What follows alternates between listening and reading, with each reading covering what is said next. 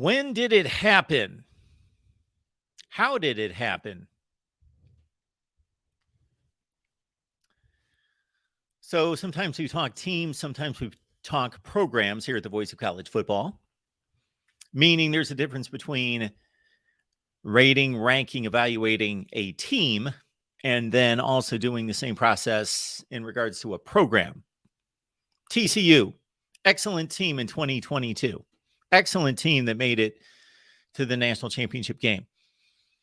Excellent program, elite program, that remains to be seen. It was Sonny Dykes' first year in Dallas-Fort Worth.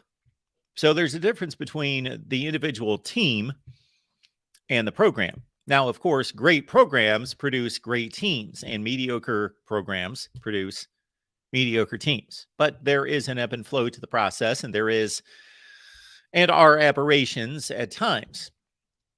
We have a few elite programs in this country, and on occasion, we've got a number of teams that may prove to be elite for a particular season that are outside of that elite status as a program. So when I ask the question, when did it happen and how did it happen? I'm talking about the flip, the switch at the top of the Big Ten.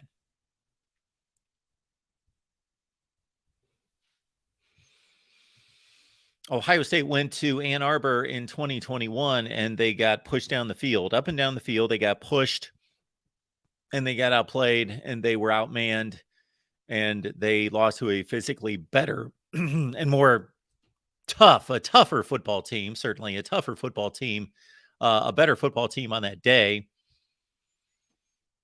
Not necessarily, of course, a better or more talented football team, but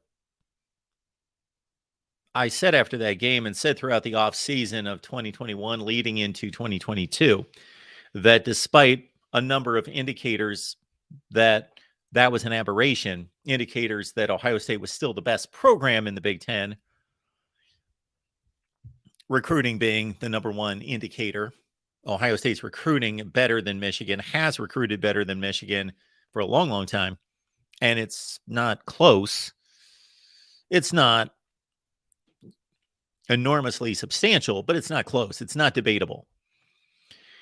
But I stated clearly in my mind that if Michigan won the game in Columbus in 2022, unless, of course, they marched in with a 6-5 record and pulled off an upset of an undefeated team, but if the teams were comparable and Michigan won the game for a second consecutive year, so 2 consecutive years, Michigan beats Ohio State, does not win these games at the wire, wins these games decidedly, out-muscles, out-fights, out-hustles, out-schemes Ohio State, 2 consecutive years.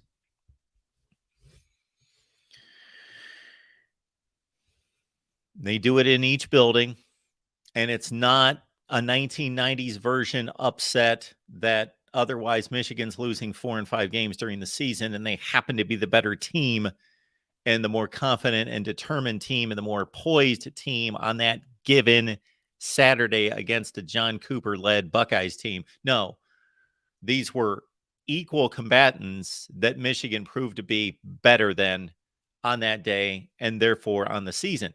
So this has happened 2 consecutive years. Therefore, no longer, in my eyes, an aberration, but this is the new power structure in the Big Ten, is that Michigan's number 1 and Ohio State's number 2.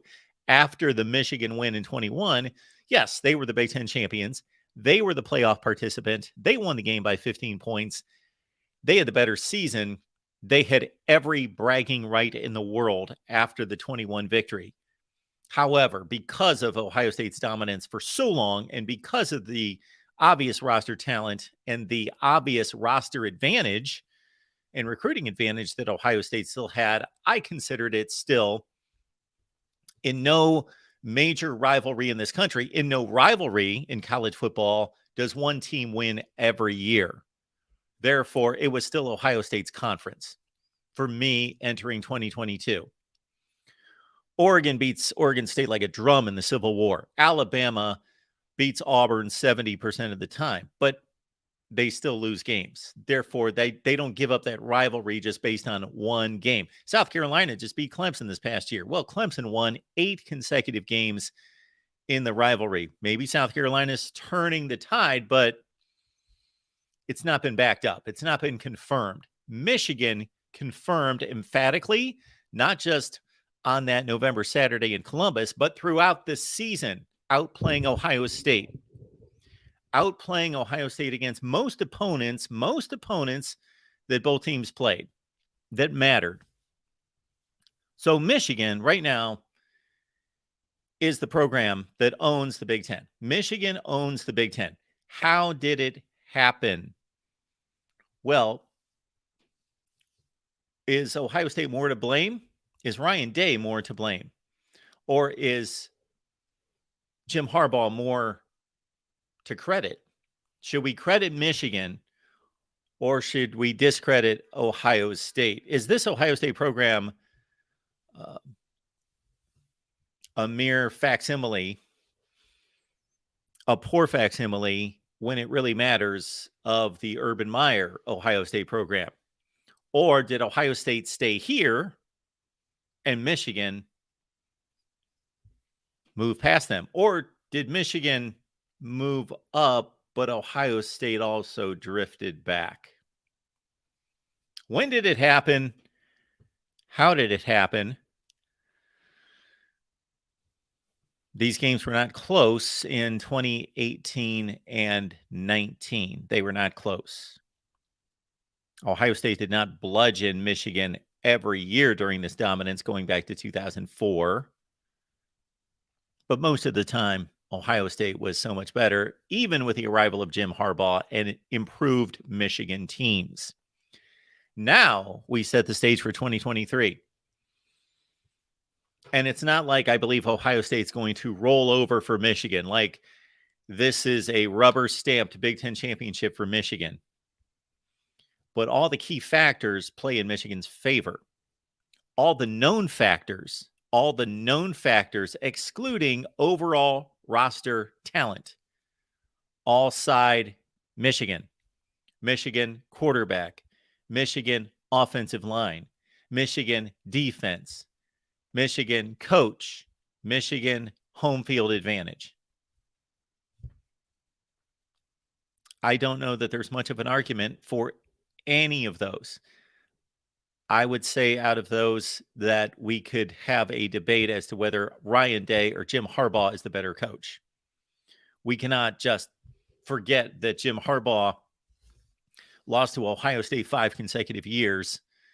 And really within 1 year of taking the job, to his credit, within 1 year of taking the job, he ascended Michigan to be on par with Ohio State. When they played in 2016, they were equals.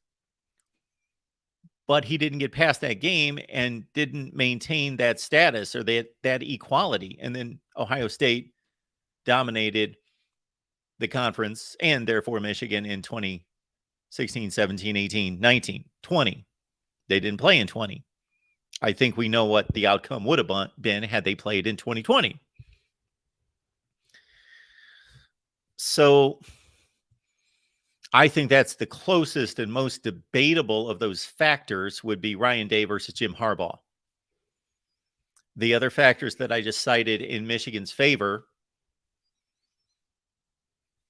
would be an offensive line that's been one of the best in college football. I'm going to state it that way, one of the best in college football, because even though it's technically, by definition of award, the best in college football 2 years running, I don't believe in awards determining our thought process of who's the best. It is not definitively, without question, the best offensive line in college football, and it loses its 2 best offensive linemen. Again, Michigan goes to the transfer portal and prepares itself to be even deeper along the offensive front in 2023. Ohio State has questions there. Ohio State, from a talent perspective, probably just as good, if not better than Michigan, if you believe in recruiting rankings. But the play on the field says that Michigan has had a better offensive line considering both running the ball and passing the ball the last 2 seasons, and has less question marks entering this season at the offensive line position. Quarterback. Could Kyle McCord turn out to be a better quarterback, assuming he wins the job over Devin Brown? Kyle McCord versus J.J. McCarthy? Absolutely. Kyle McCord, this time next season, during the offseason, when we're talking Big Ten quarterbacks, talking national quarterbacks, Kyle McCord may be C.J. Stroud, Justin Fields, Dwayne Haskins. He may be the next in line, and he may take his rightful position as the best quarterback in the conference and one of the very best in college football, arguably the best in college football. The 3 previous quarterbacks at Ohio State, there was an argument to them being the best quarterback in college football. Kyle McCord has proven nothing. Tremendous talent, ceiling 5-star. 5-star for J.J. McCarthy. Is J.J. McCarthy a great quarterback? No, not a great quarterback, a really good quarterback with a high ceiling, with a tremendous skill set and athleticism. It's all right in front of him. There are no limitations to what he can accomplish, to what he can show us. And he has shown us that in spurts. Not a great quarterback, really good quarterback. To go back and rate J.J. McCarthy against the Big Ten quarterbacks last season, he was probably the second best quarterback in a conference void of quarterbacks. Aiden O'Connell had a rough season physically. I thought he was the second best quarterback coming into the season, but he did not, most of the time, did not play like it. Now we've got Sean Clifford leaving at Penn State. Drew Aller is the next in line, of course, and he's the 5-star, and much is expected of him. But based on what we've seen, we saw J.J. McCarthy, that is a top 15 quarterback in college football. That's pretty darn good, and that's much better than Michigan's shown us in a long, long, long time. And then the other bullet point, besides the obvious home field advantage, that can't be debated, the other obvious comparison in all this is the defense. And as we make these comparisons, of course, the quarterbacks don't play against each other. The offensive lines don't play against one another, and the defenses will not play against each other. The Michigan defense loses 2 cornerbacks, one of which, DJ Turner, set the combine standard for this particular NFL combine in Indianapolis for the top 40 time at 4.26. 2 cornerbacks lost on defense for Michigan. 2 interior players that were strong in Mike Morris and Mozzie Smith. Not great. They had the potential to be great. Mozzie Smith probably underachieved to a certain extent, but still really strong player, NFL future. So 2 guys up front that they miss. 2 guys notably at the cornerback position that Michigan misses. But look at what Will Johnson showed us coming down the stretch. Ohio State, 2 nice additions in the secondary.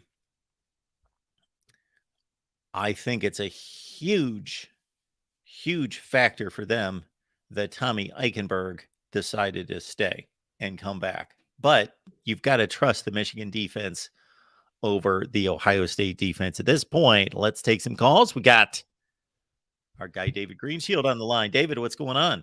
Hello, Mark. Hi, and how are you? How's everything going, including the diet? The diet is fine. So basically, I'm at the point where I am eating what I should be eating, but it's not as though I'm not or have not allowed other foods to creep back into my diet. Dessert food. I haven't eaten any poor fast food, junk food from a meal standpoint. I'm eating extremely clean, but I've allowed sweets back into my life. Uh-oh. Got to be careful with the sweets, with the donuts and with the cake, the cookies and the ice cream and all that stuff, Mark. Remember. Do I? Yeah, a moment on the lips, a lifetime on the hips, my friend. You got to be Yeah. careful with that stuff. All right. Sugar can be the enemy. Um, I want to chime in on this conversation. I have a couple other comments too about the Big Ten at large. As a conscientious observer of this rivalry for as long as I've been an observer of this rivalry, which is a fairly long period of time, the one thing I will say about the Day era is, well, first of all, I think that it was interesting because the first team that he had started out with, which obviously so far was easily his best team, the 2019 team, which is a team I think if you look closely at it, didn't have very many flaws. Was about as complete a team as you can find. I mean, it had a really good offensive line. It had a running back that ran for 2,000 yards. It had a quarterback that threw for over 40 touchdowns. It had a great defensive line, and it had a really good secondary. I think it actually had the best defensive player in college football that year. And I think that's proof that you don't have to sacrifice. I see some of these folks saying that, well, you concentrate too much on this area, you don't concentrate enough on that area. Well, I mean, I think in college football to win, I think you have to build a complete team. In fact, I think your ability to build a complete team is a lot greater in college football, certainly is in the NFL, because you don't have a salary cap worry about. Because recruiting, you can stockpile recruits and you can build up a fairly complete roster in college football, whereas you really can't in the NFL. I mean, even if you take a look at Kansas City, who won the Super Bowl, they had some flaws in some areas. I mean, that was not a team that was stacked at every single position, you know. But I think in college you can build a more complete team, and I think that's the one thing Day had his first year is he had a very, very complete team. That was an offense that could run it, that could throw it, and they had a great defense to go along with it. I think what's happened to him is a couple things since then. I think some staff changes have hurt him. I do think some recruiting misses have hurt him, in particular in the secondary. I talked about how bad that secondary was a year ago. Um, and I think that that's obviously, when you play a really good football team, your weaknesses will get exposed. And that's exactly what's happened. And it actually happened the last 2 years, even against lesser teams before they played the last game of the year. And, we probably as Ohio State fans should have seen those warning signs before that game happened.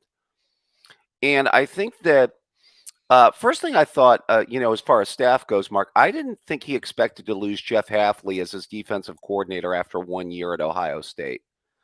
I think he had thought that he was going to keep Jeff Hafley for more than 1 year. And he did a really good job on that defense. Although, I think the 2019 defense and the job he did was more about the Jimmies and Joes more than him being a great coach. It's easy to be a really good coach when you have guys like Chase Young and Jeff Okuda and guys like that, is basically the long and short what I'm saying. But there's no doubt he was a better defensive coordinator than Kerry Combs. And it remains to be seen, how good Jim Knowles is going to be. And that gets me to my point. I think that that's really where Day's future lies, is how much Knowles can improve this defense in the upcoming years.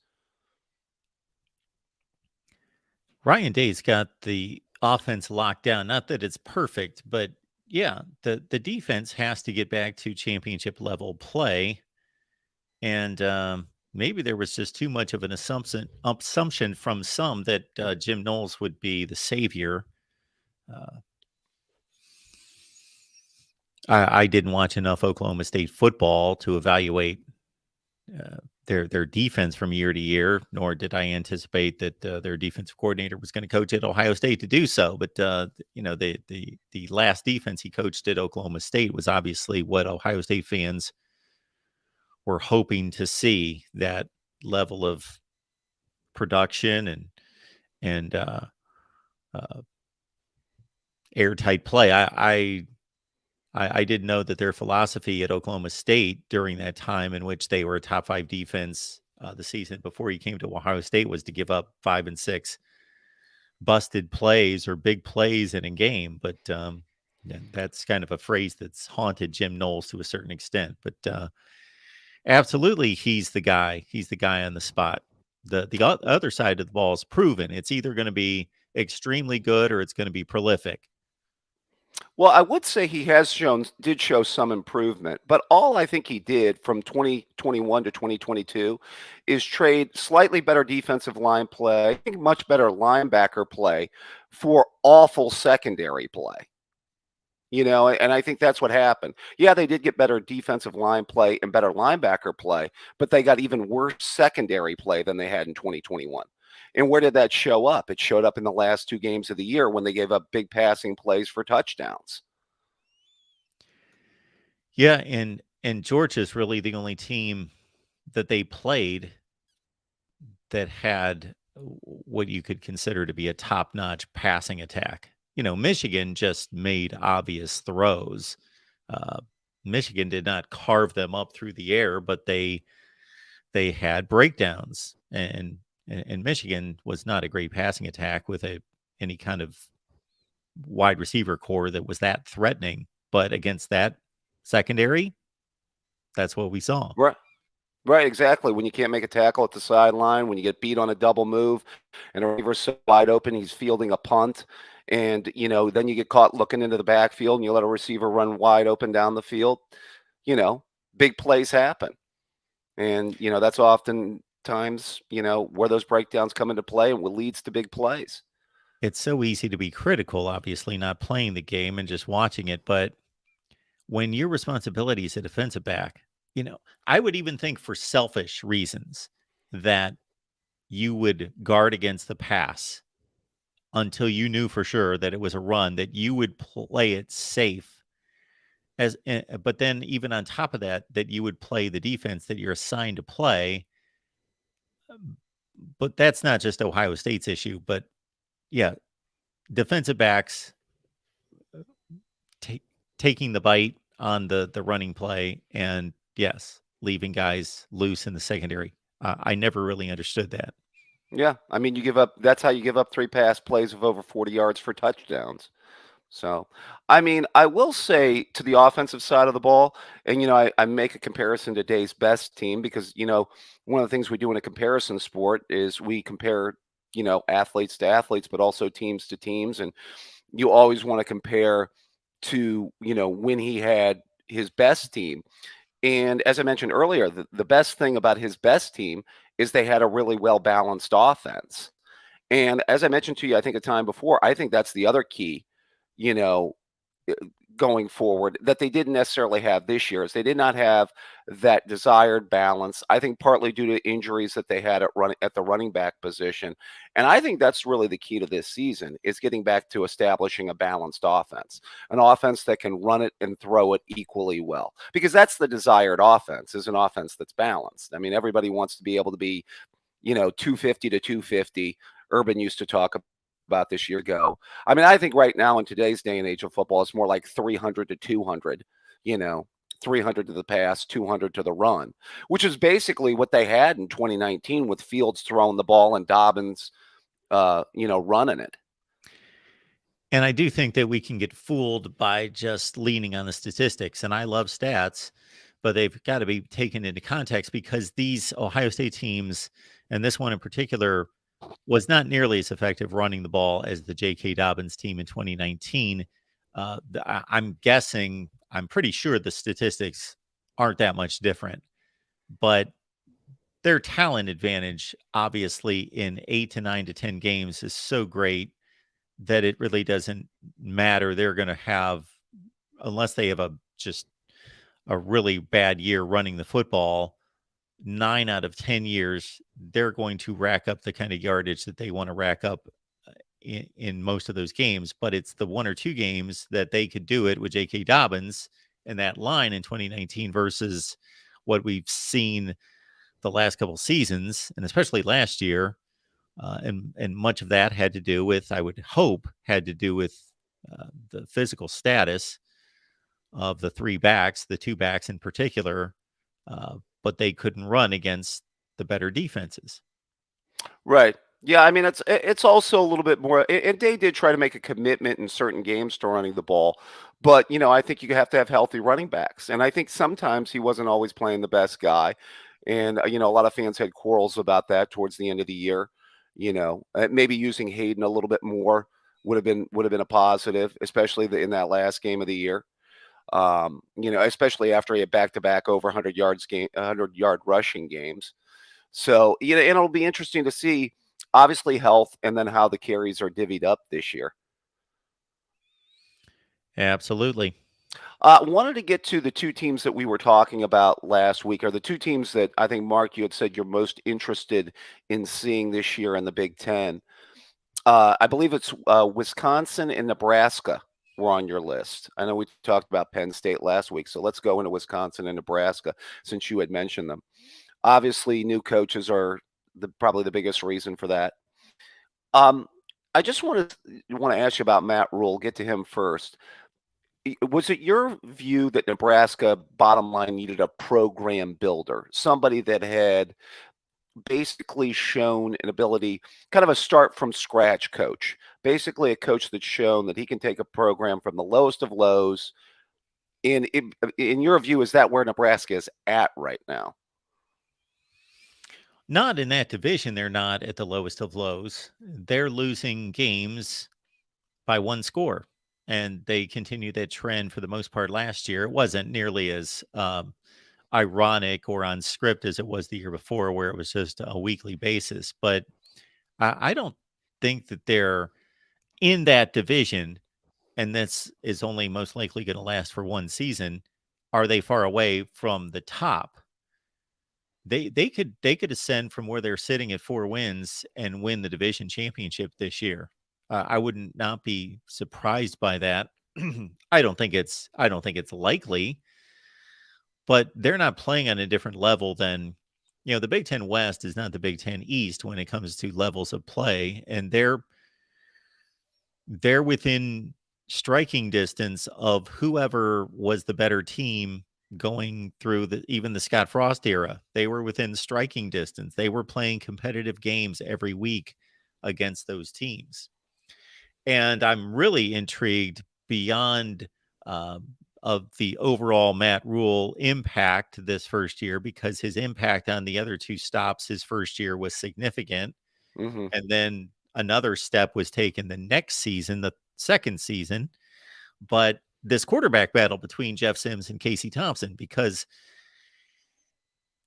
it was my thought that Casey Thompson was a better quarterback than Adrian Martinez. Mm. I think it's debatable, but that was my thought coming into last season. Now, Adrian Martinez may have just been more of a turnover machine at inopportune times. Yeah, But he's big certainly time. not Casey Thompson, not the quarterback threat running that Adrian Martinez is. And now I thought he had that job locked in, that he was the guy, but they brought in Jeff Sims from Georgia Tech. And our guy, Zach Smith, really likes what he's seen out of Jeff Sims, but also has coaching buddies that say that he's the better quarterback and he's going to win the job. Well, I just want to say about the previous regime, the Frost era. I did think that Scott Frost kind of built up the recruiting there. I mean, it seemed like, obviously, at least in the recruiting rankings, they were doing fairly well his few years there, at least well enough to where they should be winning more games than he won. And I guess that leads me to my point, Mark, because we always talk about both aspects of coaching. Where we talk about coaches that can get some talent, or at least get talent in there to where they should be winning some games.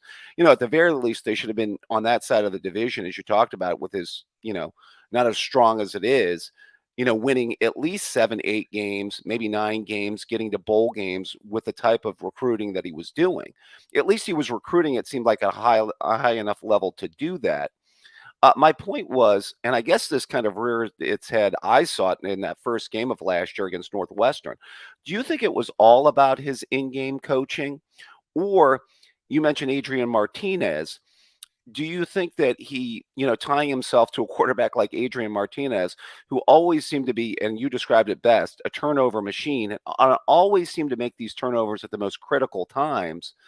Do you think it was probably what mixture of the two that probably cost them a lot of those close games, Mark? Or do you put a lot of it on for us in-game decision making? Well, it would have been interesting to have seen Adrian Martinez with a full season at Kansas State. He was having a good season in a more stable program with uh, better support, a more grounded program with mature players that are used to at least competing and winning. I'm not going to say that they were used to winning championships, but they did last season versus having to carry the Nebraska offense more so than he did Kansas State with Deuce Vaughn. And again, with just complementary pieces that are guys that are Kansas State, the culture and the production and the maturity of the players uh, going way back even to Bill Snyder is pretty obvious versus Nebraska just not being a poised football team, not being a team that makes the right plays, right decisions, and that's a reflection on the coach. So I don't think Scott Frost did Adrian Martinez many favors. He didn't develop him. Right. Yeah. That's the other interesting thing with Rule is I think that Rule can have success there. I don't know if it'll be early on. Are you thinking that he can? I mean, I know you said that the turnaround's been pretty quick with him. I'm wondering where's the Nebraska win total at? I haven't seen it, Mark, for this year. In terms of what Vegas is Like, projecting, yeah, like over under. I think it's like 5.5. I wonder if I'd have to see that schedule, but I wonder if I'd be tempted to take over first year based on your earlier statement there. Yeah, I just think that that there's not much gap between Iowa, Wisconsin, Minnesota, Illinois, if you want to throw them in there, even after just one competitive season, and Nebraska. All you have to do is watch the games year to year. It's not a Big Ten Eastern situation. It's not Ohio State bludgeons everyone, and now Michigan has joined them, and Hmm. Penn State to a lesser degree. It's just every game's a free for all, and every game's a toss up. And the Iowas and formerly the Wisconsins know how to win and not make mistakes. And Nebraska just like clockwork under Scott Frost made mistakes that led to losses, but they were in every game. Yeah, I mean, it just shows if you have the right quarterback or a coach that doesn't screw it up in those games. Maybe you get a few more wins. You got to think that 7 wins is doable. At least 6 in a bowl game would be. But I Yeah, haven't I gotten a think chance to view that schedule, so I'm I, not. I'm I pulling mean, it up right now, and I think that should be the basic expectation or goal. Let's win 6 games. Let's get to a bowl game for the first time since 1996 well, they've played bowl games since '96, Mark. or 96. What did I say? 16, Okay, I 96. was like, wow, Mark, I didn't think it was that bad. Yeah. They did Uh, it. The Pelini and Solich eras weren't that bad, were they? relatively speaking to what they were used to, they were, but yeah, not quite that bad for Yeah. Nebraska football. I don't know where 96 came out of my mouth, but anyway, I've No, pulled up that's all the right. schedule here. Yes, 2016. That was the number I was looking for. 2016. That's the last time they've been to a bowl game under give me just a second, under Mike Riley. Yeah. And not to get to a bowl game, I believe every since Kansas made a bowl game this past year, every school in the Power Five has made a bowl game since Nebraska last made a bowl game. Right. So, Yeah, I mean, there's some wins in there. I mean, Louisiana Tech. I mean, that's doable. At Colorado is going to be really interesting. mhm, At Minnesota is going to be very interesting. Um, we'll see about at Illinois. I don't know if Brett's going to have quite as good a team as he had last year. no, I don't see it. I got to think that there's going to be a little bit of a decline there from last year. Yeah, that early schedule slate. I mean, you got to think, can they NIU, Louisiana Tech? You got to be able to get those. Well, You would, certainly. So if they host Michigan and they're 3-1, that's about where I would expect them. yeah, That would be a good start, yeah, but not a unreachable start. They could be 4-0, yeah. but you would expect that they would slip up somewhere. Uh, but then they lose to Michigan. Then they've got a toss up at Illinois, and again, right out of the gate, they play a game that's going to be under some spotlight because the last 2 years they played a week 0 game, so they were the only them and their opponent, Illinois Northwestern, were the only big time teams playing in a week 0 game against each other. So they kind of had the spotlight and they opened the season in a very disappointing fashion. And it's like, oh, here we go again. And now they play a Thursday night game. I believe that's going to be a Fox game at Minnesota. So that's going to be like one of two games that's going to be on everyone's radar on opening night. I think those first two are going to tell a big tale, Mark. Can they go 1-1 at least in the first two? Yeah, they're both on the road. Yeah. Now, if Scott Frost was coaching, I'd say they're going to lose both of those games by a field goal. But he'll find a way in the last find a minute way. or two. Or Adrian Martinez was the quarterback. He would find a way to throw a pick or have a fumble or something. Yeah. Yeah. This Colorado team, boy, are they a wild card. Yeah. The Deion Sanders era begins. You know, they have to beat Northern Illinois, Louisiana Tech, and Northwestern. Those Yeah. should be 3 automatic wins. And then, you know, these games are just after Northwestern. Yeah, Look at those Purdue's last 5 games. doable. Those are all Yeah. toss-ups. Yeah. They are just toss-ups. I think 6-6 is really doable. So if it's Yeah. 5.5, I'd be leaning towards taking that. Yeah, I wouldn't necessarily take it, but if I had to, I'm going the over. If it's 5.5, that's what I remember it being. Yeah, I'm a lean on that one at 5.5. Hey, Mark, I wanted to get to before I let you go the other team that we were going to talk about, the Wisconsin, real quick. I mean, obviously, I think Luke is a great hire. Little surprised. Well, he wasn't going to wait on a certain job for forever, but although hopefully that's longer than But I'm not going to go there now. I'm sure the fans of the team up north will probably get a chuckle out of that one. But what are your long-term feelings of Luke at Wisconsin? The fit seems to be a pretty good one.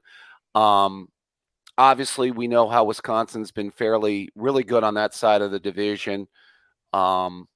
I did think the Christ era was kind of trending down a little bit for them over the last couple of years here. So I'm not necessarily surprised that they moved on from Paul Christ. But just what are your feelings about him, maybe more long-term there, Mark? I know he's done some work in the transfer portal here in the offseason, but I'm not only asking this question more short-term, but more long-term. Yeah. And do you think he can get them to a higher level than they've been, let's say, even when they saw in the Bielema era or even the Alvarez era, dare I say? So Luke Fickell is a shot in the arm. He's a guy that has credibility. I think he brings credibility that is going to pay dividends both in the locker room and on the recruiting trail. That he's a recognizable name, college football playoff star player. He's been around the game at high-profile programs, Ohio State, of course, and then, the job he did at Cincinnati. So I think the credibility factor is huge, and he's still young and full of energy. He's still on an upward trajectory. He did great things at Cincinnati. He just checks all the boxes. I think he's a great hire. I think he's the best possible hire they could have made. He knows the Big Ten. He played in the Big Ten. He comes to Wisconsin. Barry Alvarez had enough respect for Luke Fickell to kind of get out of the way and say, well, we're going to let you run this program the way that you want to in terms of your on the field approach.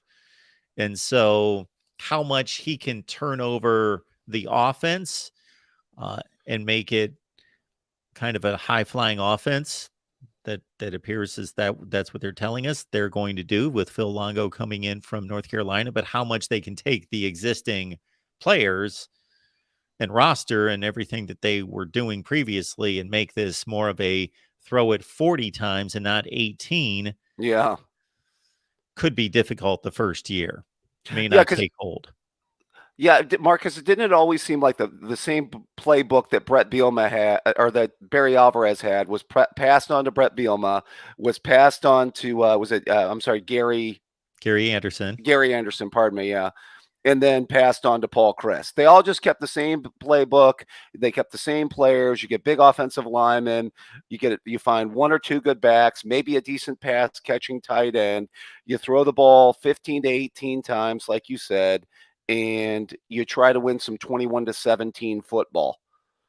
You know, Absolutely. Once Barry Alvarez established this program, it stayed in the same mold that entire time. And yeah, it was getting a little stale, a little stagnant. I've got respect for Paul Chryst. I think he's a very capable coach.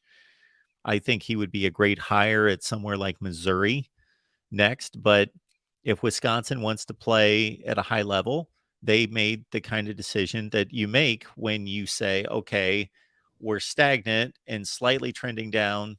We're going into a new era of college football. There's an expanded playoff. We have two potential powerhouses, or at least one entering the league. We've got to, and we've got a safe hire here. It's not like we're going for broke, like this is a right? crazy hire. We've got a safe home run hire. Let's go for it. Yeah. I'm interested to see it big picture there, Mark. And also if they'll give him the resources, facilities, recruiting budget, NIL, all those things, prerequisites he's going to need to succeed there long term. I don't know if you've talked to any Wisconsin people or, what their feelings are on that thing, long term as far as that goes, or what your thoughts are. Well, if the conference was not changing, I would be more hopeful for big things. Mhm. Certainly before the division split, or right when the division split and the conference was reformatted roughly 10 years ago and Urban Meyer entered, of course, Wisconsin was as strong as anybody in the Mhm. conference. Yeah. Just about as strong as Ohio State at the end of Jim Tressel's Yeah. tenure. So there's a capability to do it there. But now with USC, Yeah. UCLA, with no divisions, if it was going to stay this way, I'd say they're my bet to dominate's a strong word, but be the best program in that division going forward, which I always think of them being the best program in that division. Yeah. And actually I made a side-by-side comparison, and I posted this on the Iowa channel a few weeks ago. I made a side-by-side comparison during the Kirk Ferentz era Yeah. of Wisconsin and Iowa, and Wisconsin's got a substantial lead in any measurable. They've been the better program over Iowa, and that's going back 20 years, and Iowa would be the next closest thing. So Wisconsin has been the best program, just Mhm. not recently, but I would have thought if we're going forward with the Big Ten as it is, that they're going to own that division. But now, with only the two top seeds most likely playing for a championship, and USC comes in and UCLA comes in, and more balanced scheduling, they're not going to just be, it's not going to all be Iowa, Minnesota, Northwestern packed schedule with whoever they have to face in the East. No, it's going to be more of a balanced schedule. That doesn't bode well. They made the move that they needed to make, I Sure. believe, to The right move. compete under these conditions, but the Mhm. conditions are not favorable compared to how favorable they were for Paul Chryst and Brett Bielema and Gary Anderson.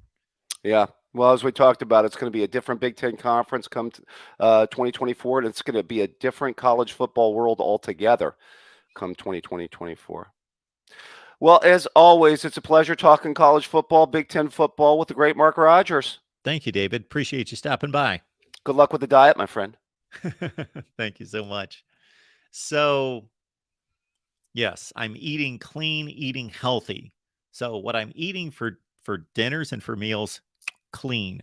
But we got ourselves some Ruffles and chip dip on the weekend, and we got ourselves some Star Crunches, some Little Debbie's kind of stuff to supplement. That's just a supplement.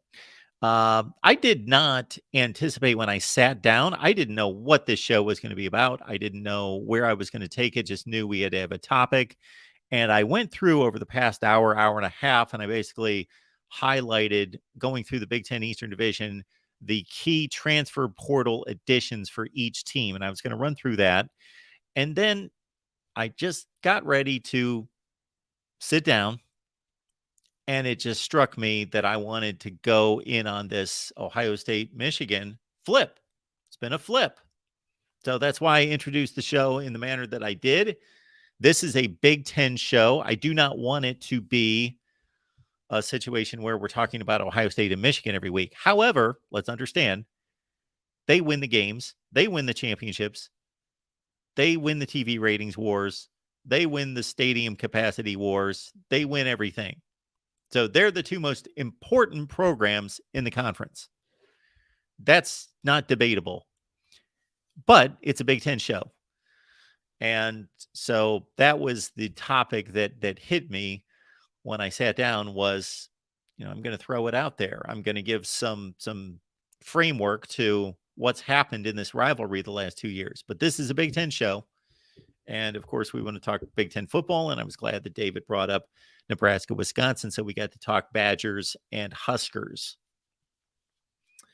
And I guess my other point in that would be if you're a Purdue fan or a Northwestern fan or a Maryland fan and you get sick of us talking about Ohio State and Michigan, the remedy for that would be win. But we do love talking about those programs, but that would be the remedy to get more conversation going in that direction would be win.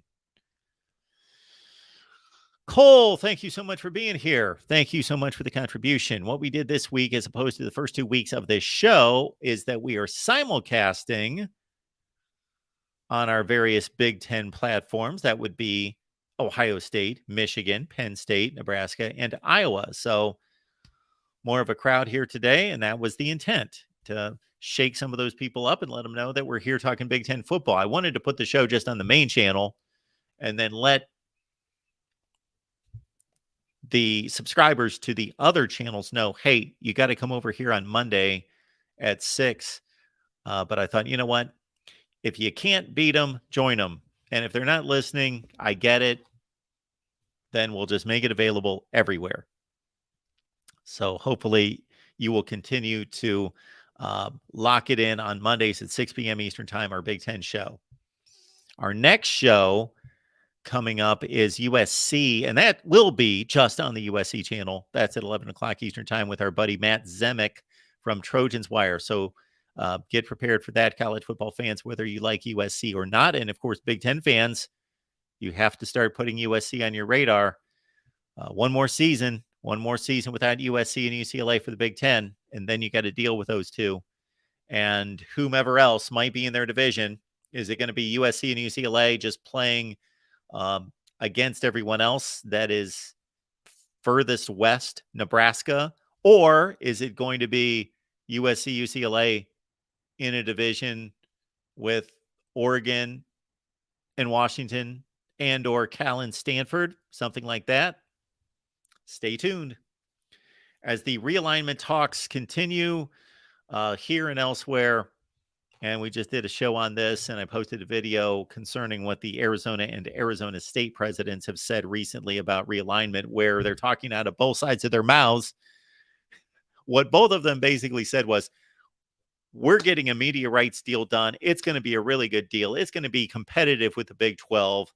We are in it for the Pac-12, and we are committed to the Pac-12. But there are some talks going on, and if this doesn't work well and we don't get what we want, or certain teams, certain programs within the conference don't get what they want or what they're looking for, this could crumble. Or in the words of the Arizona president, this conference could blow up. So we're committed and we're stable and our media rights is going to be amazing. But if it doesn't come through, so I believe that that's going to be the first domino that's going to fall. I've been saying that forever. It's possible that if these negotiations continue, and then the Big Ten commissioner is put in place to replace Kevin Warren, and maybe, hey, he doesn't have a decision in the factor in the situation, and it's strictly a president's move, and they've already decided, hey, Oregon, Washington, we want them in. Maybe they are just waiting for a commissioner, and it's going to be a formality. The commissioner comes in, they get their plan together, which doesn't take long because it's already in place, but they get him on board. Boom, they announce it, Washington, Oregon, and that predates the Pac-12 deal. Because we know that Washington and Oregon, regardless, the Pac-12 could sign a deal and it could be for $50 million a year for each school. It's still going to be a fraction of what the Big Ten schools are going to be bringing in starting in 2024. So we already know Washington and Oregon, they've applied for the Big Ten. They want to be in the Big Ten. So if the Big Ten says yes, they're gone. The question is as to whether the other schools stay in the Pac-12. The question is also that if the Big Ten says no to the Pac-12, which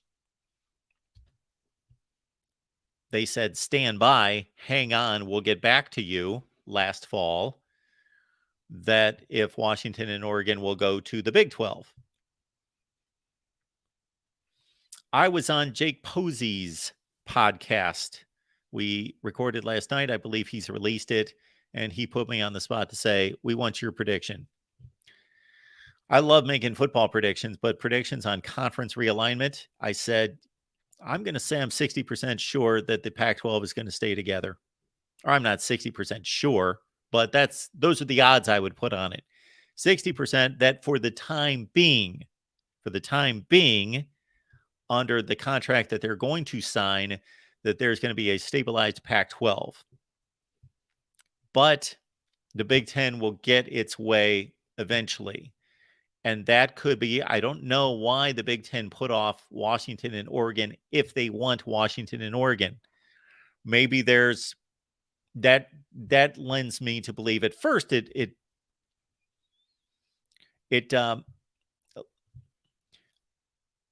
caused me to believe that Notre Dame was the breaking point. They were the key in all this, and they are still the key in that they're the most desired and the most wanted. But I thought that at first. Now I think that there's just infighting amongst the Big Ten. I think there are schools that want Washington and Oregon, and there are other schools who don't want them or don't believe that they bring value. But value goes beyond just saying, okay, the pie's this, and we divide it 14 ways, and we get this. And then USC, UCLA, of course, I should have reconfigured that 16, and everybody gets this, X, Y, and Z. This is what everyone gets after we slice it 16 times. We bring in Washington and Oregon. We go back to our partners, Fox, CBS, NBC, and then we say, what additional will you give us? Because we bring two other football brands into it. And then they say, we will increase it here. And then you divide it again and say, are we doing the same? We doing better? We doing worse? And does it matter? I got to think that even at the level that Washington and Oregon are as football brands, that they are better, both of them better than if you took the average Big Ten brand, whoever that is. If you went number 1, 2, 3, on down the line through 16, and the number 8 brand, let's say, if you take them, Washington and Oregon should be worth more than that. However, all those spots are not created equal, meaning it's a very top-heavy Ohio State, USC, Michigan, to a lesser extent, Penn State, pulling TV ratings, therefore dollars, in a higher direction. So their slice, if it was distributed based on value, those schools would get astronomically more than everybody else. And so your number 8 school is not necessarily the average of everything. If you follow me, it's a difference between the median and the average. Go back to your math of 6th grade, 7th grade, whenever we were introduced with that. What's the median price of a home versus the average price of a home? Two different things. Sometimes close, sometimes not. Cole, thank you so much for being here. We appreciate it.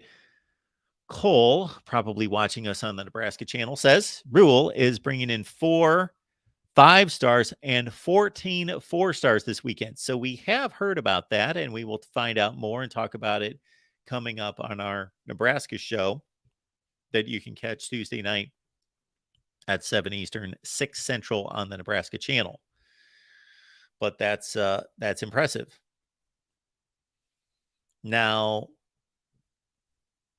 if they get 1 5-star, and I know which one they want, his name's Rayola, first name Dylan, plays quarterback. That's the one they want. If they get 1 of those 5 stars out of 4, that's good. That's a good result. If they get probably 3 or 4 of those 14 4 stars, that's probably a good result. Okay. Anytime Joey posts in the live chat, just automatically read it and do it. That's kind of the first rule here at the Voice of College Football. When Joey speaks, when he types, when he sends a message, we do exactly what Joey tells us to do. All right. Bam. Look at Mr. Joey Foster. He's become a new member of the Voice of College Football. I said all that about Joey, not even recognizing or knowing that this was going to pop up next. Joey has become a YouTube member. So check out our live stream from earlier today. I am going to edit the beginning off of it. I try to remember to do that, and it also takes YouTube a while to do that. So every time we do a live stream and there's dead air for 5 or 6 minutes at the beginning, I do edit that off, but sometimes it takes YouTube forever to acknowledge the edits and operationally take that off. So I want people that are watching the show on the record, and many of you have commented that, hey, we try to get to the live show, but we watch the record most of the time, that I want you to not have to search for when it starts. I say that because earlier today we did a live stream talking about channel upgrades and a revision to the channel upgrade. We're excited about it. We've got YouTube memberships rolling now, so please sign up as a YouTube member. If you go to Patreon, we have lined them up. It's what we've done. So the 2 levels on YouTube, the Undisputed National Championship level and the All Access Hall of Fame level, those are exactly the same on Patreon or on YouTube. And if you're questioning as to why we're on YouTube and on Patreon, I explained that during the live stream. Also, we wanted to protect what is available to all our current Voice of College Football community members there on Patreon, that I did not want to disturb in any way or take away from anything that they get. In fact, I did my best to drop the per month rate by 1 penny because I wanted everything landing on the 9s. So currently Patreon's at $5.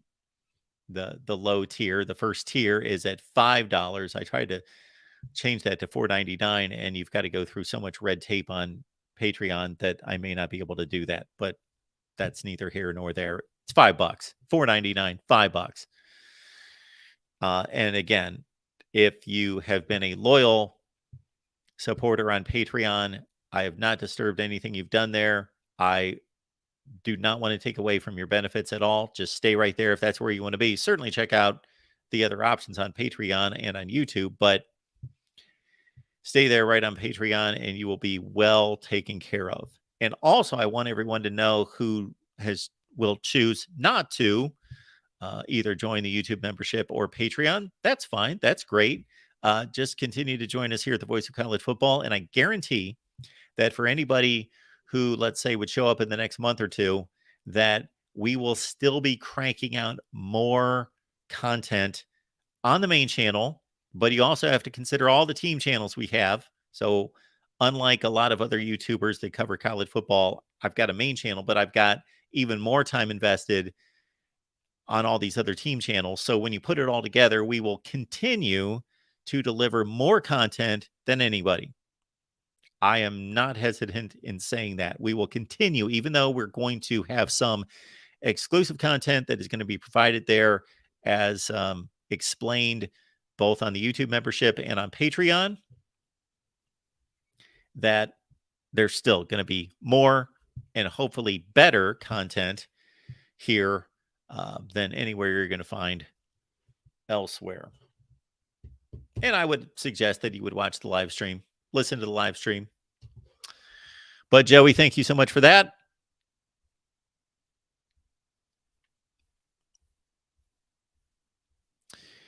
And we got Jason coming in here. Jason says, Raiola to USC or Georgia, I think.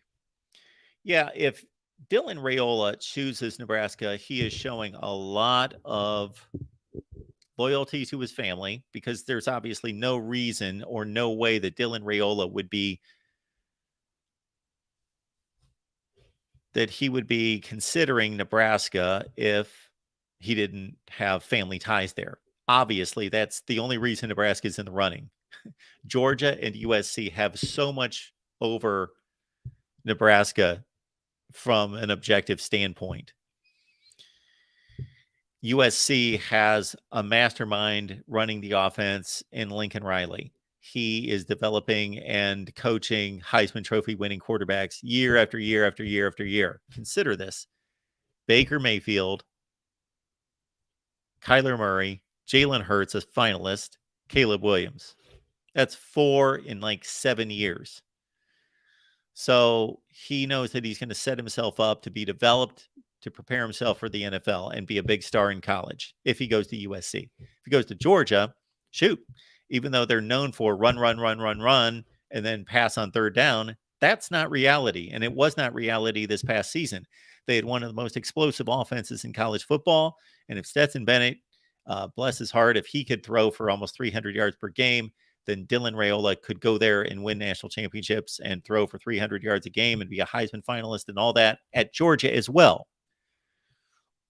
Nebraska, if Scott Frost were still the coach at Nebraska, I got to think that even with Dylan Raiola having the name Raiola and it having legendary status in Nebraska, that their opportunity, their odds of landing him would have been diminished, because he would know Scott Frost is there and Scott Frost doesn't win. He doesn't develop quarterbacks. He doesn't win. But now it's Matt Rule.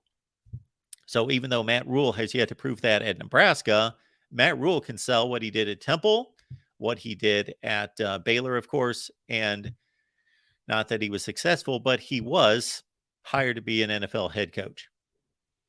So I got to think that Nebraska is only in the running because of Matt Rule. And in addition to the obvious family connections, the legacy. So, Jason, thank you so much for that.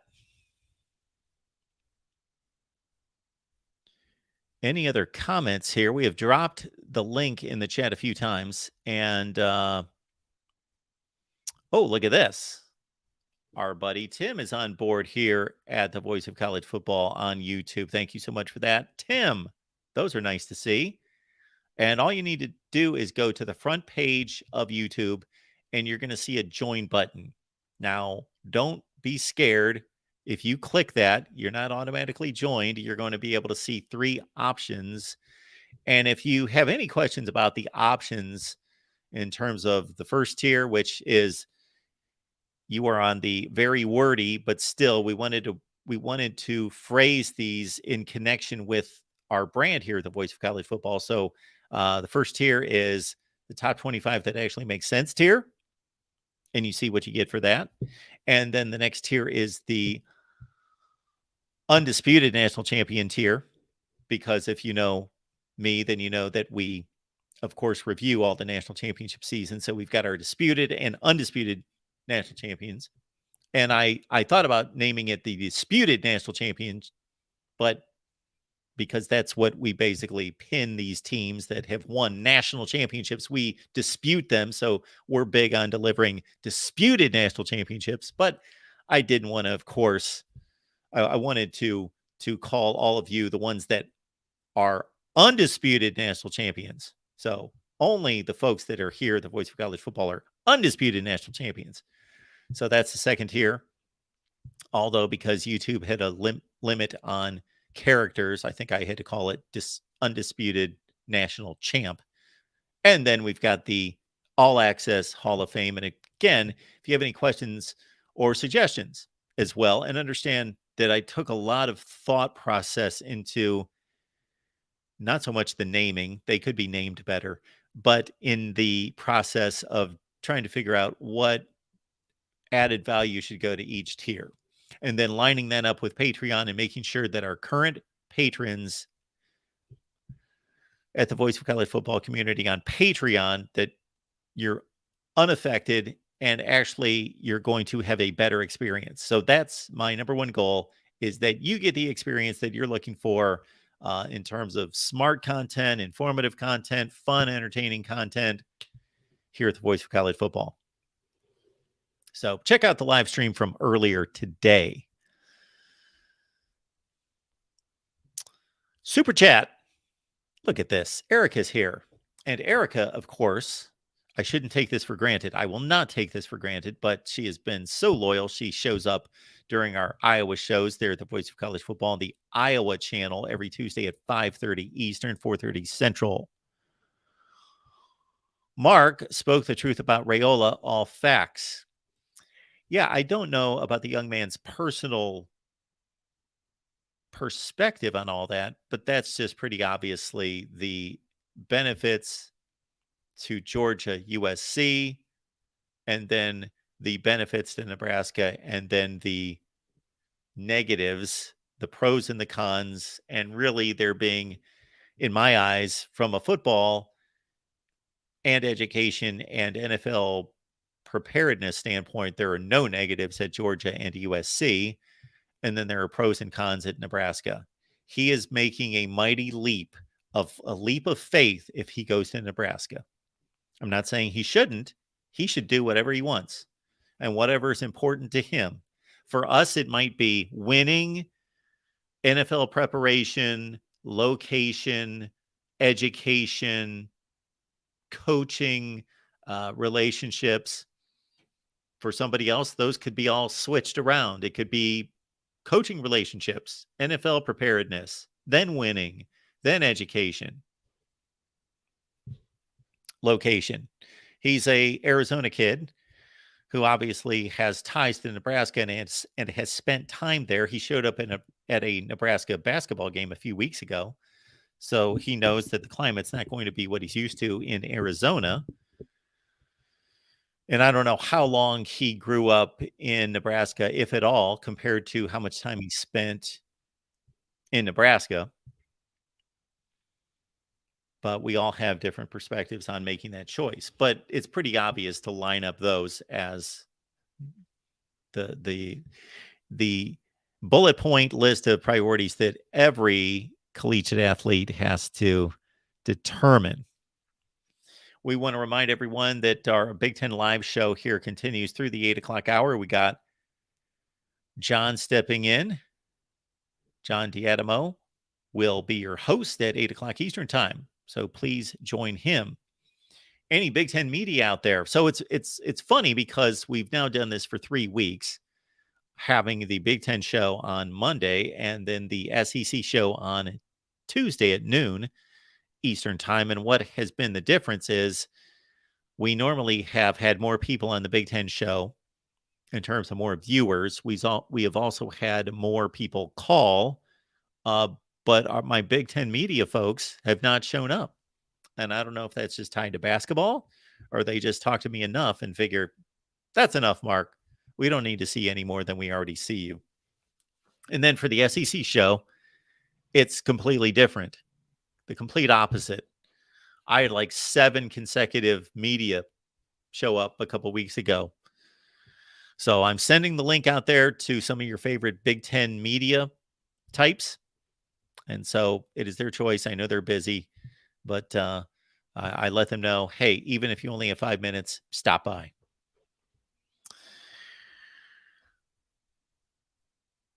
We also have our friend Badger and Bournemouth fan. I hope I got that right. We have seen you recently in the chat, and we thank you so much for stopping by. We appreciate your membership. And as I stated during the live stream earlier today, if I fully express myself, every time I receive a super chat, and now these memberships as well, if I truly and fully showed my appreciation, then I'd talk about it for 10 minutes. But I know we got a football show and we want to talk about football. But uh, I got to tell you that it moves me every time I see any kind of contribution of any type. And if that means just liking the videos, sharing the videos out on social media, because there's a lot of people that follow you and are connected to you on social media that have no idea who I am and don't know that we're here. So I'm not going to be able to reach them.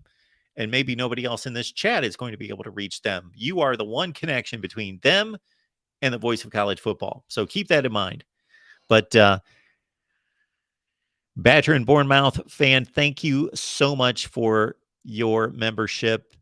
And we will deliver for you here very soon. Very soon. Keep that in mind that we will provide everything that we're stating there on the memberships.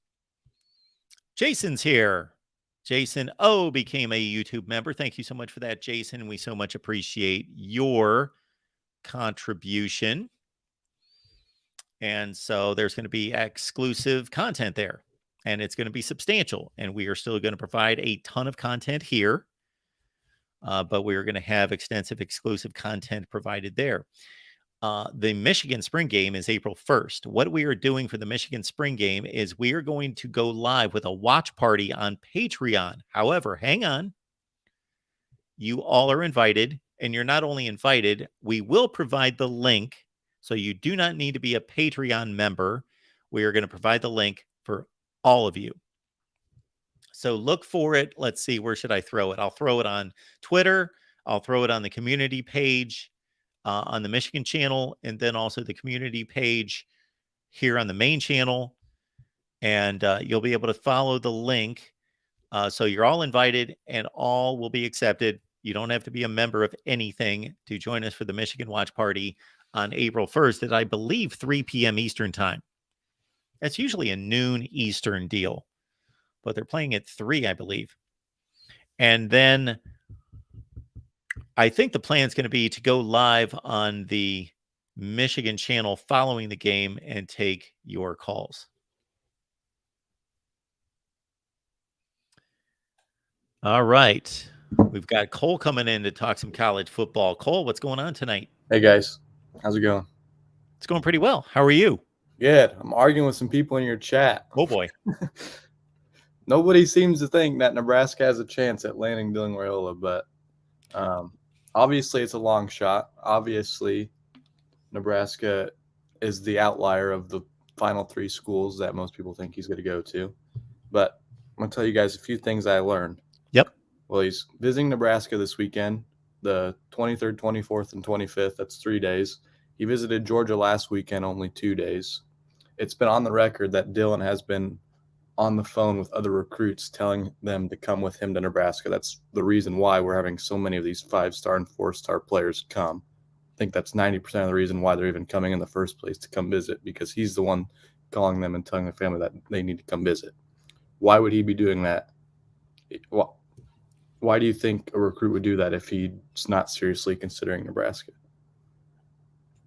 I don't have an answer for that because I think you're right. I don't think that means that he's necessarily coming, but it means that he's extremely serious. Also, it was released yesterday. He's coming back for the Nebraska spring game, and he's bringing his entire family, like even his grandparents from Hawaii. His entire family is coming to the Nebraska spring game. Well, once you say that, and I was going to say this even after the last bit of information you gave us before you said this, I was going to say this, while this does not prove anything, we don't know. Maybe it does prove something. Maybe that is indication of where he's going. I don't think it is on the surface, but he only knows what he's thinking and why he's doing these things. So that second statement, that's a very unique situation to have that kind of response to a spring game. Yeah. And so I was at February 25th. He came to Nebraska. Like, it was just like that morning, people had pictures of him in the airport in Nebraska because he came to the Nebraska basketball game it was a dead period, but since Donovan, our offensive line coach, is a family member, he could come during the dead period. He just couldn't talk to Matt Rule and the other coaches. So I was at the game. I could see where he was sitting. And for the first half, he was up in a suite, and it was like a suite divided in half, but you could like see over to the other side, It was Matt Rule, Coach Satterfield, our offensive coordinator, on one side. And then the other side was Donovan, Dylan, Dominic, and his brother. So there's literally air blocking them. They aren't legally allowed to talk to each other, but they were literally within 10 feet of each other. And Rule was up there yelling, "Go Big Red," and looking over at Dylan, and the whole crowd was yelling it back. And then at halftime, Dylan actually came down onto the floor, walked in front of the student section. Of course, the whole student section went crazy. But Dylan went, and Trev Alberts, the athletic director, and his wife, they sit courtside at every game. Trev Alberts and his wife gave up their seats for Dylan and his dad and Donovan to sit at their seats for the half. Then after the half, you could see I saw Dylan and his dad and his brother give Trev Alberts, our athletic director, the president of the university, Ted Carter, all gave him hugs before they left once the game was over. So I don't know what's that supposed to mean, but it was very odd. Like, why? Like, he didn't have to do that. He didn't have to come to the basketball game if he didn't want to. And he didn't have to go walk in front and make himself known to everybody. I mean, the whole crowd was chanting his name at one point, and he stood up and threw the bones. I know it could just be all, I don't know. It's just I've never seen anything like what the support Dylan is getting, like when he comes to Nebraska. I mean, obviously he's number one quarterback, but he's kind of egging it on too, in my opinion. And hopefully all of that's authentic. And even if he decides to go somewhere else, that doesn't mean that he was not sincere throughout all of this. But I think some of these student athletes obviously do take advantage of the situation and do take, and I want them to take advantage of the journey and take advantage of, the courting that they're not going to receive at any other time in their life unless they become some huge NFL free agent. And that's not even the same. So it's a once in a lifetime experience. So absolutely go to all these campuses, live it up, soak in the moment, be treated like a star, all of that. Absolutely. And that's not a bad thing. The only thing I'll say is that what you're saying about what's going on for the spring game, that one hits me the most because that's a bit different in terms of bringing the family with you from that type of distance to go to the spring game. I have not heard of that. Yeah. I will say that I liken this. Let's say he's full bore on doing all these things that you're stating and continues to do them. I kind of like it, but doesn't go to Nebraska. I liken that to, of course, the 5-star number one player, Travis Hunter, from a few years ago. Yeah. Now, he didn't have connection to Florida State, but he created his own connection to Florida State. And shoot, he was on campus as much as the current players. Like, he was constantly holding camps there and showing up on campus and was Florida State full bore, and his Twitter was all Florida State, and he was wearing Florida State all the time, and he was recruiting players to Florida State. And then Dion stepped in, and now that is probably a pretty unique situation, but I think you give a lot of good indicators, and it is an interesting it's an interesting decision in that the other two have such obvious tangible advantages. But hey, if he loves it at Nebraska and he's got the legacy there and he's got all of that in terms of a connection, that can't be measured. Yeah, I feel like it really comes down to what Dylan, like, does he, like, obviously coming to Nebraska, I mean, he's already a celebrity when he walks into Nebraska. The moment he got off the airplane in Omaha, everybody in the state knew he was here. You don't go to Athens, Georgia, and the whole state knows he's there and within 5 minutes of him landing. So if I'm only 20, but he's probably 17 or 18. Imagine what that's like to have a whole state, that's a lot of pressure on a kid like him. So maybe he doesn't want that pressure, and I could see that being a reason why he doesn't come here, because Well, the pressure he he's would gonna have have here is pressure at the intense. other two places. It's just gonna be different. Of Oh, course, I think it's when way he lands at LAX, nobody cares. no.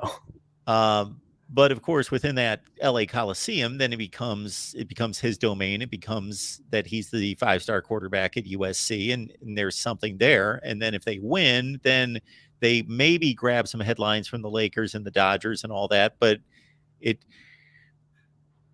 they just treat him as another, okay, this is another quarterback target. Like he's a savior at Nebraska. He's like the chosen child. He's like the biggest recruit since Tommy Frazier. And I know that's kind of crazy to say, but yeah. And Georgia's football crazy, and Georgia's Georgia, and they love football just about as much as anywhere. But again, they've got 3 quarterbacks in their quarterback room that are close to his status. So Dylan is the only well, I guess we offered another 2024, but Dylan is the only quarterback they're actively recruiting. But you see Georgia's putting in offers for 2024 quarterbacks. USC has a couple offers for 2024 quarterbacks. And that was one of the speculated reasons why he decommitted from Ohio State, was because of the Lincoln Kienholz, I think is how you say it. Yeah. They offered him when they said he was going to be the only quarterback that they took. So I don't know. Yeah, all I know is for a fact, Dylan is the one and only quarterback Nebraska is targeting, and they're willing to sacrifice not having a quarterback in this class. If he, like, they're just not looking at anybody else, and USC and Georgia are. So. Well, that's all really good information. So I appreciate you stopping by, Cole, and letting us know about all that, because it gives certainly some different things to think about. You know, I gave the generic checklist of what the typical bullet point list of considerations is. You gave real life situations and responses and all of that concerning him in particular. So that's great stuff. I'll leave in a minute, but okay. 1, Penn State is not going to fire Ben Franklin next year. 2, James Franklin. 2, they're not going to fire James Franklin and then pay out Rule's $80 million contract 1 year in. So the guy that's saying that in your chat is that's not going to happen. Oh, what is he saying? He's saying if James Franklin loses to OSU and Michigan again, he's going to get fired, and then Penn State's going to hire Matt Rule. Oh, okay. I don't think he understands didn't James Franklin just sign an extension last year? Yes. So they have to buy extension. They have to buy out that and buy out Rule's, what is it, $80 to $90 million contract. That's just not going to happen. No school has that much money. That's like Jimbo money we're talking. So. Yeah, I kind of wonder about Texas A&M in particular, and at what point there's going to be a breaking point to that. Because if Wisconsin can cough up $15 million, and if Auburn can cough up, Auburn can do it twice in the span of a few years, and Florida State had to do it twice within the span of 3 or 4 years. So we're talking upwards of 30 to 35 million with Texas's resources. Maybe 50 million is going to be 30 million to them. So they go ahead and do it. All right, Cole. Thanks. Appreciate you being here, man. Have a good one. You too. Let's pick up some of these super chats, and then we will take a couple more calls here. Jason says 5-star quarterback. Jaden Davis, a thumbs up, I believe, from Michigan. Also 4-star running backs Tatum and Marshall, also trending toward Michigan. Clinks and Campbell are on fire so far in recruiting. They are for the 2024 class after a disappointing 23 class, and we'll talk about that in the next few weeks, and specifically the next Michigan show. So thank you so much for that. You know, I got to get used to seeing all these emojis, I guess. And because once you become a YouTube member, you get access to all these emojis and badges and so forth. And I'm going to be reading super chats and reading messages. And there's going to be like 18 symbols there for me to try to decipher. All right. Erica, thank you so much for being here. Of course, is it better to become a member here or Patreon? So I did not want this in any way to be a point of confusion. So let me, and I knew that some people would state, and I totally get it. Why would you not shut one of them down? Okay. But there's a number of reasons. I'm not going to get into that because we're talking football. So I'll keep it directly toward your question, Erica, which would be two of the levels that I set up on Patreon and YouTube are exactly the same. You are going to get the same benefits. It will be just up to me to provide the content on each one exactly the same. All right, that's number one. The initial first tier entry on YouTube has exactly what's stated there, in terms of what the benefits are. But if you're on Patreon right now, which I believe you are, I don't know. I'm sorry, I don't know. At the $5 level, then that what I wanted to make sure is that nobody on Patreon that's been loyal and been there on Patreon is going to lose anything at all.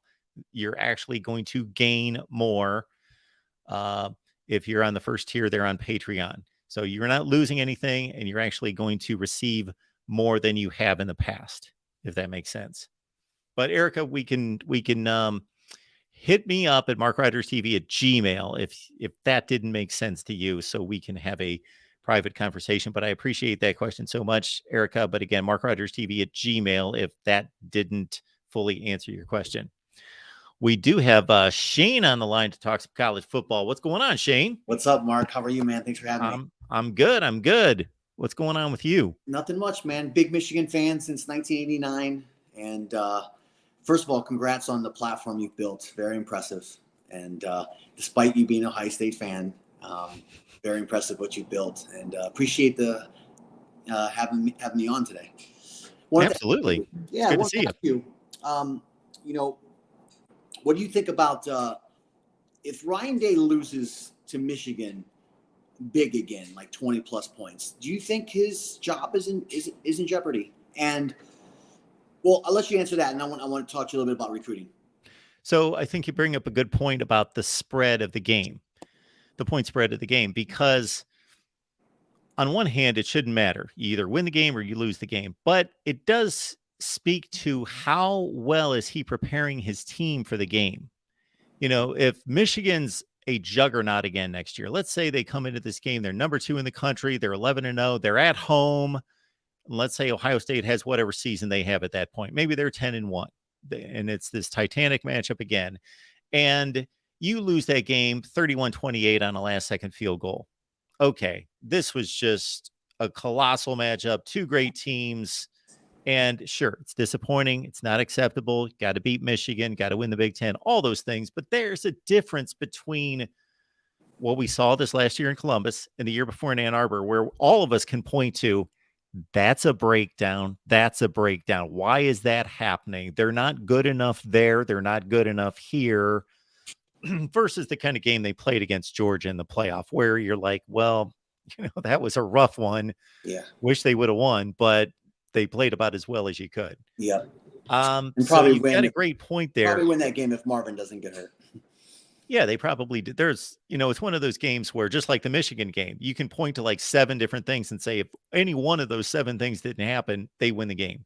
Unfortunately, I was there live to see that. Yeah. Yeah. Otherwise, we've got an all Big Ten championship game. That would have been something else, huh? Amazing. So to answer your question, I think that this game is unlike any other game in the country because it holds so much weight that you can churn out 11-1 seasons and still be considered a failure because you lost that game. And so I do think at some point there's a breaking point. How many coaches get fired after going at that point an 11-game season? John Cooper got fired after going 8-3 because he lost to Michigan. I don't think he gets fired if they're 11-1 and they lose to Michigan, because I also think the powers that be are going to understand, okay, we're now in a 12-team playoff, and then it's really going to become more about what did you do in the playoff. Absolutely. And something about that rubs me the wrong way, but that's just going to be the way it is. Definitely. Regarding the recruiting, do you think that Ohio State, they seem to try and get the big fish first and then kind of circle back to the state when maybe they don't get some of the guys they want? It just seems like, obviously Michigan is making some inroads. They had 4 guys in the 23 recruiting class from Ohio. In the 24 class, it looks like they're probably going to take both the top 2 offensive tackles in Ohio. Hamilton's already committed. Rumor is Roebuck is pretty close to committing. I think they're 1-2 as far as offensive tackles in Ohio. Jordan Marshall is a lean right now. It's probably more like 50-50. But still, if you get the number 1 back in Ohio, the top 2 tackles in Ohio, Scott, the stud defensive back, was here this weekend. It seems like there could be a small change in the recruiting that's taken place. And I'm just wondering if, again, the question is, you think Ohio State is so used to going out and grabbing who they want and circling back to Ohio when some of those guys that they want, maybe they're not getting? So I broke down the recruiting numbers since Harbaugh took over and posted a video a couple weeks ago about this. And one thing that caught my eye that was not a big surprise is that the difference in the number of players that Harbaugh signed from Ohio versus Meyer and Day signed from Michigan was about 2-1. It's like 80 some to 40 some, with more players coming from Ohio to Michigan. Well, that doesn't surprise anyone. But I do think that while Ohio has been a better high school football playing state pretty much forever, I think that gap is closing. Ohio is not what it used to be, and Michigan has produced a pretty high level of, at least at its top level, its top 8 to 12 players are getting pretty darn good, and there's not the gap that there used to be. And so I would think it would be a huge priority, should be a huge priority in an average Ohio high school year. The top 6 to 7 players should be Ohio State targets for sure. And then even past that, there should be players there that are going to be program players if they so choose to go after them. But they should be hot after the top 7 or 8 players in the state. Absolutely. Well, we're glad they're not currently. And, again, the 24 class could be, could be something special for Michigan, especially with a couple of these guys from Ohio, along with the Jaden Davises and the running back from Texas, Tatum. Yeah. We know we had a very disappointing 23 class, but I'll be if Davis commits, I'll be shocked if this is not a top 7 class. The projected the trajectory that it's going right now. Yeah. Assuming Davis commits, 5-star quarterback. I think that Urban Meyer discovered something. When he came in, he was just full bore. We take the best players. So we don't care if we get one Ohio player. I'm overblowing that a little bit, but he was all about national recruiting. And then at some point in his tenure, I think he kind of acknowledged, and he's not one to acknowledge he makes a mistake, but you could kind of hear it in there. Not that he just flat out stated it, but you could hear that at some point he realized, okay, we're going to lose this state. I can't do this. I got to figure out what that balance needs to be. And I think Ryan Day does the same thing. I think he understands how important Ohio is from an optics standpoint, and that there are 5 or 6, 7, 8 players that should be on the Ohio State roster from Ohio each recruiting class. But, maybe these 2 consecutive wins by Michigan resonate. And Michigan does a great job of turning those 3 stars into NFL players. Mm-hmm. And not that Ohio State's really recruiting 3 stars. That's an opportunity that Michigan takes advantage of. Rod Moore, for an example. I think PFF has him in the top 2 safeties return, and he's probably going to be an All-American this year.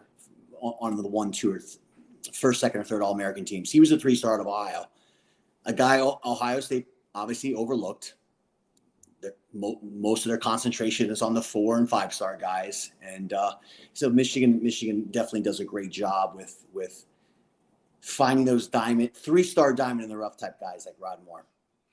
And I would be okay with any program focusing more on the 4 and 5-star guys if that's their evaluation. And I can't answer that. Nobody can answer that, instead of whether they're relying on the recruiting services to tell them who the best players are. And then I know that they do their due diligence. They don't just blindly take these kids, but certainly whether they're going, okay, we just look 4 and 5 stars, and then we go evaluate them, and then we determine out of those 4 and 5 stars who we want, versus, hey, we're going to really look at these 3-star players. And especially once a Michigan becomes, a serious candidate, or schools like that, Notre Dame, Penn State, for a 3-star in Ohio, especially in Ohio, that they should be evaluating them.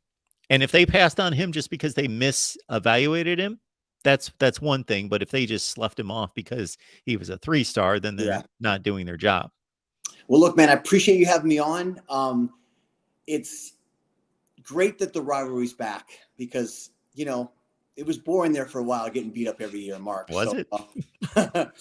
It's great that we're having these conversations, and the rivalry's back. All right, Shane.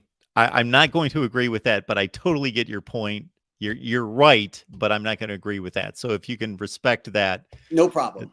That's where I'm at on that. But yes, the rivalry is at its best. Any rivalry, when it's intriguing and equal and all those things. So there's no doubt about that. Yeah. Thanks for having me on, Mark. Thanks, Shane. Okay, man. Have a good night. You too. It's our guy Shane, Michigan fan, and we'll keep it moving here at the Voice of College Football. I believe Jason, we already hit on that super chat, as well as Erica's. I think we've caught everybody. No, we got Jason coming back with, I believe, the same super chat. Yes. So, Jason, we thank you for that. So I'll read it again. Jaden Davis, 5-star quarterback. Thumbs up at Michigan. Also, the 4-star running backs, Tatum and Marshall, trending toward Michigan. Clinks and Campbell are on fire so far in recruiting. You guys do a great job in keeping me updated on recruiting, because I read this stuff all the time. Believe me, I'm looking at recruiting rankings and looking at the players and the targets and all the time, but I'm just not a recruiting guy, and I cannot keep track of all these teams across the country, and I don't keep all these names. I got enough names in my brain from the 1978 Super Bowl to try to keep track of these 17-year-olds that 2/3 of them are never going to be much of a factor at the next level. So thank you for keeping me straight. Once they sign on the dotted line, then I'll look at the recruiting class and be like, okay, who do we have here? All right. Let's get Tim in here. Hey, Tim, what's going on? Oh, I'm still here. Oh, hey, how's it going, Mark? It's going pretty well. I see your fancy logo on your graphic there. It's nice. Yeah, not fancy. Hey, I was going to talk to Cole, but that's when I called in, just regarding the Raiola thing. What do you think about that? I think he made a lot of good points. He's a legacy, and they did show him a lot of love. But I'm just thinking, I know his dad dies, lives and dies by the Husker games and football. But if you're a dad, you want your kid to go to the places probably going to put you in the best position to make your goals happen. It would be hard for me, let's just say, just horribly, if UCLA, for instance, had the better coach. And I think for a number of years, there were situations where you had some Trojan legacy kids that did not go. Matter of fact, there's one really famous one, Ryan Neese, who was Ronnie Lott's son, went to UCLA. If you don't have your ducks in a row, as much as you love your school, you want what's best for your kid, and any dad wants that. And I'm sure he would love him for his son to go there. But one thing I think that Rule will do a great job. I was going to tell Cole, I wasn't talking smack. I mean, I really think that Rule's would do well at Nebraska, but he's going to need to show what he can do. And God, I forgot I think Satterfield, right? But not the Satterfield. The other Satterfield is the Yeah. OC there. And I don't say that lightly. I mean, I'm sure he could be great, but would you want to have your kid going and playing in an offense that looked really good at a different level, you know, and it absolutely could be great, but do you want to roll the dice on that, or do you want to go with a proven commodity? And whatever the NIL situation might be, let's say the Huskers throw, I don't know, $3 million at them. The differences in those paychecks and that first round signing bonus, going first overall, top 5 or whatever it will be, is going to make any NIL deal look minuscule and a waste of time. So that's why I think really, if you're a quarterback, it's going to be hard to say no to Lincoln Riley and his offense, especially at USC. You know you're going to have receivers and running backs, and now they're pulling in the linemen, and they got a pretty good line on 2 really good modern day guys, Baker and I can't remember, but they're going to be 4 and 5-star offensive linemen. So that's the last piece of the puzzle that's coming in soon. And I think early on he might have been scared away because Riley's really going after DJ Lagway out of Florida, who's a stud. He's kind of more in the mode of a Williams, but maybe not the same strong arm, but he's that more athletic running quarterback. And I'm not sure if that might have turned Rail off early in the process because he was going out pretty hard for him. So I don't know. I mean, Cole, anything could happen. I'm not saying he might end up at Notre Dame. I mean, at Nebraska, but I just don't see it happening. And it's not a knock on Notre Dame. Sorry, I keep doing that. Not on Nebraska or Rule at all. It's not. That's not a knock on the. I think they'll do well, but I just don't because think you're used to knocking Notre Dame that slips out. Well, I want to knock Notre Dame. And I'll knock Notre Dame later if we can hang around. Where's Will? Yeah, but I can do that all day. If I'm in his position, and you know, I'm 35 years older and all of that, so it's difficult for me to relate. But if I'm in his position, I take advantage of the recruiting trips and the entire process, no question. But I don't lead anyone on. I'm just have never been that kind of individual that in any way I would lead anyone on in any such way or lead a fan base on, unless they really got on my nerves and I was like, okay, I'm gonna like stick it to these people. I could see myself doing that at 17 years old. But for him to go to those lengths to bring in all that family for the spring game, that's the one that struck me. You know, showing up at the basketball games, he's going to do that all over the place, those sorts of visits. But the spring game seems to be a bit of a statement. It is, but aren't they a Nebraska family to begin with? Yeah, they're a Nebraska family, and yes, his dad coaches there, so they can already have a family type event Or his there uncle. because of or his uncle. I'm sorry. Yeah. So Yes. dad was a legend. The uncle's a coach. Yes. He's a recruit. I mean, I could see it, but I don't know. Yeah, and this is why I don't guess these things, and this is why I just kind of size up. This is how I see it. These are the factors involved, but trying to guess what somebody's thinking and whether some kids are drawn to that and others are repelled by the whole legacy and pressure and trying to live up to that. They want to do their own thing and go somewhere else. So there's usually not a neutrality to that. Like that's not a factor. There's usually a draw toward it or there's a repellent there factor. One or the other. And I do like Cole's confidence. Yes, Baker is going to come on a visit, but they get 5 of those, man. This guy's in our backyard. Modern day, I'm not sure if you know this, is pretty much a USC feeder school. Again, maybe he is going. But if I had to guess, the way things are going and trending, Carter and Baker have a really good, much better chance of being at USC than going to Nebraska. So I don't want you to think that I'm saying there's no way he's going to Nebraska, because I'm stopping way shy of that. But there's a lot of guys that know a heck of a lot more about recruiting than me, and they're not saying it's a guaranteed lock, but they're all saying, wow, it's really trending that direction. You know, he and Riley, they got together they spent the entire time together. You know, he was there for a couple of days, and apparently he was there with them the entire time, talking football, talking plays, talking everything. He sat down and had some time with Caleb Williams. I'm sure Caleb Williams is in his ear talking to him about the opportunities and what it's like to play quarterback under Lincoln Riley. So best of luck to Nebraska. And then really quickly before I go, Shane, don't get lulled into that 3-star stuff, because we got a lot of that thrown here at USC over the years, saying, well, hey, we're really turning these 3-stars into, this and that, and they're going to the NFL. You're going to have that, right? Voorhees was a 3-star. He was a great guard for USC. Came out of the 3-star. It was a late bloomer. But you can't build a team that's going to be able to compete with the SEC full of 3-star diamonds in a rough. The odds are so small against having the numbers in order to do that. It's just literally impossible. Yes. You would have to have all the best 3 stars in the entire conference and maybe beyond on your team to have keep it close. Yes. It's just and maybe not even, like you'd have to have the best 3-star quarterback in the country, the best 3-star running back in yeah. So yes, just be careful falling into that trap, because I was living there for a while. Believe me, when we had that guy, I forgot his name, he used to coach USC.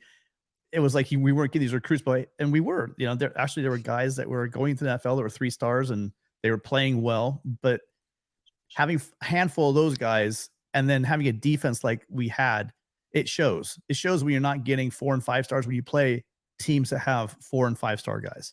So if you look at Alabama, Georgia, Ohio State, fill in the blank, the very best recruiting teams in the nation, and let's say they bring in 25 players, this is almost within a couple going to be your breakdown.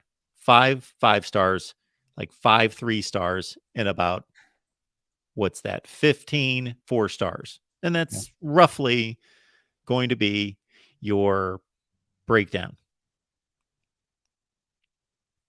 Yeah. And you're not going to be able to compete against a team like that. That's what I'm saying. That's how Ohio State can go toe to toe, and no pun intended, and almost win the game.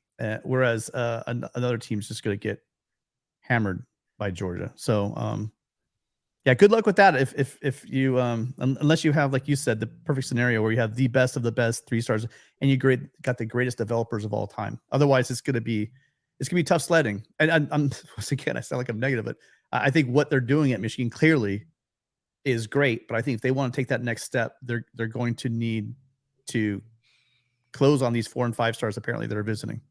Folks, Tim and Rick and I have an amazing show on USC football. It airs every Sunday at 8 o'clock Eastern time. 5 Pacific is the time that they've settled on at this point. It's called Trojan Conquest Live. They've done it for 2 weeks. They got a 3rd edition coming up this Sunday, so you want to check that out. Have we settled on what we're going to talk about this week? So we covered the first week. We covered the defense, the front 7. Last week we covered quarterback and running back. This week we did offensive line. So all that's left is the glory boys right on the outside, the defensive secondary and the wide receivers with the tight end. We're throwing tight end. We didn't know, we just put them with the receivers. So that's where we're going to hit this week. And then after that, you guys, we're going to start picking off some Big Ten teams. We want to start doing some rundowns because of the Pac-12 and Big Ten history in the past. There are a lot of rivalries that we've had over the years. Like I said, we just got our butts kicked in the Holiday Bowl not too long ago. I think it was 2019. Yeah, the Holiday Bowl. Not a nice memory at all. Watching the running back, maybe it was a fullback, just take the ball and carry USC defenders from about the 15-yard line down to the 2-yard line with a big rugby scrum. So there's a lot of great history between USC and the Big Ten. We want to cover some of that. We know we got 1 foot in the Pac-12 and 1 foot in the Big Ten, pretty much. So we want to get USC fans ready for that. We'd love to invite any Big Ten fans who want to come in and learn a little about USC before we come and invade. Don't worry about UCLA. They suck. You don't have to know anything about those guys. You'll be okay. There's no need unless you're playing them in basketball. So. But I will take up the mantle for UCLA and I will fill you in on UCLA as much as possible, everyone. I have already posted the videos looking at USC history, recent history against the Big Ten, and UCLA history against the Big Ten. And of course, Tim doesn't mind, despite 2 consecutive losses. I don't think he minds looking at the entire recent history, let's say post 2000 of USC against the Big Ten, because it's been awfully, awfully one-sided thanks to one Pete Carroll. Yeah. I think he was undefeated against the Big Ten. Now, Helton came in, lost to Wisconsin, then lost these other 2 games to Ohio State and Iowa. They did beat Nebraska in a bowl game.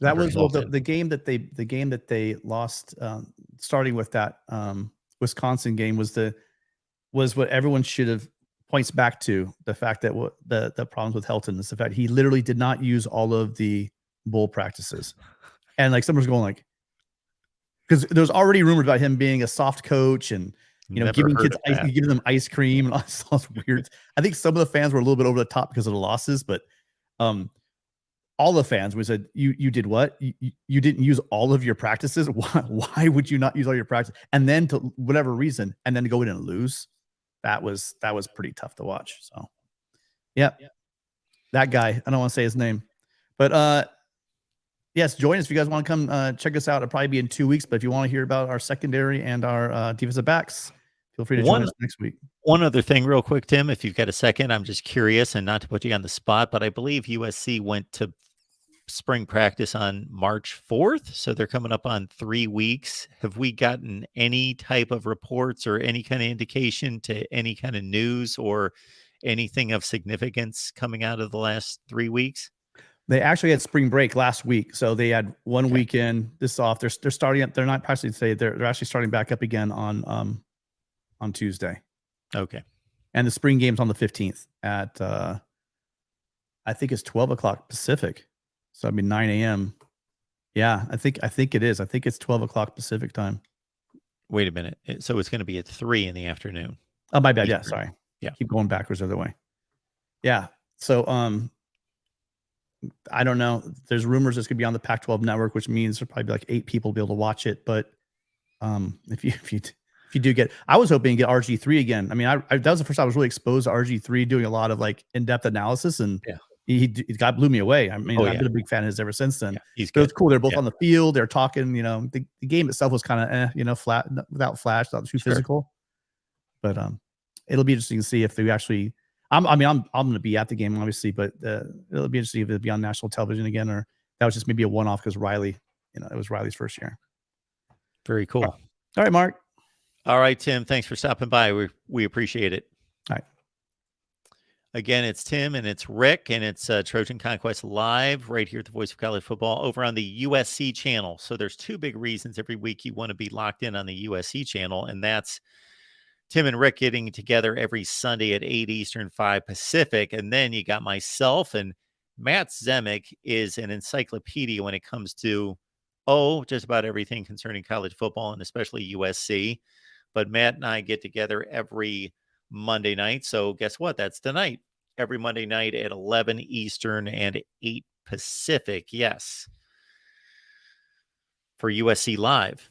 And that starts our week-long editions of live streams here at the Voice of College Football. And then Tuesday, it's Iowa at 5:30 Eastern, and it's Nebraska at 7 Eastern. Then we've got a big day on Wednesday with Ohio State, Oklahoma, Michigan, Florida State, and Miami on Wednesday. All right. I believe we've got another call coming in here at the Voice of College Football. Alex is here. What's going on, Alex? How are you? Can you hear me, Alex? Yeah, I can hear you. How's it going? Good. How's it going? Good. What's the good word? No idea. I was invited in and I thought I would just join. What's the conversation? What's going on? Oh, you were. I'm sorry. There was someone invitation, so I just joined. I thought, okay. What's the conversation about? Do you mean on Twitter or on the live chat? It was on the live chat. It was on the so maybe I shouldn't have joined. Sorry. No. We're just talking Big Ten football. So we do this every Monday night. Mr. Buckeye. I went to Ohio State 90 to 93, so there we go. I'm Scarlet and Gray all the way through. Absolutely. So we've got a Big Ten show that we do every Monday here at 6 Eastern. So yeah. Oh, sweet. Really? Okay. Yes. We just started a couple weeks ago. Awesome. Have you watched the channel before? I religiously. I watch you probably every other day. Oh, well, thank you so much for that. I appreciate it. Yeah, we started Oh, a Big Ten you're the show on spot. I Monday think night. you're better than Buckeye Huddle. You're the spot, definitely. We do our best. So I thank know you you for do. that. It's very cool. Absolutely. Yeah, if we could talk about Ohio State, that'd be great. I mean, Absolutely. obviously. Is there anything on your mind? Oh, tons. So what's your take on the secondary coaches? Well, my take was that I was hopeful and impressed when they were hired. Maybe I'm a little bit biased because I remember the Tim Walton days, and certainly, I have preferential Yeah, treatment same. to any of those old time Buckeyes, even if they didn't play on the Definitely. best teams like a Tim Walton. But with Perry Eliano, he certainly had a great reputation, and we saw what Cincinnati did in their secondary with lesser recruits and churned out two like high level cornerbacks to the NFL in Kobe Bryant and Sauce Gardner. So there was, I had high expectations, but there's a lot of expectations on that defensive side from a coaching standpoint. And I thought the front seven generally played well. I thought the defensive line didn't have a stellar season. Now they had their moments. They had their moments against Penn State. They're obviously TJ in particular, JT, sorry. And of course, against Penn State as well. Penn State and Maryland in particular played really well against Iowa. But, and I thought the linebackers, I think the upgraded linebacker, I think they had their best linebacking season probably since 2016, but the secondary was pretty bad. Yeah, I mean, I just have a hard time landing it on the players themselves. I think it's the coaches. What do you think? They've had some kind of outside of 2019, since 2017. The last really good defense I thought they had, aside from 19, was in 2016. And since then, they've had defensive coaches that are supposed to be good and have been good elsewhere, Right. but for some reason, Like I've seen Eliano at times. Like I've seen practices, and he gets a little short with his players. And then I saw Cam Brown come storming off one time, and Ryan had to talk to him and kind of calm him down. It just seemed like with Cam's desire, his passion, he's probably a great player. He's a great player, but I think the coaches are not quite what they need. That's my feeling. And I think to the seven, the group of seven up front, yeah, they're awesome. I think what's his name has to stick, get away from the Jack thing. Keep those four guys up front, get Jack, to normal DE, and just traditional smash mouth Big Ten football. And I think if, I have a hard time landing it on the players. I think the players are phenomenal. I think we get so much talent at Ohio State. It's insane. But I think the coaches, I'm having a hard time with those two secondary coaches for real. Yeah. well, based on what we saw this past season, you have every right to feel that way. And again, Yeah. people loved the Jim Knowles hire, and I was optimistic about it, but it wasn't like he churned out top level defenses at Oklahoma State year after year after year. Well said. They regressed early. Actually, he took over a better defense than what he churned out his first 2 years. They actually regressed before they got better. And really, it was just those last two defenses, especially the last one, that performed at the type level that you would expect an Ohio State defense to perform at. I just think this is a kid from I forget what it is, not Buckeye, Letterman Row, and he's right about it. He's saying, he's just doing the Big 12. That air him out kind of defense against the air him out offense, and he's not really. Wasn't doing Big Ten stuff, and Big Ten is just like in your face destruction in it. And I think he's getting the idea that he's got to get more towards that. Because that's what we are. That's what we're good at. That's just what we are. Killers. We've got to get back to that. We've got to let our defense is phenomenal. I mean, just our safeties alone, like Sonny Styles, all these guys. Even Nosum. I mean, I know he's a corner, but we just have such talent on that team. It's unreal. And I think if we had the kind of coaches that equal the talent, I mean, it would just be like Saban, second power. They would be heralded as, the next Saban number 2, I just think we need better coaches.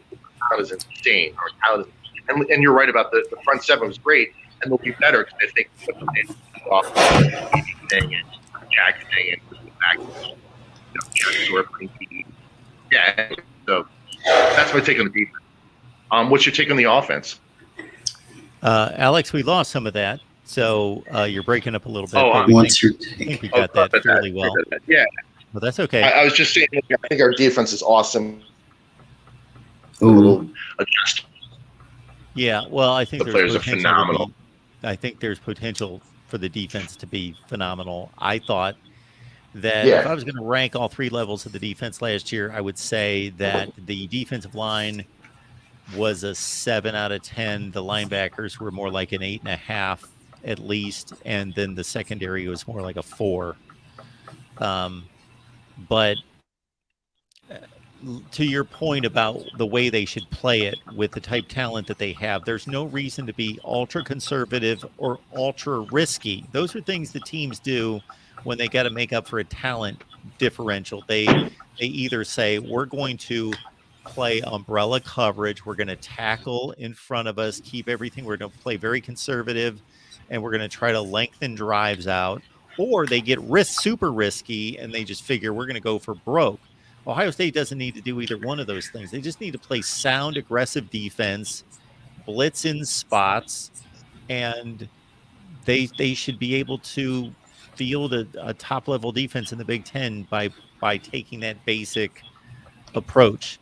In terms of the offense, I think it's a big year for the offensive line. I think that the offensive line was really good last year, but it was concerning that they couldn't run against Iowa in particular and a few other teams in the mid to late portion of the what's season. What's your take on Henderson? Because I feel like, everyone's pro Henderson, and I get it. He's a nice guy, but is he really our back? I just Fry's going to do a good job. I echo what you're saying. I think he's going to do a great job with the line, but the backs that we're going to put up front is first going to be Henderson and then Williams, and it's like, Dallin is just insane. If TC was given a chance, the guy can fly. I don't know about Travion. I think he's more of like a kind of way out throw him out of a bubble, throw him out of screen, and he's fine. But he's got to be given so much room, and he can't hit anybody. He hits people and he just fumbles, and it's like, what do you do with a player like that? So what do we do with our backs? That's the question I would have. Well, yeah, if all of us could shake whatever preconception we have about these players before they hit campus, then I think our evaluation would be much different. I think if I was just watching these players and I didn't know Travion Henderson was the number 1 running back in the country, he doesn't look like the number 1 running back in the country. He's good. I know. He had that killer game against Tulsa, and he had a really nice season in 21, but Mayan Williams is a far more physical back. There's no question about that. Yes. And and it's not like Travion Henderson is Tony Dorsett making, he's not that elusive. He's fast. No. He's got good size, but he's not an extremely physical runner. Mayan Williams is an extremely physical runner. Dallin Hayden is, to your point, he's the best of both worlds. Why he was not getting carries against Michigan, I have no idea. I know, right? It's like, our receiving core is insane. We'll be fine there. The O-line will improve. That our tackles will figure them out. I'm excited about McCord, and of course Brown's going to be okay, and Gebbia is going to help out if he comes in. And we're just going to be solid at offense. I think the coaching our offense is going to be awesome, but I'm concerned about the 2 backs, those 2 guys. Mine is good at short yardage, and I'm concerned about the long sprints. But so Henderson and Williams, and then the 2 secondary coaches. Other than that, I honestly think this is I'm sure every Buckeye on the planet says it, but I'm just feeling this year, something about us this year is going to be massive. And then the game with Michigan is just going to be, wow. What a game. So our buddy Uncle Rico brings up a good point, and I was going to get to this, and then I got lost talking about whatever I went off on. That yes, when Fair Travion statement. Henderson was brought up, yes, we have to cut him a lot of slack because he was never right once he got hurt last year. Fair, but I mean, he needs so much space. I mean, he hits one guy and he just gets freaked out, and it's like, wow, that's your job, man. It's football. Well, You got to hit hard. Again, we could be surprised how good he is this year if he's fully healthy. If he improves, yeah, okay, that's a good point. Always thinking ahead. I like that. Yeah, exactly. He could be improved. You're right. Wow. Yeah, So there's real hope here. I mean, like I'm so excited about this year. I really am. So excited about Ohio State this year. This is going to be awesome. Michigan, man, these guys are going to be amazing too. It's just wow, what a year this is going to be. Really. Yeah, I think you pretty much set it up. That's what we're all expecting. We That's what we hope see so. and with Penn State possibly playing a big factor too. Yeah, can you believe these guys are coming out of nowhere? And what's his name? The quarterback for Penn State. He seems phenomenal. Boy, can he run? Yeah, it'll be us three, and then of course Bama seems like they're going to recollect. Georgia, I don't know. By the way, can I share a secret on finally? I'm going to share the secret. Do you know honestly what I feel the secret is with Georgia, Mark? It is running. The practices are so insanely focused on running. So when they hit that fourth quarter, they are just gassing other teams. What are your thoughts on that? You mean that Georgia wears down teams with their running game? Not with the running game. In practice, Georgia practices like crazily with running. They have their players running like mile sprints all the time. So when they hit that fourth quarter against other teams, they just gas the other teams because we're just spent by the fourth quarter. They have that extra mileage, and yeah. Well, that could be a really good point. I wasn't that in tune with Georgia's conditioning program, but any great football program has a tremendous strength and conditioning program. But the one thing I will say about 100%. Georgia also is that the position that gets the most rotations, if you have the players to do it, is defensive line, and Georgia can just come at anyone with just waves of high 4 and 5 stars. Oh yeah. So they stay fresh. Confirmed. Yes. I'm willing to bet you if us or Michigan starts focusing on running in practice, I think we can finally show Georgia to be who they are. Yes, they've got these enormous guys that are whatever on the line, absolutely. But I think it's the running. I know it's the running. Seeing one of the practices before the playoff, I was like, oh my God, these guys are crazy. I mean, they are just, smart, and smart is like yelling at them, like kind of Saban would, like what are you, like just going bananas on them. And like, they're just like running. I was like, that's the secret. I was like, that's it. And you notice the fourth quarter, they're not much more talented in that fourth quarter against Ohio State, but they just keep going and going. And you can see our guys, we were just done. We were spent. And I think that's the secret. I don't know. I'm sticking with that idea. Whatever. Sorry for wasting your time on it. But I thought I'd say that because I thought if there's anything we can do to beat Georgia, it's that. We've got to build on the whole gas tank thing. But I just thought I'd help out Buckeye Nation because I love us. Anyways, back to you. Well, we appreciate the call, Alex. Thanks for talking Ohio State football with us, and call back anytime. Thanks, But Alex. if you guys can keep talking about Ohio State, I'd love to keep adding to it. So let me know. Thanks, man. Well, we got our show on Wednesdays, 11 a.m. Hold on, I got the banner. So we'll see you Sweet. then. I'll try to show up. Thanks, All right. Alex. Awesome, man. Okay. You got it. How about that? Look at that. That's a way to usher in your Wow. Is it possible that, because I've been listening to a surprising amount of Buckeye podcasts and material. I believe in Know Thy Enemy. And there's two themes I've been hearing.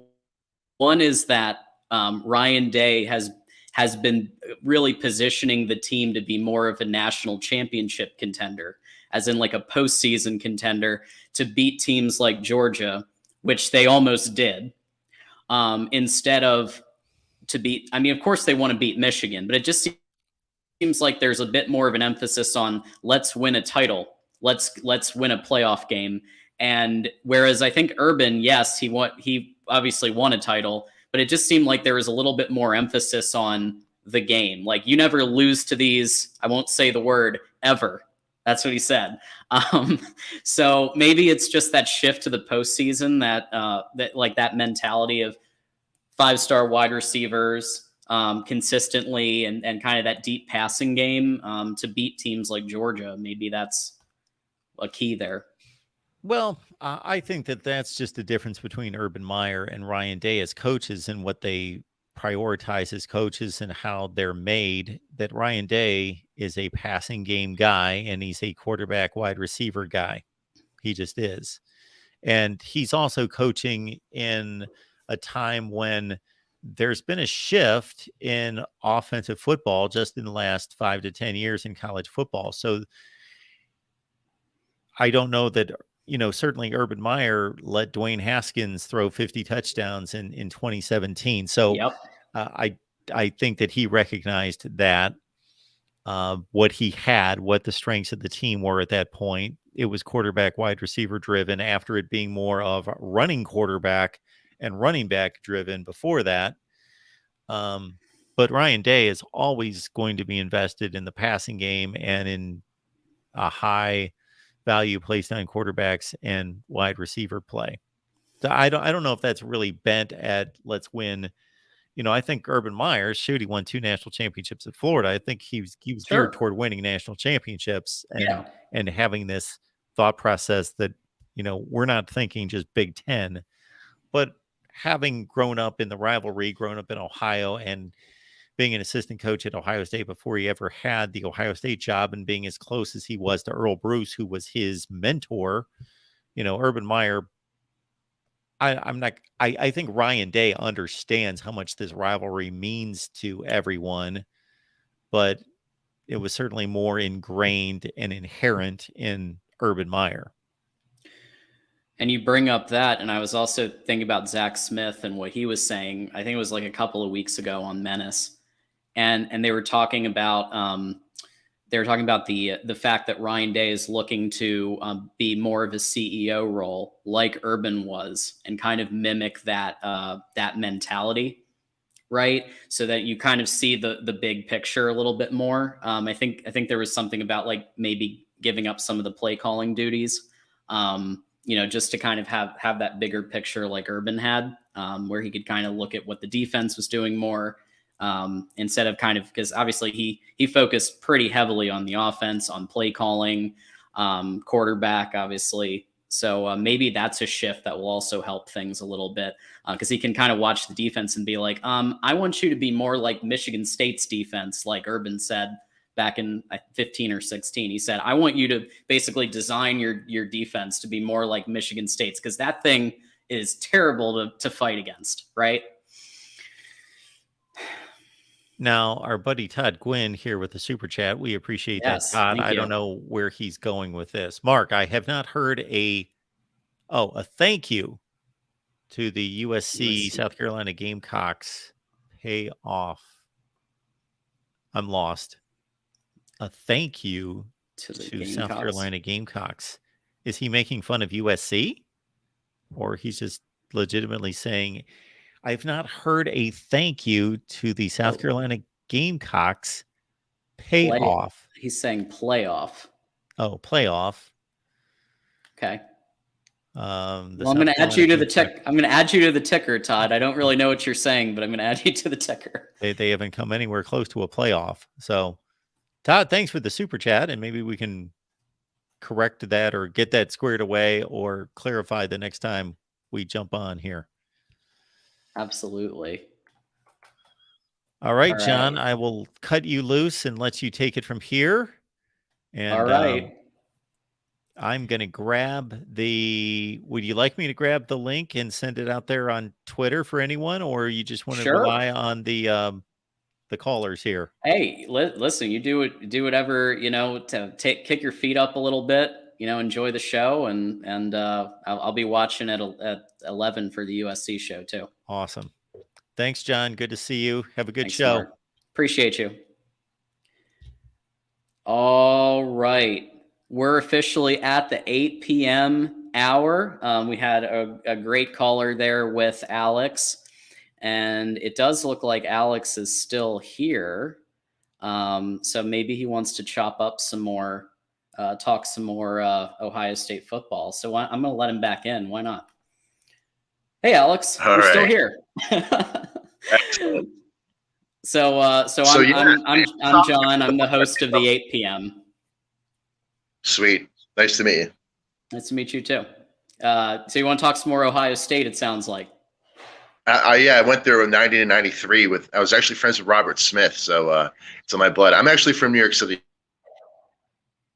Okay. I mean, I love my Buckeyes, but yeah, any topic, I'm open. Yeah, I lived in New York for 2 years, and I can't get good pizza anywhere. Like, it's really hard to get good pizza now. Hey, Catfish Biff was the best pizza to me on the planet for a while, but Absolutely. So we were just talking about kind of two pieces that I've kind of picked up from some of the Buckeye media in the last couple of weeks. One being that Ryan Day is planning to be a little bit more CEO type like Urban. So Urban was very CEO type, right? He looked at everything. He looked at offense. He looked at defense. Not saying that Ryan Day hasn't, but he has been kind of focused on that play calling piece a little more. And apparently the plan is to let his offensive staff and coordinators and Heartline handle that a little bit more. And then he takes on more of that Urban style role, kind of especially with the defense, still struggling a little. Maybe looking at ways to help Knowles, even though he is very good. There are tweaks that can be made. that'd be awesome. I think that'd be brilliant if he steps over to the defensive side. Absolutely, 100%. Yeah, it's interesting, because that was a comment made on Menace to Sports. And they were talking about that. Whoever said that. That's genius. Yeah, you're totally spot on with that. That's genius. Completely. Yeah. Oh my gosh. I didn't think about that with Urban. He probably was that way, of course. Yeah, with both the CEO of the whole team. Yeah, right. Because you're right. Well, Ryan's a very offensive, quarterback-driven kind of guy, and it's like, wow, Ryan, you're awesome at that, but we need some help, on the other side.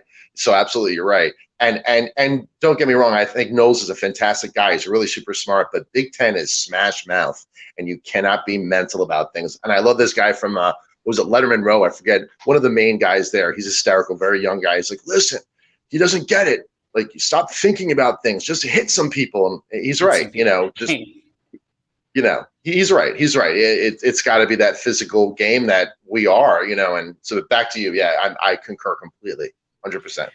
Well, and Urban even said at one point, like the defense that Michigan State runs, I want you to switch to that because that is absolutely impossible to fight against. And so I think he said that in the early 2010s, like when he was kind of 2013, 14, somewhere in there. And he told his defensive staff, like, I want to switch to a more Michigan State style defense. So that's how Urban as a CEO was able to step in and be like, okay, let's make a flip here. Wow. So Brilliant. Maybe the same is the case. Maybe the same will be the case with Ryan Day. Let's see. I hope so. And I did see, I don't know if he caught this earlier with Mark, I did see Eliano, the way he talks to some of his players and maybe even Walton. Like, Eliano was a little too reprimanding of his players and stuff. And it's like, listen, you have like some of the most talented guys on the planet for you right there. You've got to be a little more like inspiring or leading with them. It didn't seem like a good fit, Eliano and Walton. And I was thinking, I was saying to Mark, like, I kind of wish we had different secondary coaches, to be honest, because our talent is just incredible. I mean, what are your thoughts? Alec, well, I actually want to toss something at you that I've been hearing about too. I want to toss this question at you. The turf. So apparently there's this issue with Ohio State's turf because it's not Mickey. He's still a great strength and conditioning coach, probably all-time level, right? And I'm saying this as a Wolverine fan. So, Are you really? So, oh, boy. Yeah, absolutely. Absolutely. So he's a great strength and conditioning coach, and no one will deny that from any school. But apparently there are issues with the turf that they install. So basically there's been injuries and issues and so that apparently might also be a small factor in all of this. I know it might not be the biggest factor, but these things when you piece them, when you put the puzzle pieces together, they might reveal like why Ohio State hasn't quite hit the level that most of the fans want. That's very wow. You should put that. Are you a writer at all? You should put that out somehow, like that. Just to drop that out there.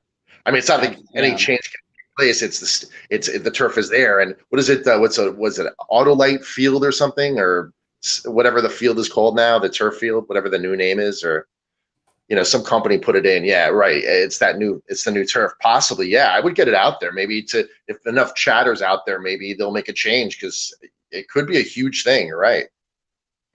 Absolutely. I mean, all of these things like add up together, right? Yeah, there were a couple of comments about that. Yeah, and there's sometimes grass or different types of whatever they were using previously, but 2019 era seemed to be working just fine, and they won a playoff game that year, or they won a playoff game in 2020, right? So 2020. 19 was good, and then 20 we had the COVID thing. Yeah. So COVID, we were playing good in 2020. Yeah, absolutely. You're right. Yeah. Again, because you were in the title game against Alabama that year, right? In 20, were we? I think so. I'm 50. Someone can correct me. We have like a bunch of people in here so if I'm wrong, they jump on it. Yeah, please jump in. I thought it was 19 or something, but maybe it was 20. Anyways, but I think that's a great point. The turf thing that should be out there because I think that's probably not. Yeah, right. Absolutely.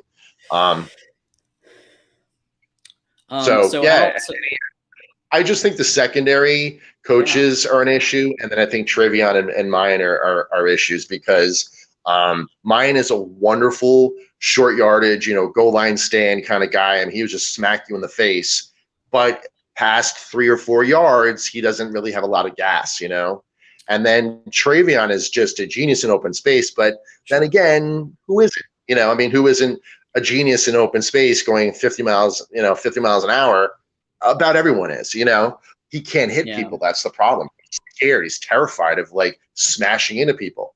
I think Dallin is our back, and for some reason, it's not some reason. They're trying to be loyal as to the students because they're not just players; they're students. Travion and Mayan, they don't want to just say, "Listen, you had your chance." Dallin is clearly the back. He's not very big and powerful, but man, is he elusive.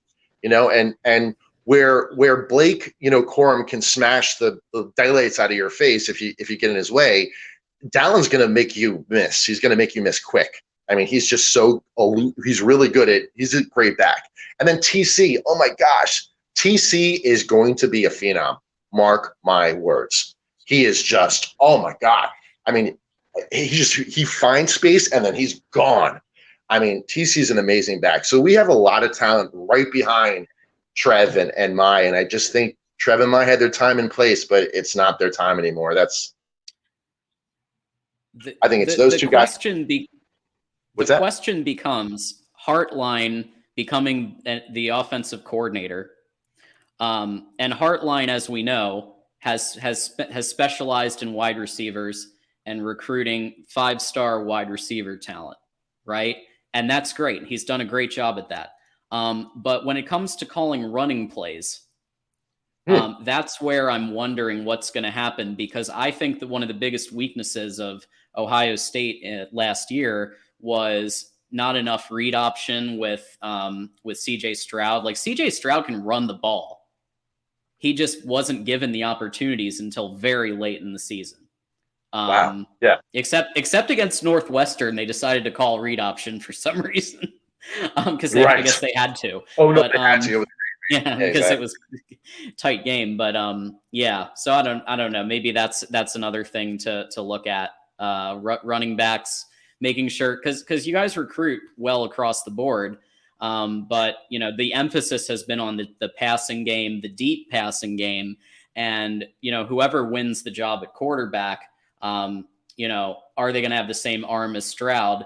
And regardless, you got to mix in some runs, some read options, some perimeter. We've got the receivers. And we've got to add to that. We've got the receivers who are like Julian and Marvin are huge receivers. I mean, they're big guys. We need a lot of slanting right across the middle. Take those slant passes because McCord has got that rifle, shotgun kind of wham kind of pass, so he can get it to these guys right in the middle. Smack the safeties right in the face, and get through it. And I think that's where we need to go. And I think it's a great thing that you brought up because, the long pass, they don't have the arms like CJ, not even close. They don't have those kind of bomb arms. And to add to that, they do have rifle arms, and we've got the receivers. I mean, if any team's got the receivers to take a hit, we've got receivers to take a hit. There's not even a question. What are your thoughts on how powerful the receivers are? I think our receivers are so powerful. What do you think? Sure. You've got some of the best. Look, there's no question that the last couple of years, you've been cultivating first and second round draft picks all over the place in the wide. Don't get me wrong, Ronnie Bell is a great receiver. It's just I think our receivers are very muscular, very very strong, muscular receivers. So but to go back to you, sorry, go ahead. Yeah, well, I'm just saying. So they're very good at running their routes too. They're very disciplined, and that's I think Hartline's coaching. And CJ Stroud's arm talent, he was the reason that it actually made the game in 2021 scary because we were ahead by a lot. And then CJ Stroud's arm to Olave and Wilson and JSN, he was making it a game until the last couple of minutes when Hassan Haskins, did his thing. So that is something that you guys have always had. The question becomes the running game, and can you mix it up? Because in Big Ten play, you have to, right? In the playoffs against Georgia, you probably shouldn't run as much because they're just going to stuff you anyway. Just mix in enough to keep them honest. But that's where your deep passing game really shines, is against, that level of talent, because then you can really kind of come into it. But against the really rough and tumble Big Ten situations, I think you really got to kind of mix in that run a little bit more. Read option with the quarterback. You're saying RPOs. The options, right? RPOs, options, and you're right, short passes and running backs, and absolutely, I think we've got what you're talking about this year, and I think we needed to be here, absolutely, because that long bomb stuff was just not good enough. And so where we need to be is, connecting to your point, absolutely. Where we are right now is exactly what you're talking about, and we need to stay there. Well, Alex, listen, I appreciate you being on. We're gonna if you want to stay tuned, we're gonna do some schedule previews, and then hopefully our friend Erica will call in, talk a little Iowa football. So we'll with the quarterback they're gonna have with Sam, oh my God, that's gonna be a team. That's going to be a team. Cade McNamara is. I'm Cade, not Sam. Sam's going to Notre Dame, right? Cade, absolutely. Hey, Cade is going to be. Hey, here we go. We got Erica on the line. Look at that. Hey, Erica. Oh, you're muted. Okay. I'm not going to unmute you just in case. Hello. Oh, there we go. Sorry. Oh, you're good. You're good. I literally was saying, hey, maybe Erica will call in, and then look at that right away. Yeah. Your timing is just perfect. I was going to wait till you guys were done talking Ohio State because, frankly, I don't have much to say about Ohio State. And that's not meant in an insulting way at all. It's just I don't know enough about them to comment intelligently about them. Well, I would say your defense did a good job of stopping JSN and some of that high-impact receiver play. Yeah, that's true. In that last game. Honestly, yeah, that's true. And the thing is, I just wish we could get our offense together so we could be a threat, because I think we would be a threat if we had a good offense. Literally, I've been saying Penn State level offense would get you into the playoffs. I think it might even be I don't know, Wisconsin level offense. Yeah. Really. Yeah. Yeah, we don't need a number one offense in the country or even number 50 necessarily. We just need average offense, and with our defense being the force it is, we'll get it. We'll go places. One thing I did want to comment about earlier, though, I can't remember if it was when Tim was speaking or if this was just in the chat, because I've been watching both the chat and listening to everyone's comments about the conversation regarding 4 stars, 5 stars, etc. I don't remember who it was that was speaking about that. I think a few people may have brought it up, but I just want to say, and I said this in the chat, I don't know if anyone saw it or not, but Iowa actually has a lot of people in the NFL. We have like the 6th most of all teams in the NFL right now on active rosters. And I think a lot of people forget that. I know Mark has mentioned it on the channel, but I think a lot of people don't realize that. But the other thing I was going to say is if you look at the Iowa players who are currently, who just went to the combine and all this, they were all 3-star and 2-star recruits, every single one of them. So I think there's something to be said, although a lot could be said about Ferentz, and there was one person who wanted me to talk about the Ferentz situation. Yes, everybody always enjoys when you talk about the Ferentz situation. So I think that he's going to be sorry he asked, because I have a heck of a lot to say about it. As you know, because John, you've heard me rant and rave about it. Oh, I'm very familiar. I love it. I think if more people had the passion that you do, I think we would have an even more exciting game, college football world. So. So Alex, is it okay if we let you go? Absolutely. I'm interested in you guys talking about Cade, because I think Iowa next to Ohio State, Penn State, and Michigan is going to be the team in the West. Absolutely. So I'm desperate to hear about you. You Want to stay and talk about Cade, and you want to talk about? Cade? I think your team is going to be phenomenal. So go ahead. Yeah, go for it. Yeah, so I mean, I agree. We've talked about it before here about Cade, and obviously, John, you have a lot to say about that because Cade you're more familiar with him than me. But I think if everything goes the way I think it's going to go, I think we definitely are a contender for the West, and I think we might have that Michigan versus Iowa game. Wouldn't that be great? Oh, I want that so bad. Wouldn't that be great? Would be like total passion. That will just be explosive. I would love to see that. Well, Alex, you shouldn't want that because that means Ohio State loses again. Cade McNamara. I lost fun. All right. I lost fun. Alex, I'm going to let you go, okay? All right. Yeah, you don't want to hear me rant about Ferentz again, probably. Although I don't know if he's heard my rant, but there was somebody in the chat. Gra, I think, is the one. I'm trying to look at the chat and see. But yeah, how I feel about the Ferentz situation, I'm not going to go into a full-blown rant because I don't have the energy tonight. But yes, it's embarrassing. Most Iowa fans are pissed off about it. The only reason it happens is because those who contribute a lot of money to the university, like the rich donors, they apparently don't care enough to stop donating that money, which is really a shame, because that's the only way I think anything's going to change, because we do have a decent NIL effort. So that's not the reason we don't have higher ranked players. We have enough NFL or NIL to do it. We have the NFL kind of reputation to do it. It's just, Spencer Petrash too didn't help the cause. Eric, I have a question. Yeah. I have a question. Yeah. So you have a finger on the pulse, I think, of the Iowa fan base a little bit more than I do, or that a lot of us do. Yeah. And I think it's different from what the donors think. Yes, it is.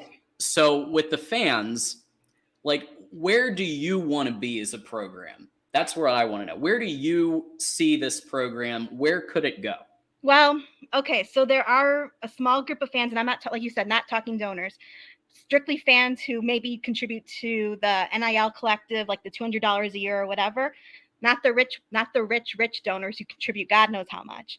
But there are a small percentage who are satisfied with the mediocre BS that happens. Obviously, you can guess by the way I'm speaking that I don't agree with those fans. Right. But no, I would say most Iowa fans are not happy with the status quo. Most Iowa fans definitely wanted Brian gone. There is a percentage, I don't know, I couldn't give you, hard numbers or anything, but there is a percentage of fans who feel that since Brian was kept, they've had it with Kirk at this point, and I'm kind of starting to go to that percentage a little bit, because I respect Kirk immensely. He's done a lot for the program. He is one heck of a coach. But I mean, you can't develop 2 and 3 stars if you're not a damn good coach like that.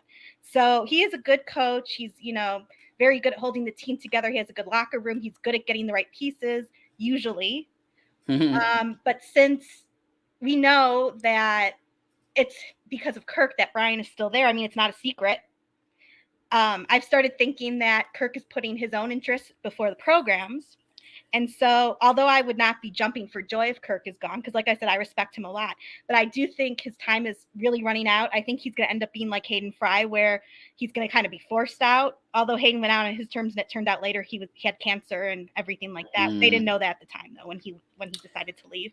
But I do feel that Kirk is eventually going to just be forced out. I mean, depending how Brian does this, coming year, it's just gonna keep, frankly, getting more and more explosive, and people are gonna start going to more and more games at Kinnick and booing every time the offense does horrible. It happened last year. So real quick. So Jason gave us a $2 super chat, agreeing with your assessment about Spencer. I love it, Jason. Over here. Thank you for another contribution. That's brilliant. And That's Jason amazing. has been contributing all night and is also a Patreon member, and we appreciate that a lot. So yeah, it's hard because when you're facing a coach who's been with the program since 99. Mm-hmm. Well, even earlier, because he did work under Hayden Fry too. So okay. The head coach, yes. Okay, yeah, as a head coach. And I think in if this was the 80s, he'd probably be there as even longer, as long as he wanted. But in this case, I think today's game and today's football, we hope, even though it seems like the AD is his lapdog. Oh, the AD is, oh my God. Which is a problem, because if you want to get him out. Listen, he is AD in title only. Okay? Kirk rules the roost. Don't be fooled about it. He's the most well-paid man in Iowa, like in the entire state of Iowa. So he's like a god, because they don't have an NFL or any professional sports teams in Iowa. It's not like other places where there's these really good sports teams. Like Iowa is it. They're the best football, team in the state, even though Iowa State fans would have you think differently, but I'm not going to even talk about them. But so he kind of rules the roost. Like, don't be fooled by the fact that Barta is the athletic director. He is in name only, in title only. Kirk rules the roost there. That's all there is to it. Yeah, and I mean, he must. So when you think about the contract that Brian Ferentz just got, the renewal, total joke. I mean, at least say 20. So for those of you who aren't familiar with the intricacies of Iowa's contract situation, so basically Brian Ferentz just got whatever you want to call it, extension, renewal, whatever. Yeah. And basically, if they get 25 points, and I want to clarify, 25 points. This is where the nuance is. Period. Because we all know that Iowa's defense scores 15 points a game. So if he gets to 25 points on average, then he gets a bonus. No, not only does he get a bonus, he gets renewed too. He gets to stay. Oh, great. And then That's even better. I can't remember how many millions, but they're going to pay him back up to the pay scale he was at, or even higher possibly, if he gets an average of 25 points per game. And I think it was 6 or 7 wins, including the bowl game, which is a joke because Iowa gets into a bowl every single year. Yeah, Iowa does get into a bowl, and they tend to even win their bowl games. We tend to win, yes, a lot. Yeah. Which that I'm a little envious about that. But so your defense, obviously, Phil Parker is an incredible defensive coordinator, most underrated coordinator in the country. I just don't understand why. And we've talked about this time and time again. I don't want to bore people, but I just don't. He doesn't get his due just because, how can I say this? We're mediocre because our offense is so horrific. So he doesn't get his due, and it's not right. It's just not right. Absolutely. So we've got Jason again with Erica spitting facts. So there you go. There you go. You're spitting facts. I am, listen, I'm a fan, but so we talk about this on Corey's channel all the time. Some people think that me and some other of the listeners are too harsh on Kirk, on Iowa football, etc. But just because we don't have black and gold glasses doesn't mean we're any less fans than they are. And I think that the ability to step away from the fact that we're fans, and in my case, I'm alumna too, the fact that I can step away and see it objectively and know where our weaknesses and strengths are, I don't think that makes me less of a fan than anybody. And I also think that saying someone is more or less of a fan than anyone else is kind of ridiculous to start with. It is ridiculous. But to be honest, if you just blindly accept this mediocrity, pattern that Iowa has, unfortunately, that's just boring. Like, why bother? Like, our goal should be to win the Big Ten and then to win the playoffs and eventually win a natty. And I know that sounds ridiculous to the Bamas and Georgias of the world that we could win a natty, but yeah, if we had a good offense, we would. Like, that's just facts. And, you know, we've talked to Tim before. I don't know if he's still here. But Tim and I have talked about how if we had USC's offense and Iowa's defense on the same team, that would be a natty right there. I mean, there's no question. There's absolutely no question about it. Absolutely. Later on tonight, we're going to do schedule previews, but I want to ask about one to begin with here, and it's on Penn State's schedule. So you guys are playing Penn State at Beaver Stadium on September 23rd. Yeah.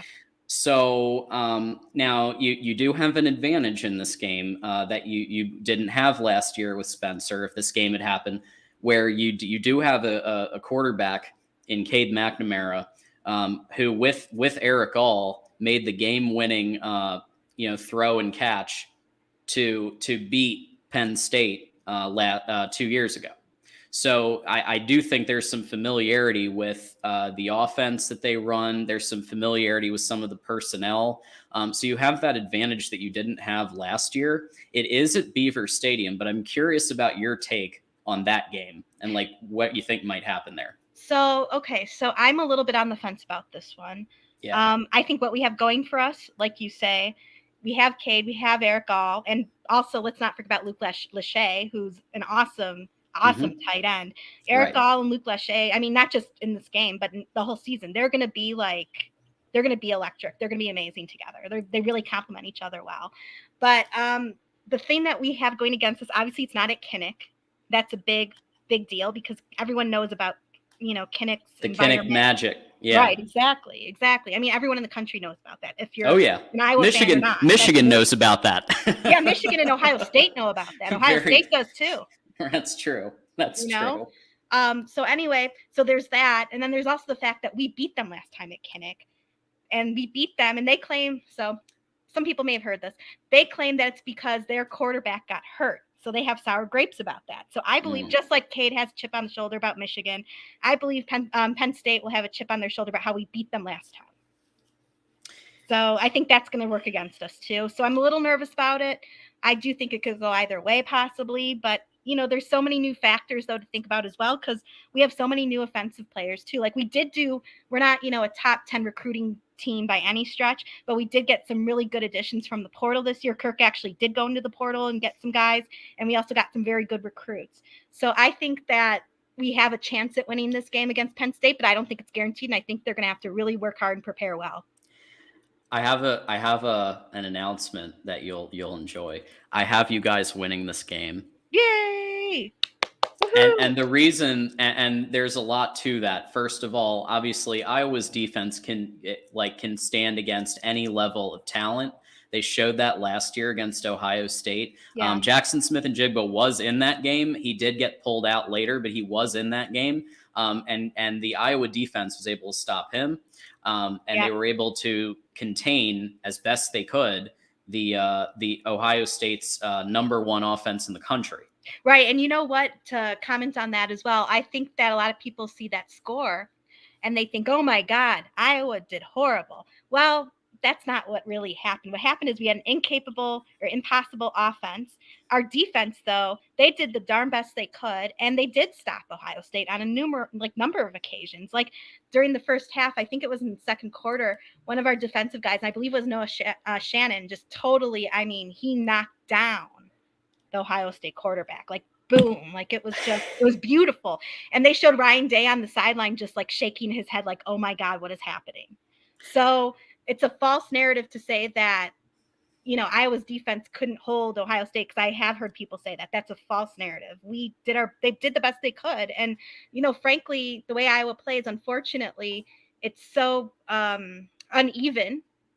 We have like an elite defense, we have an elite special teams unit, but without offense, especially in this day and age, you're not going to win all the games. You're not going to get all the best recruits. So I think that goes back to the thing about Kirk as well, that he's a very old school traditional type guy, which is why it took him what seemed like 15,000 years to adapt to the portal and to NIL and all this type of stuff. So I think that that's not going to change until Kirk is gone, as much as I hate admitting it. I think that regardless if it's Brian Ferentz or if it's anyone else running the offense as offensive coordinator, it's still going to be Kirk. Ultimately, it's still going to be him. So I just want to make a couple of quick housekeeping notes before we continue. First of all, Alex, so love you.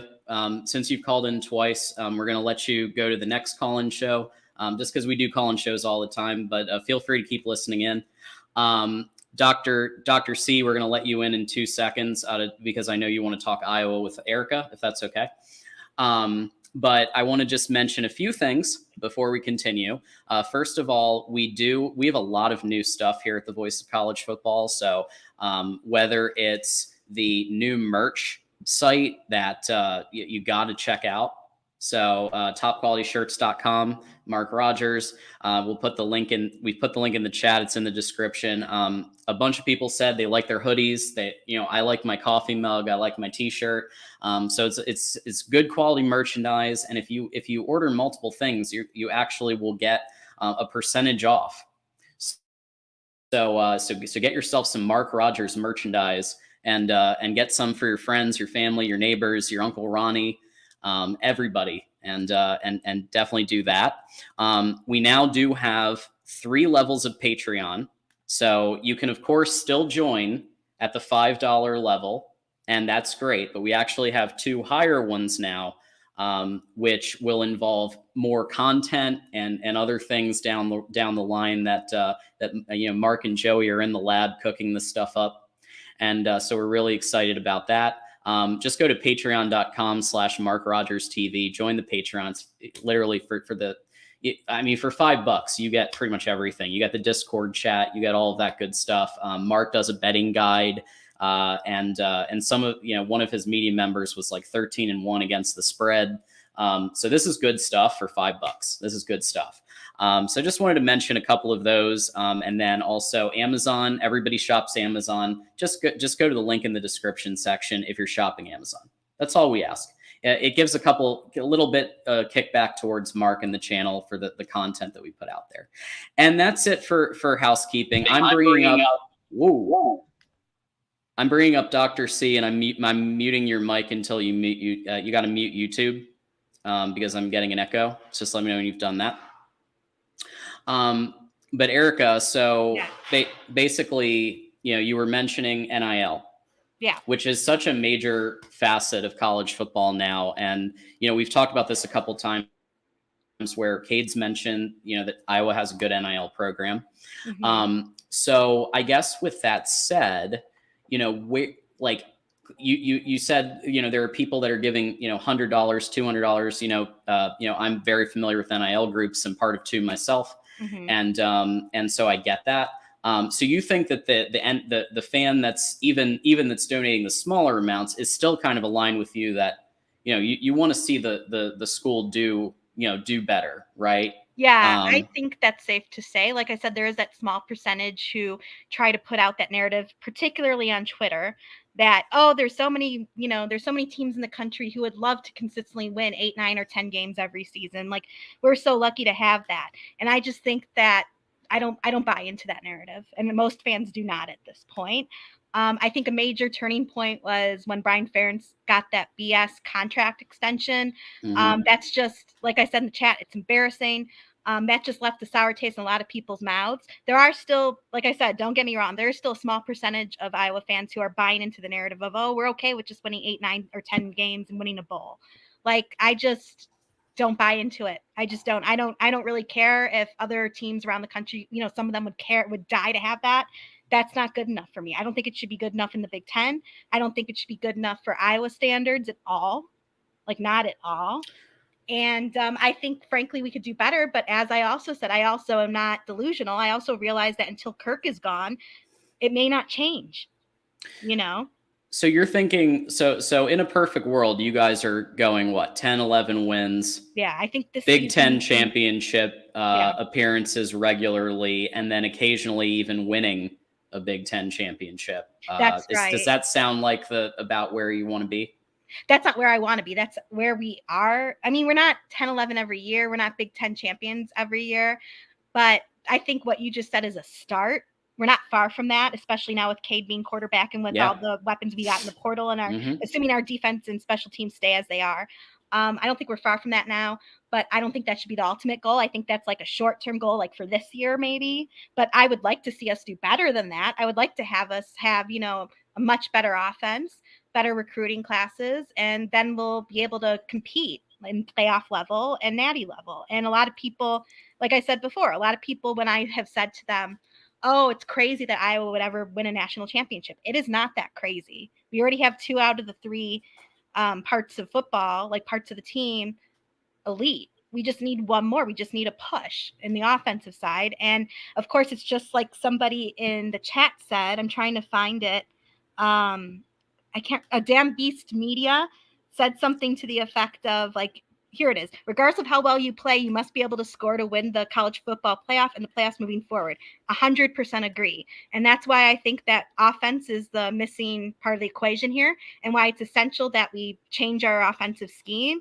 And like I said, the thing that's very unfortunate to me and a lot of other Iowa fans is that we know that won't change regardless if Brian is there or not. The only way it's going to change is when Kirk retires. And the unfortunate bit of that is that when Kirk retires, a bunch of his coaches, including our defensive coordinator, might also retire with him. Yeah, because aren't they buddies? Aren't they buddy? Phil Parker and Kirk Ferentz, absolutely. Like, honestly, if it weren't for their friendship and their long-term, like, they've had a relationship for God knows how long now. Like, they've been friendly. I honestly think if it weren't for that, Phil would have left a long time ago. Yeah, especially with just how anemic the offense has been. But the thing is, Erica, you could this might actually work against you if you want to get rid of the Ferentzes, because you have a 10-win season here. So I looked down your season here, and I think you're going to win your spring football game, and then you get. So. I think that's a safe bet. Utah State, I think you've got that at Kinnick. Yeah. Iowa State, I know that's a challenge. I know that it's tough. I think Cade gets you the win. You know what? Even at Ames. Iowa State it's not that it's tough. We've actually won 66% of those games with them. So it's not that it's tough. It's just our offense was so crappy last year that we lost. And plus, if I'm not mistaken, that's the game also where we had that rain until like 1 a.m. and they kept playing and stopping and playing and stopping. So it just wasn't an ideal game. And I'm not making an excuse. We still should have won. But I don't think it's going to be hard to beat Iowa State this year because believe me, they are hungry. They have talking about chips on their shoulders. They are hungry to win. And we've won the majority of the games against Iowa State. And people were pissed off last year that we lost. It was the first time in 8 years we had lost against them. So people were pissed. Yeah, I think you guys might take that one. Western Michigan, I think that's a safe W. Yeah. Penn State, I'm giving you the literally the razor's edge because of Cade and Eric Gall. Yeah. And the defense. It's not going to be easy though, like I said. Oh, heck no. Oh, no. I wanted to comment. Yeah. Sorry. I want to comment on this comment from Daniel Henry. Iowa happy as hell. Ohio State's off the schedule. No, actually, no. Actually, not. Not happy. No, it's not that I'm unhappy either. It's just, it's a schedule and they're in our conference. So if we have to play them, we have to play them. And like I said, our defense did stop Ohio State last year. As crappy as the score ended up, we did stop them. So I just feel like it would be another game on the schedule. And I'd actually like to see it with Cade as our quarterback. Yeah.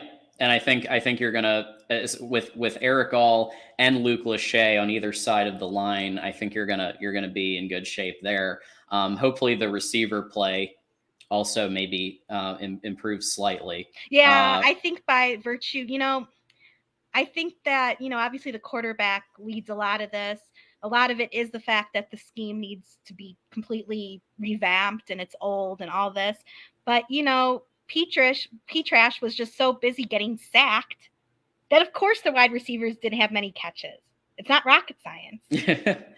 Now, Michigan State and Purdue, I think you're going to win both of those. Yeah, they're both at Kinnick. Yeah. Michigan State might actually be one of your Kinnick night games. That's possible. Oh yeah, and we know what happens at night games. So exactly, and also Michigan State, I think, is still rebuilding. I think that they What are is the deal? reeling. What is the deal with Michigan State? I mean, I feel like, and maybe my take is wrong because I am so not knowledgeable about Michigan State at all.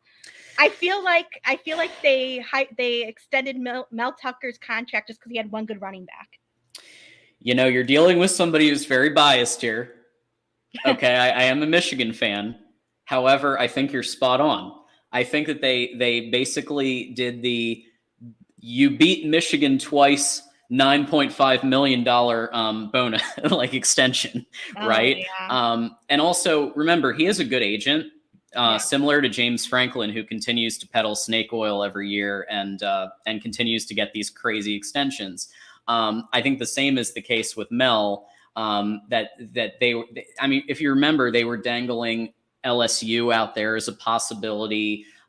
Even, I mean, LSU was kind of the big one I was hearing about, but you know, his agent was definitely throwing out the LSU possibility and others. And I don't think Michigan State wanted another, you know, situation like Nick Saban, where obviously he bolted to LSU and then won a title at LSU. So they wanted to keep it, Mel at Michigan State. Unfortunately, they missed the fact that, like, the reason he was doing so well is he got a generational running back and lucked into him in the transfer portal. Yeah. Which then allowed their quarterback play. Like, Peyton Thorne was able to shine more because of Walker and his ability to run the ball, like, and score 5 touchdowns a game. Right. Because then your quarterback naturally is going to do better, because then you're mixing it up, and then the defense is trying to stop the run, and then obviously that opens up the wide receivers. And Peyton looked like a really, really good quarterback, and then when Kenneth Walker left, then he looked very, very average. Yeah, I mean, you know, I watched one of the games that Kenneth Walker was in with Michigan State. I just happened to, you know, watch it on TV, catch it on TV, because I'm not a Michigan State fan, and I don't have much against them. It's just they're not my team, you know. But I happened to catch the game, and I was like, wow, they look like a really good team. And then after seeing them again in another game, I was like, you know, that's not really true. This running back is just electric. Yeah, Troy here. MSU got played by Michigan. Michigan laid down and lost to them so that they'd give Tucker that crazy contract and ruin them for years. I think we wanted to win those games, Troy. I know you want to subscribe a nefarious thing there, and I'm sure we all would like to think Harbaugh is that level of galaxy brain, but I'm pretty sure we wanted to win those games. Especially 2021 was such a disappointment, because that was actually the one game Andrell Anthony was doing well. The pass game was clicking, and it just wasn't quite, for some reason, Mike Macdonald was not able to make the adjustments with the substitutions that Michigan State was making. So Mike Macdonald, remember, he's in the NFL, right? So he was he was working under Wink Martindale at the Ravens. So he's used to the NFL style, where they don't do as much of that rapid offense. I mean, Cliff Kingsbury did, a few others, but for the most part, there's not as many rapid substitutions. And I do think that was one of the few games where Mel Tucker out-coached, because it was literally let's just get them all discombobulated and bank on the fact that Mike Macdonald is not going to be able to adjust because he's not used to it. Of course, that was actually Michigan State, little brother, did us a solid, because then when Ohio State came around, we were ready. When they, because obviously they have that same level of high octane. So anyway, yeah, we wanted to win those games. Dr. C is back and wants to talk Iowa. So we'll see it. We'll try this again. Hey Dr. C. Hey, how's it going? Dr. C, I don't think I know you. I don't think we've met before. So it's nice to talk to you. Yeah, it's nice to talk to you as well. I'm just a college football maniac. So okay.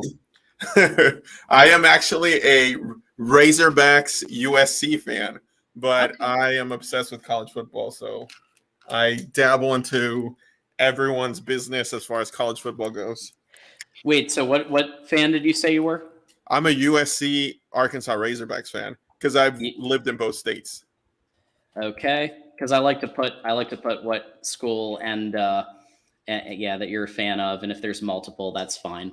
That's not a common combination, so I'm glad. No, you it's No, not. I love it. Hey, we love the unexpected here at the Voice of College Football, and USC Arkansas is definitely unexpected. Get this. No, Born in San Francisco, raised in Arkansas. there you go. Wow, that's drastically quite a change there. Yeah, I would say so. I do want to ask Dr. C. Mhm. I watched some USC games just because they're joining the Big Ten. I was curious, and plus I talked to some of the USC guys like on Twitter and stuff like that sometimes. So I was wanting to see what their situation was. Obviously, I had heard a lot but never seen them play. So I watched the USC Utah game. I watched a few other, caught a few minutes of other games. I was really surprised. Like the offense is amazing. Like I was not shocked by that, not at all. But Not what at I all. was shocked with is what fascinates me is that I feel that USC in a lot of ways is the polar opposite of Iowa, in that we have this elite electric defense on our side and special teams, and you guys have an offense. So I wanted to know if there's any update as to what's being done about the defense for USC this upcoming season. Like, how did you guys do in the portal with defensive players, etc.? So that's the ultimate, question right now with as far as with Alex Grinch, the defensive coordinator, who people have been calling for his firing. They've been doing excellent as far as recruiting. So it's going to be the ultimate kind of test, as in a way, kind of like with Iowa and you'll and Cade as far as your quarterback. These players that they got from the portal and they recruited, was that the difference, or was Alex Grinch not the guy? So Alex Grinch, I think, would have been fired, and a lot of people have given him slack right now because we knew he was working with very low caliber, Limited. three-star at best players at times, Mm-hmm. So there was no depth. He was really working with nothing. So now that, with the portal, with the recruiting, I think, honestly, he has to perform this year coming up or he's gone. Okay. It really is do or die for him, somewhat like with Brian and the Iowa offense, And that was going to be kind of my question with you. Mm-hmm. So Kirk, in many ways, is running a 2000s era offense. Yeah. Is that fair to say? No, yes, it is fair to say. But as I was listening to you explain about USC, I think it was interesting that you said that your defensive coordinator was dealing with lower ranked players. And I'll tell you why that's interesting to me, because a lot of what Iowa recruits are those lower players. Unfortunately, we do get the occasional 4 and 5 stars, especially when you're talking about people who are from Iowa, like Xavier Wampa, etc. We tend to get them. If they're from Iowa or if they're from the Midwest, usually, or a lot of times, or if they have any connection with Iowa, we usually a lot of times we'll get them. But a lot of like the people who you see right now who are in the NFL combined from Iowa, so Jack Campbell, who I'm sure you've heard of, he was a 3-star. Okay. Luke Vaness, who's going to be in a first-round pick, according to a lot of people, he was a 3-star. Riley Moss is a 2-star. And Sam Laporta, who's one of our tight ends, who's fantastic, he was a 3-star as well. So it's a development program. So it is, and we do a darn good job of it. I mean, I would like to be more, like I was saying before, but I mean, we do very well with getting people ready for the NFL, and there's a lot of reasons for that. But I guess my point, going back though to Dr. C with USC, I guess my point is, like, I think it's an issue, and if, like I said, I haven't watched a ton of USC football, but it seems to me that is an issue with the coordinator, because the difference between the players we have and you have on the defense, it doesn't sound like they're that different. Except, some of them were underrated, I think, completely. However, the difference is in our defensive coordinator, Phil Parker. He is like a star. He's amazing. So I think that is the big difference from what you've described. Yeah, and I think one of the other frustrations that I think USC football fans have had the last couple of years is that Southern California has some of the best recruits in the country. As you see, Matter Day went out to Allen, Texas, the powerhouse, and beat them like 54-7. In fact, I don't know if it's true, but I heard that they're banning what is it? Not Matter Day, St. John Bosco from playing in Texas again. because Wow. yeah, Okay. because they Wow. felt that they're probably doing some not so, as far as recruiting players. But what was it? Was it the year before? 4 out of the 5 players that were Heisman candidates were all from the Los Angeles area. Uh-huh. So when you're losing all that talent to, they're going out to the SEC and whatnot, it was Mhm. so frustrating to see those 4 and 5-star kids not come to USC, like they would back in, 2004, 2005 when you'd get those stars, Yeah. when you'd be able to even grab someone like Brian Cushing from New Jersey, Mhm. and to see how it's depleted into, what it's become. So this is in many ways, is it Grinch or is it the players? And I Yeah. think this year we'll find out. Yeah. Yeah. Yeah, I think you're right. And, I think that in both USC and Iowa's case, like, we're just missing one element because in order to win a natty, you have to be a well-rounded team. Yeah. And as close as USC got, and with all the offensive talent they had, like, that must have been frustrating as a fan to see that the defense held you back a little bit. Because I know that as an Iowa fan, with the offense. Well, can I just jump in? So Dr. C, I'm gonna give myself a little bit of pat on the back. Here at the Voice of College Football, we like to predict things, and sometimes we're right, and sometimes we're wrong, and we mention when we're wrong too. I did predict that you guys were going to go 11-1 back in August, and here's why I thought you were going to go 11-1. Number one, Caleb Williams. I thought you guys were definitely he would really gel with Riley's system. I thought that your schedule was really not that strong, and you had basically 3 games that were really tough, and 2 of them you had to win in order for my prediction to come true. And then on the defensive side, Alex Grinch, even though he had a rough first season, he was working with patchwork, and I get that. Yes, we know that the inside and outside linebacker play has to improve.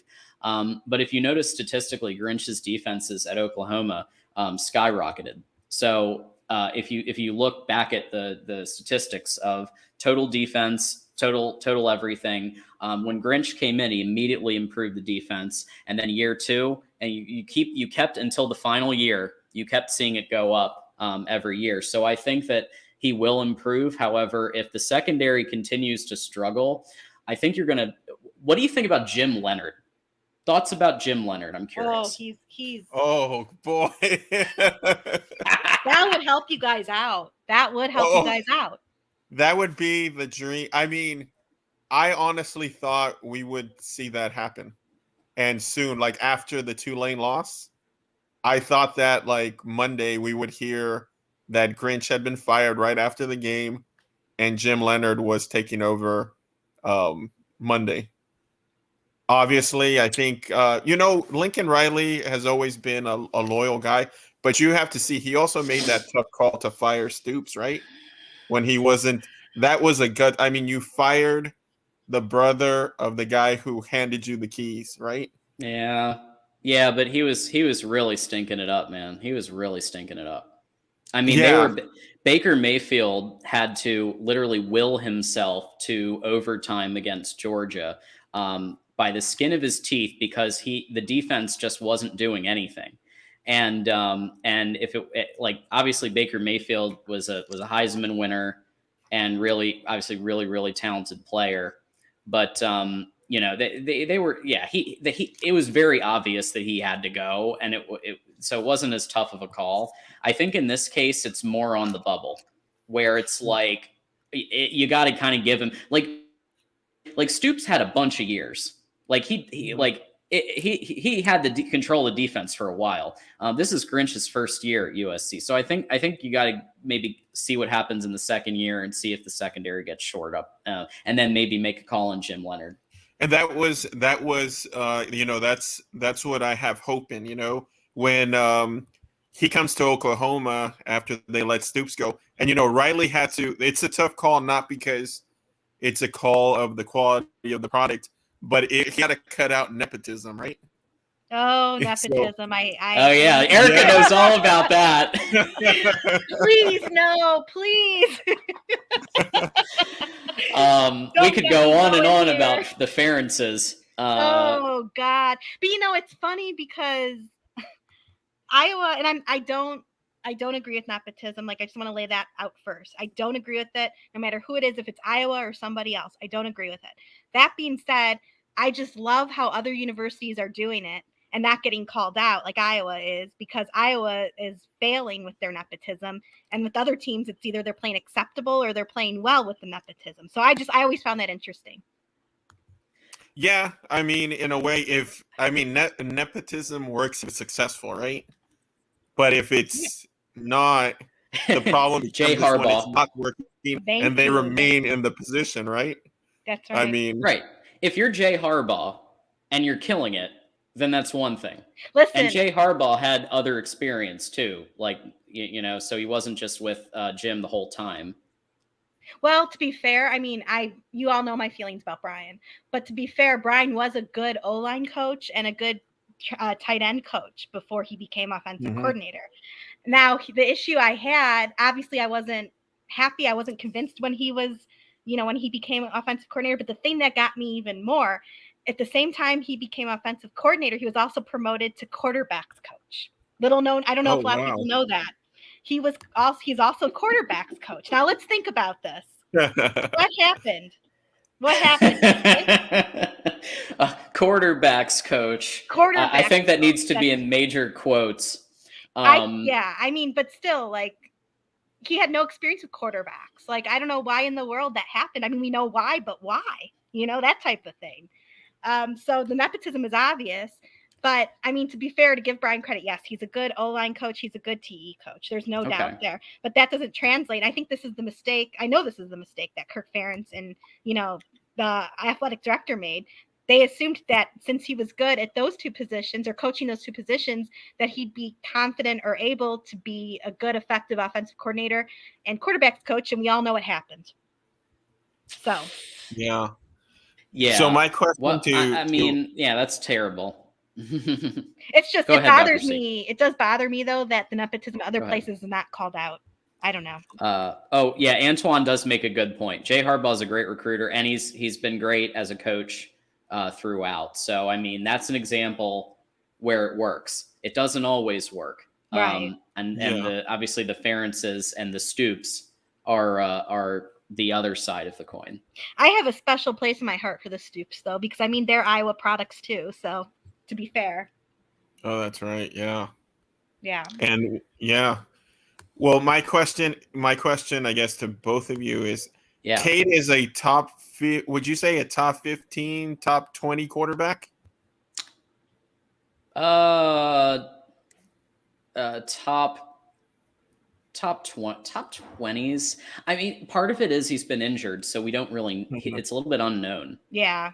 We got to see how he is after his surgery and the injuries he's had. How he did. So I can't really give it a ranking. It's like an unknown because of the injuries. Yeah. Well, seeing that, it's been an archaic offense and just at times horrific. If a player like Cade would happen to have an amazing year, would that solidify the argument that the quarterback is the only thing that matters on an offense? Well, no, I don't. First of all, I think that's a fallacy. Because in the case of Iowa, I'm a big Iowa fan. I watch all of their games. I'm not like you where I have two teams. I'm pretty much just about Iowa. And then I watch other teams, like, since I hear about them or whatever, and I'm trying to learn more about the game. But the situation at Iowa is not just due to Petrus. There's a lot there. There's the fact that they don't know how to do time management, which guess who that falls on. They aren't good at play calling, which guess who that falls back on. There's a lot there. And also, Petrus also, he's not, like we said, he's not that good at being a quarterback. And they kept saying the excuse they kept using, which was, in my eyes, just not, I mean, it's kind of like one of those things, who cares? He apparently was fantastic at practice. Well, I don't care what you can do at practice. If you're not a game player, why are you playing? Like, and then they put the second string quarterback, Alex Padilla, in a game, in like situations where he's not going to succeed. They put him in the second half of the Ohio State game when we were already losing a ton. Like, they put him in at like just the worst moment. So of course you're not setting him up for success. And of course he transferred out after the season was over. And of course, when he did go on the field for us, he probably didn't feel very confident. So it's just mismanagement of, the first quarterback and the second quarterback, and Spencer should not have been out there as much as he was. And a lot of fans will agree with that. Hey everybody, we have a somebody who knows a lot about Cade and Eric All and other people. We have friend of the show, generous donator, Patreon member, Jason Moose in the house here. Oh, Jason, hi. We got Jason. How we doing, man? What's up, guys? Can you hear me? Yeah. Yeah, we can hear you. Absolutely, we can. Is it too low or am I good? No, you're good. No, you're fine. All right. What's going on, guys? It's good to have you here. We're just chatting up some Iowa football, and obviously, you and I know a thing or two about Cade and Eric All, and of what they were able to, what they could contribute to Iowa, but also at the same time, what other pieces are extremely important besides quarterbacks. So O-line, I mean, Cade, correct me if I'm wrong, Cade needs a really strong O-line to be successful. Yeah, he definitely needs help on offense for sure. Yeah. Yeah. Receiver he's going to play, need some pieces for them to be competitive. Well, yeah, you have good running backs, right? We have a really good running back already on the team, Caleb Johnson. I think he's going to break out this year. He had a pretty okay season last year, but I think he's going to be doing big things this year. And also the other thing I was going to say is we did get some pieces from the portal. We got a new offensive lineman who's really good. And I'm looking forward to seeing him because first of all, he's a big dude, which obviously that doesn't make him a good O-lineman, but it helps. And I think he's going to do very well. He has the right attitude. He's been working hard in practice, so I'm not as worried about that.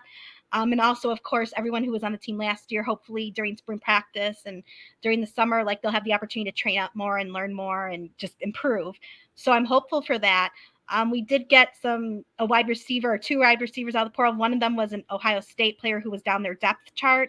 So I don't know how good or not that this person will be. And I can't remember his name at the moment. But we also got another wide receiver, Seth Anderson, who is going to be very good, I think. So I think there's possibilities there. I don't feel comfortable guaranteeing anything, obviously, at this point, because after last year, that was such a disaster that, I go into this optimistic and hopeful, but obviously I can't guarantee anything. But I did want to say as well that, and you guys, Michigan guys, will be able to tell me, is Cade the type of quarterback who, even if Brian calls a play, he'll go against it if he feels that he has a better idea? Because honestly, a lot of our successful or decent quarterbacks in Iowa have had that personality where. Well, I think Cade's more of a I'm going to listen to what my coach has to say kind of quarterback. What's that? I think Cade's more of a I'm going to listen to what my coach has to say kind of quarterback. He kind of just follows whatever play they run, and he's more of a system quarterback than anything. Yeah, but do you think he would have come to Iowa if he wasn't able to have input in because remember, one of the things he said on the Jordan Palmer podcast is like, you think that Iowa's offense is bad. You think that. I think he's going to contribute. Well, he's more than capable of, he can throw the ball. Let's not get that twisted or nothing like that, but I think he's not gonna wow you. I'm not saying he's a good quarterback. He's not gonna be like JJ. He's not gonna run around and slang it. He's not. Iowa like doesn't need that. But Iowa needs a That's game all you need. manager. Yeah, he can get the job manager. done. He's capable. Yeah, because a lot of the more successful, successful in quotes, obviously, because they're not Heisman winners or anything, but some of the more successful quarterbacks we have had, like Rick Stanzi, Nate Stanley, have been the quarterbacks who they'll see whatever it was called and they'll be like, you know what? I don't think that's going to work. I'm going to do this instead. Like they'll go in the huddle and decide what they're going to do and not listen to the offensive coordinator. I'm not saying they did it all the time, but some of the most successful plays that those two quarterbacks had were those types of plays where they're like, you know what? I don't like that call. We're going to do this instead. And it usually worked. So, Well, also Jim's that type of a coach, right? Where he's very hands-on, and you follow what he says, right? So I think Cade kind of had to play that role at Michigan, right? Is that fair to say? Well, With the type of coach that Jim Harbaugh is? Antoine had a good point here. Cade McNamara is extremely safe with the football. He doesn't take chances. That's a knock on him.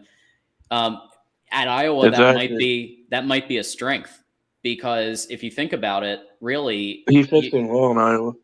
You've got to limit mistakes, because your defense is going to get you 14, 16 points a game. Yeah. Maybe more. Mm-hmm. So just don't mess it up and throw to the tight ends, which we know that Cade is good at. And I think Cade, and I told this to you, Erica, I think Cade can get you one or two clutch plays to actually win a game that you might otherwise have not won with Petrus or Padilla. Like Penn State, I think, could be a situation like that. Well, where we won Penn State with Spencer, so I think we can win Penn State with Cade. Yeah. Even at Beaver, I don't think it's a shoo-in. I think it's going to be a game. I think it's going to be, we need to have a That's damn going to good be a game. tough one. It's going to be tough, but I think it's feasible. See, that's going to be real tough for Iowa to win, I think. Well, that's where I was saying, the concern is, what if Cade has an amazing season with horrible play calling, right? See, that's exactly right. That's a very possible. Happy Valley is crazy, man. That might be the danger of because like the Ericas of the world, and apparently a lot of the fans that want the Brian gone and the Ferentz is gone. Cade and Eric all coming in might cover up some of the lack of coaching ability. Yeah, and there are fans who are I don't want to say nervous, but kind of conflicted. Like, they want Brian gone, right? But they know, just like you said, that Cade could hide Brian's shortcomings. And if your not main goal, but you know what I mean? If the people want him gone, Cade could come in the way of that in a way, which it benefits us, but it doesn't. So, I mean, it's kind of one of those things where, and that's why I asked the question, if Cade is willing to go against play calls. I would say no. If I don't, from what I've seen, I know that, what was it?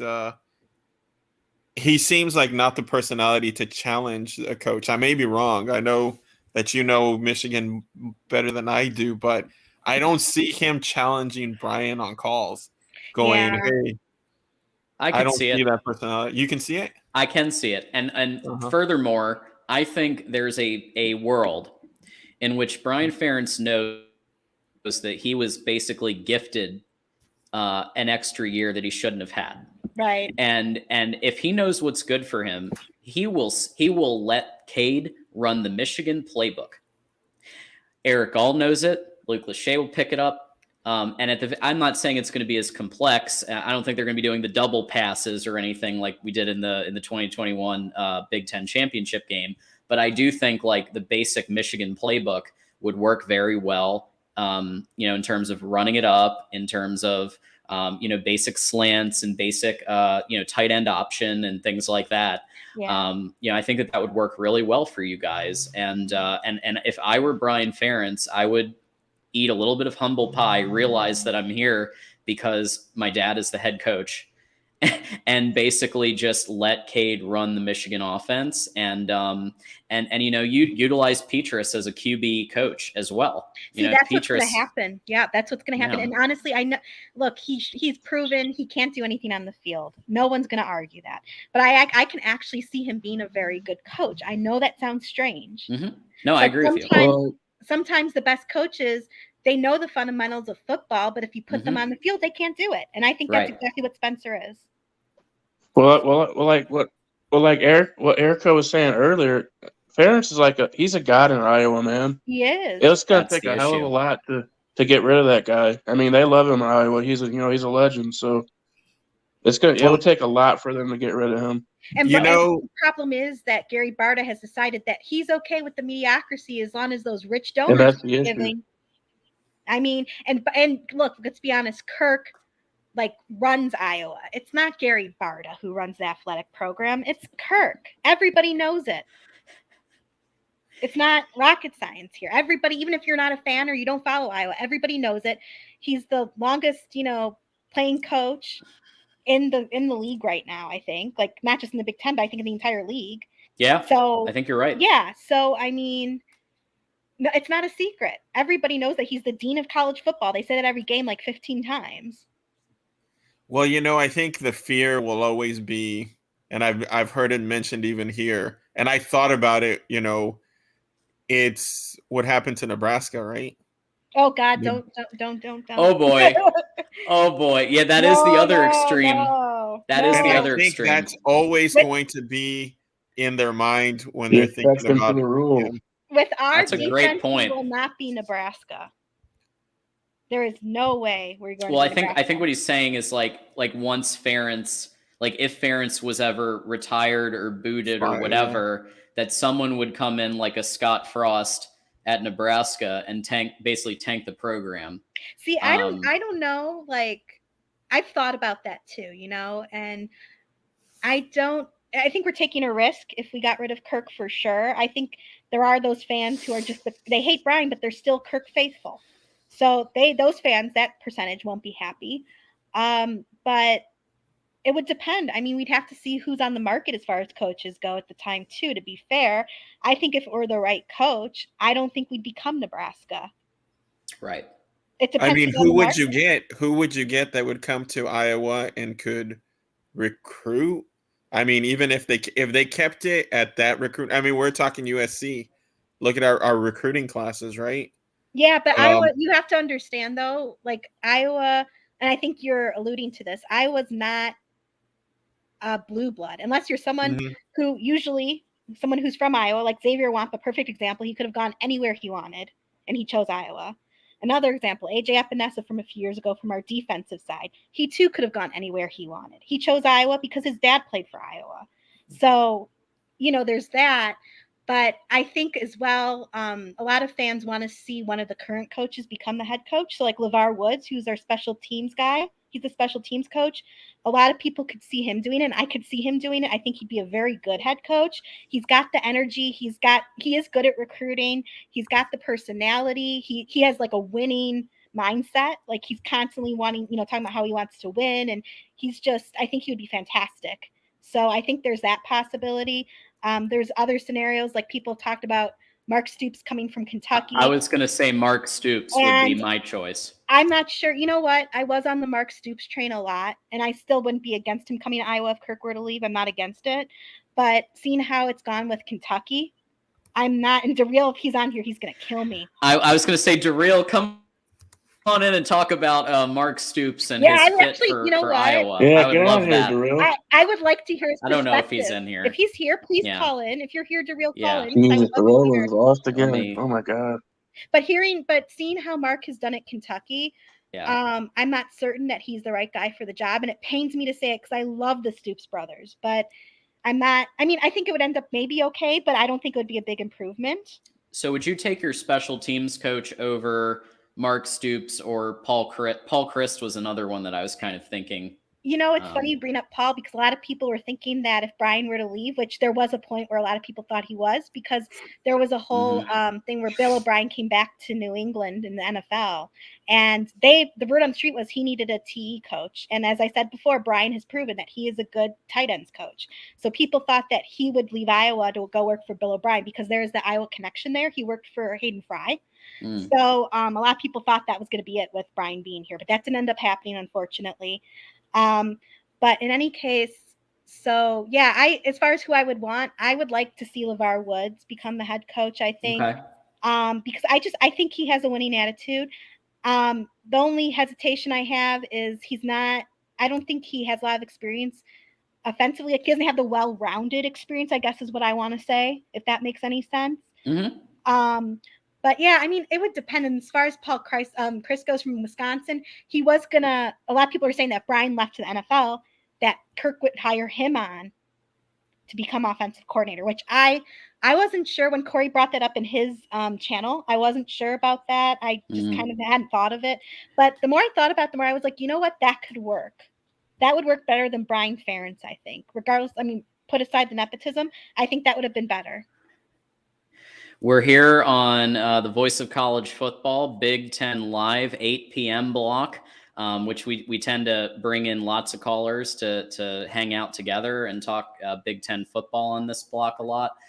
Don't forget that Iowa Hawkeyes Live is Tuesdays 5:30 with the famous Corey Bratta from Hawkeye the Storm. And of course, Mark Rogers, Voice of College Football, do that show together. And it's a must watch every week. Yeah, it's very good. A lot of Hawkeyes are on there. So join us if you would like. I do want to comment on what Antoine Johnson is saying here. He says, hiring Wisconsin coach Paul, it's like hiring Kurt's Lama's son. First of all, his name's not Kurt. We've been talking about this for an hour and a half or something. His name is Kirk with a K, okay? Yeah. If you're going to be insulting, at least get it right. And secondly, you know what? Paul would be better than Brian Ferentz. I know it's not a huge upgrade. It's no big upgrade, but it would be better than Brian Ferentz. He has experience. Brian Ferentz is not an offensive coordinator. He's not quarterbacks coach. He's not an offensive coordinator. And Wisconsin offense is usually better than ours. So it would be an upgrade. Yeah, I think Paul Christ would be I think a monkey would be a better offensive I think my dog would be a better offensive coordinator than Brian Ferentz. But if you're looking at actual people, Paul Christ is definitely in the short list that I would be considering for sure. I always said my pinky would be a better offensive coordinator than Brian. That's just me, you know. I see. Jason just came back. Knowing a little bit about the program, I think if once Kirk retires, I think he's retired. I don't see him getting fired. I think they would hire a coordinator, a defensive coordinator at the time. But I you know what? Lance Leopold's name, I think, could come up. And you know who? I would always look at Elko. He's winning at Duke. Yeah, winning at Duke is Duke, that's pretty impressive. Coach. So you're thinking of you're thinking of coaches that have thrived in places that normally suck. Yeah, well, that have is don't have access to criteria. Yeah. Got it. I don't. I mean, like I said before, I watch Iowa football. I don't know on a national scale except the really obvious people like who's who. I don't know, but I feel like we need somebody who's going to modernize the scheme, and I feel like we need a head coach who's more offensive minded because frankly, defense. Yeah, if Kirk with a K leaves. Phil Parker will probably leave, unfortunately, because they're friends. And the only reason Phil stays at Iowa is because of his friendship with Kirk. I'm certain of that. So I think the defense will attract somebody on the defensive side of the ball. I'm not worried about it. If Phil leaves, we will attract somebody who's good at defense. I'm not worried about it. But I think we need someone who's an offensive mind to be head coordinator because we need to remake or redo the entire thing. And that's not going to happen under Kirk, period. We all know it. And the only way it's going to happen is if we bring in somebody who has an offensive mind. And the sad part is Kirk is supposed to have an offensive mind. The issue with it is his mind is stuck in the 1990s. So we need to bring someone who has a modern offensive mind. Well, look at what's happening at Wisconsin. Okay, this is a perfect example of what you're saying. Wisconsin obviously goes and hires Luke Fickell, who was the first one to ever win a to get to a playoff game as a G5 school. That's extremely impressive. Yeah. He brings in Phil Longo as OC, bringing in air raid concepts mixed with the traditional run game that Wisconsin normally has run. They've always had a strong run game, but with an air raid concept mixed in, I think Wisconsin's going to be in a year or two, they're going to be like a extremely difficult opponent. And I think Iowa could be like a Wisconsin and end up that way too. It's just we don't have the right minds in the building. I see Troy V here says, I hear Scott Frost is available. How about that one? That's what I was going to say. Okay, how about Nebraska had that same idea. I don't think you're that Iowa, listen.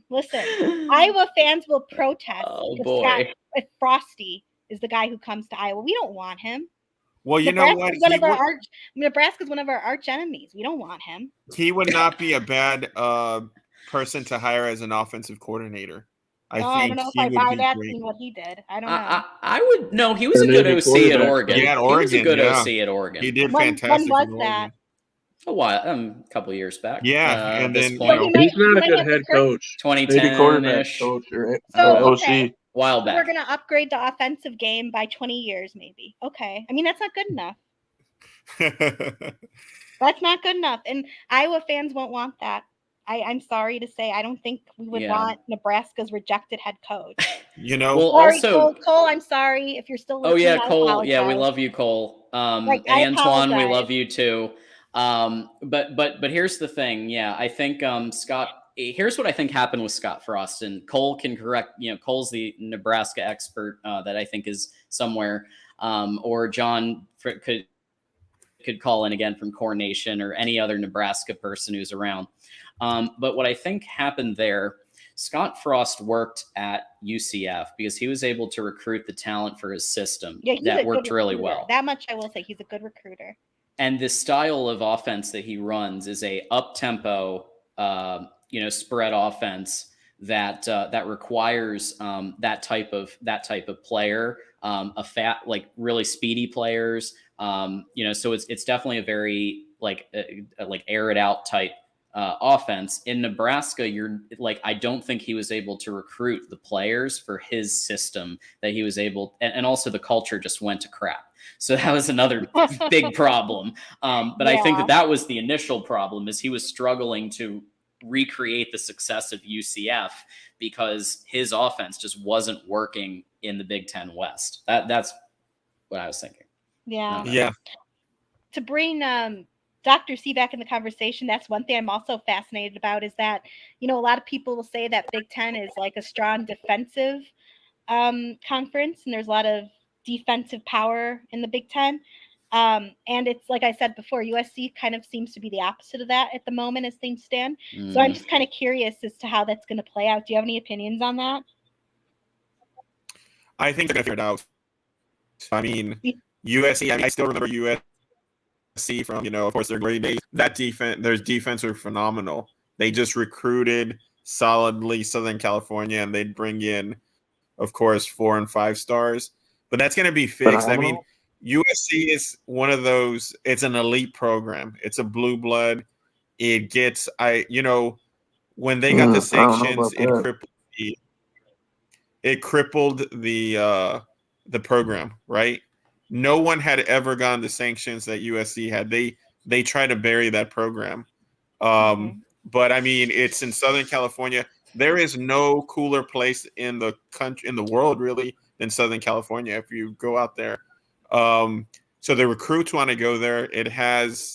We have huge NIL deals. I mean, USC is going to be a powerhouse from here on out. I really do believe so. So I think when they join the Big Ten, they're going to be very good defensively, and it's just going to get better. I really do believe that. And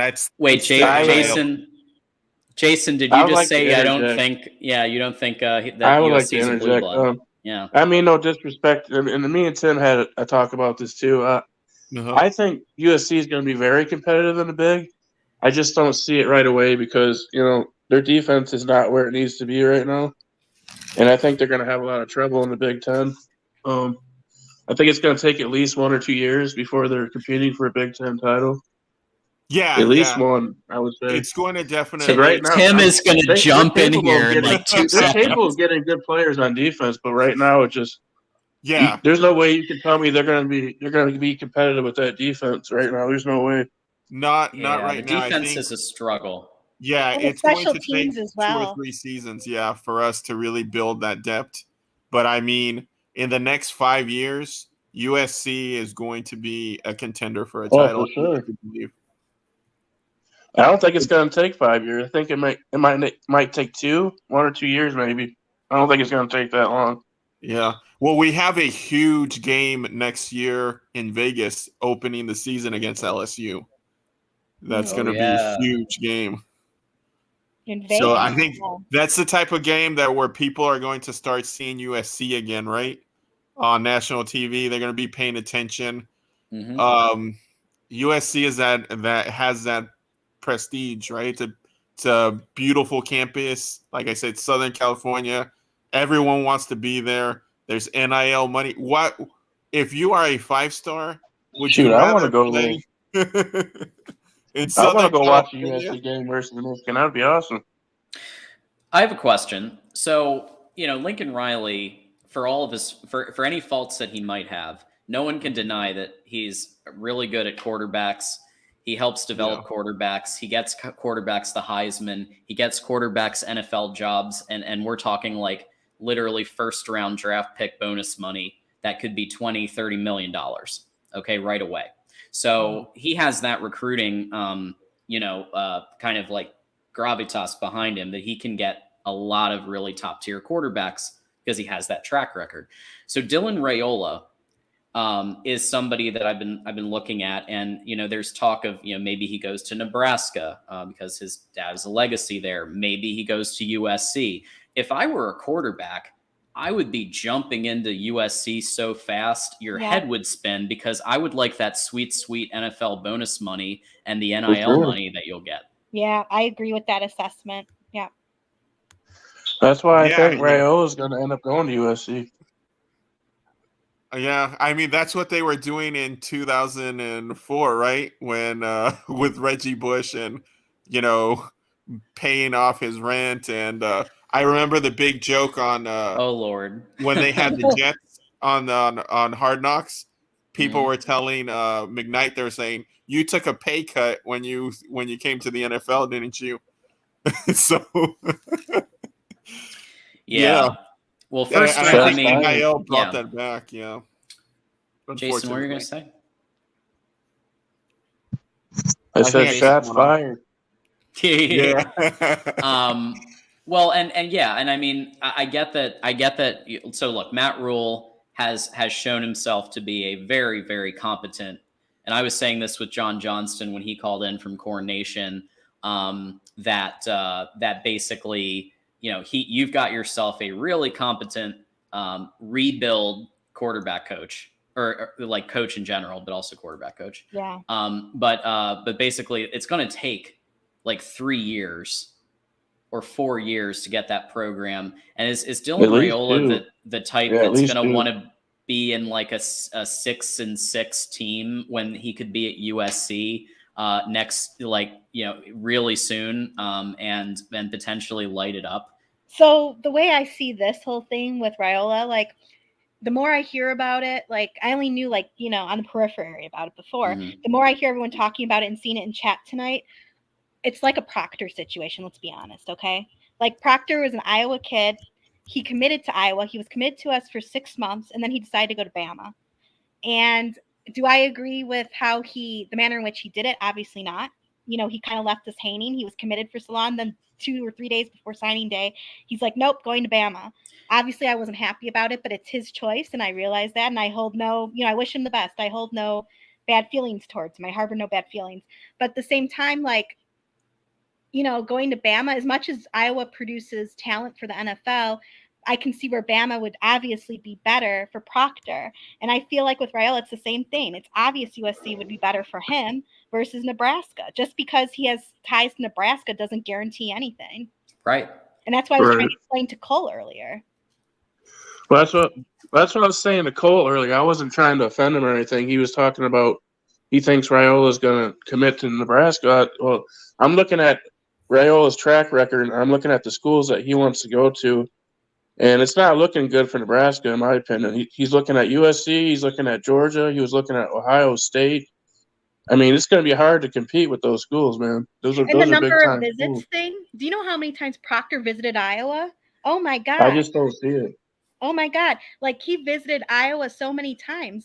And the argument that one of the arguments Cole was making, and again, I don't want to sound like I'm coming off and hating Cole, because I actually really respect Cole. He knows a lot about football, and I don't mean any, bad ill to him or whatever. But look, Proctor visited Iowa, I don't even know how many times. Doesn't matter.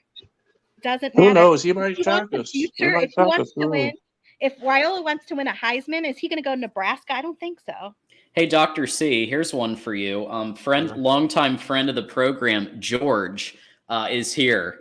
and he's asking a question about. He's giving us a math problem. Yeah. So what is the average? We love you, George. What is the average number of miles of that all the sports teams in the Big Ten are going to have to fly every year because of USC and UCLA joining the conference? Is it like 100,000 miles? I think it is. Uh-oh, George is in the house. Man, That sounds like a lot. I'm jealous of those players, man. They're going to have mileage like no one's business. What's up, George? And that's part of the reason. I wish the USC would have stayed with the Pac-12 and I wish football was regional, right? Yeah, I Because miss that too. we're talking about tradition right here, and tradition every day is going away more and more. I think, in the past, people really hung on to their teams because that was the only thing on TV a lot of times, right? Yeah. So you'd only get to see your market's team. Rarely did you ever see someone outside of your market. Now kids have access to everywhere, right? Yeah. So this like Rayola kid, if he was born in the 80s, he would have only seen Nebraska, right? Football. And he might have probably chosen it. But now, with the internet, Twitter, NIL and everything, I think, and you see it with the teams.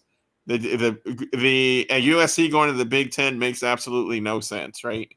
And if you're a kid, I think about for the smaller sports, right? If you're, playing water polo, and having to go to Ohio State when you've got to, let's stop pretending that this is about education, right? It's not. It's not. It's about money.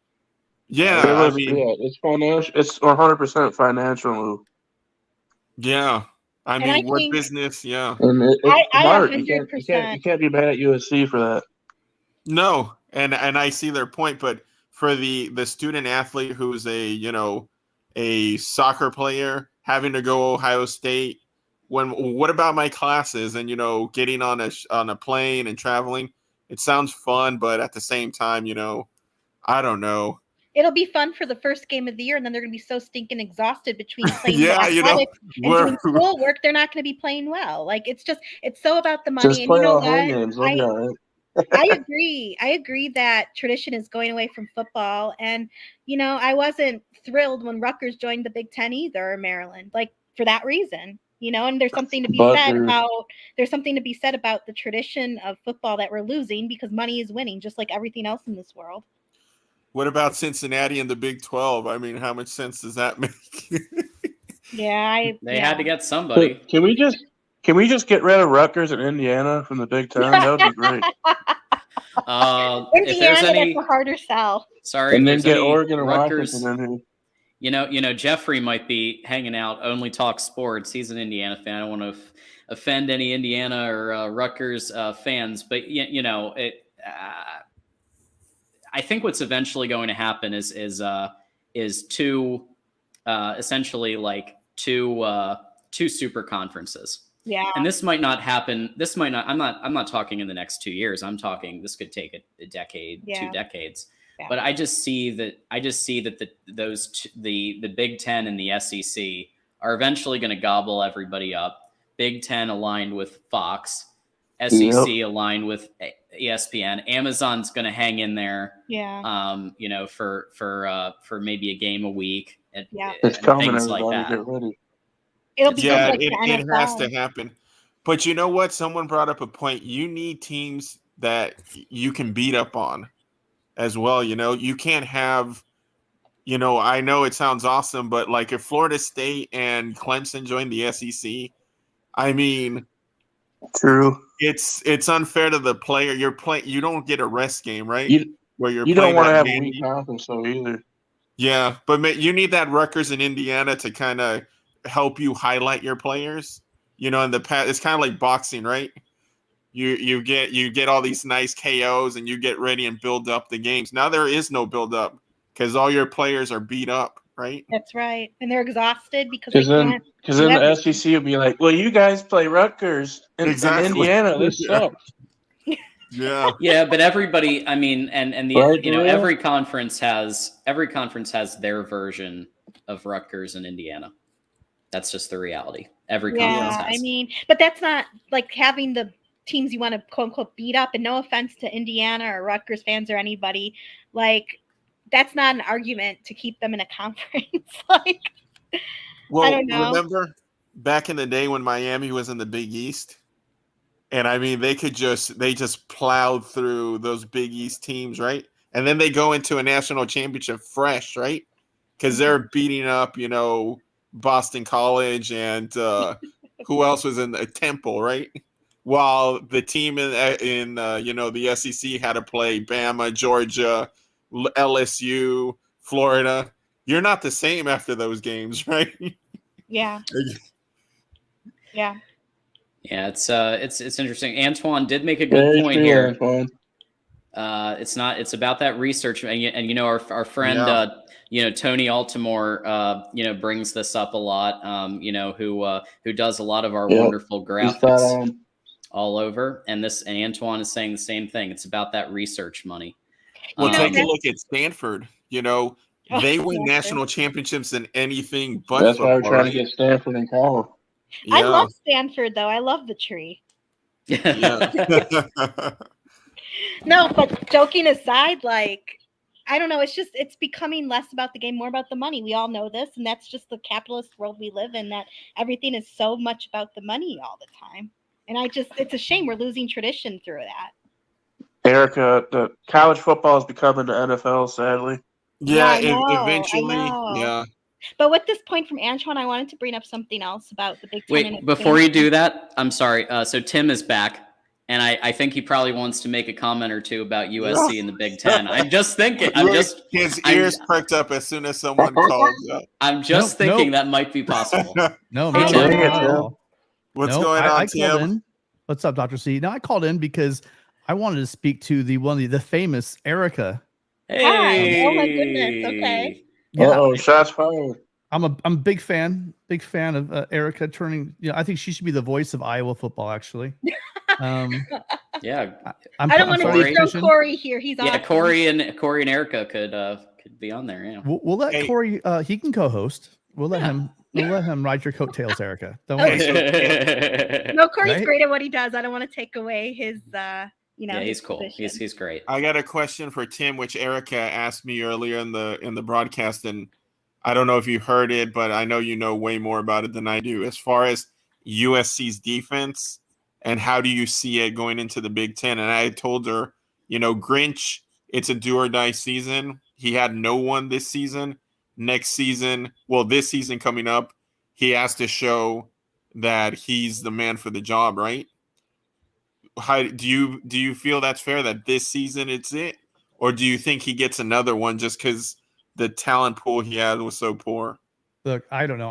I said that every year that Heltons get fired for about 4 years in a row. So what do I know about coaching decisions and changes? But if he doesn't get his act together, I would imagine unless they have a top 50 at defense, top 50, and we're not shooting too high here. Top 50 defense, I could see them making a move. Yeah. Yeah.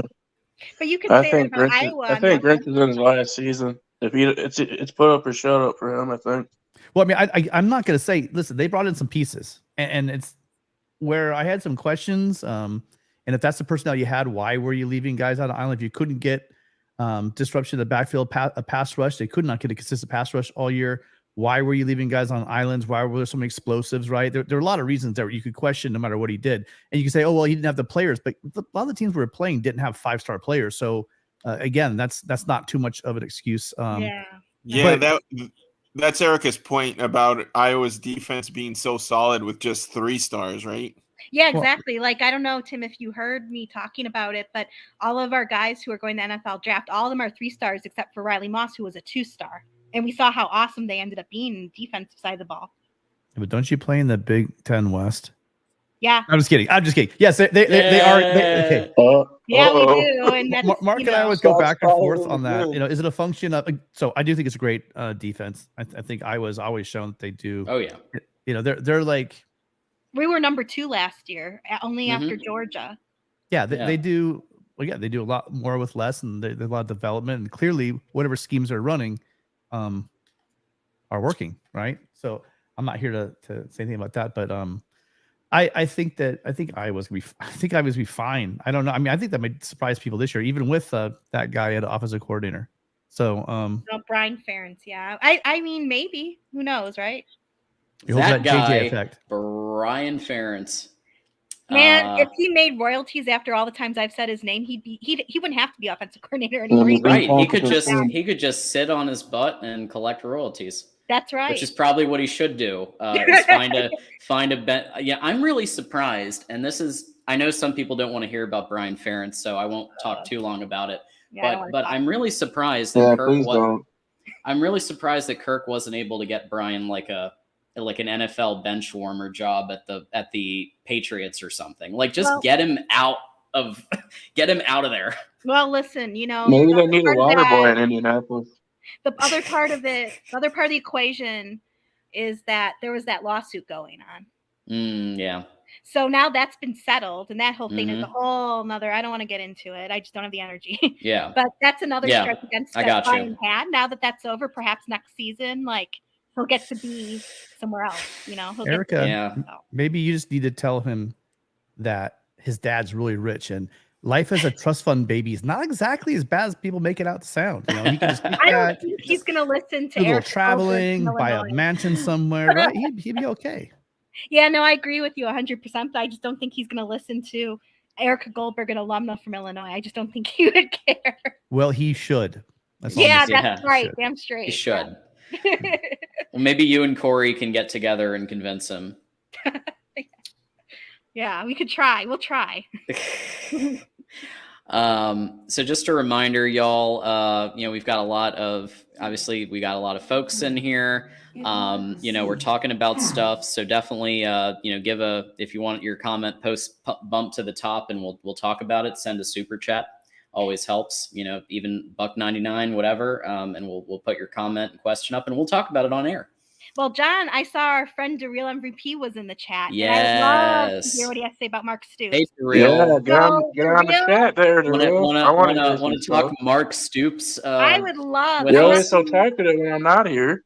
I'm not being smart or facetious. I want to hear like what you think about him coming to Iowa and you think he would be effective or not. Hey, I'm always up for a DeReal MVP chat, but he might be busy. I won't bring up. I promise not to bring up the game that we beat you in. I promise.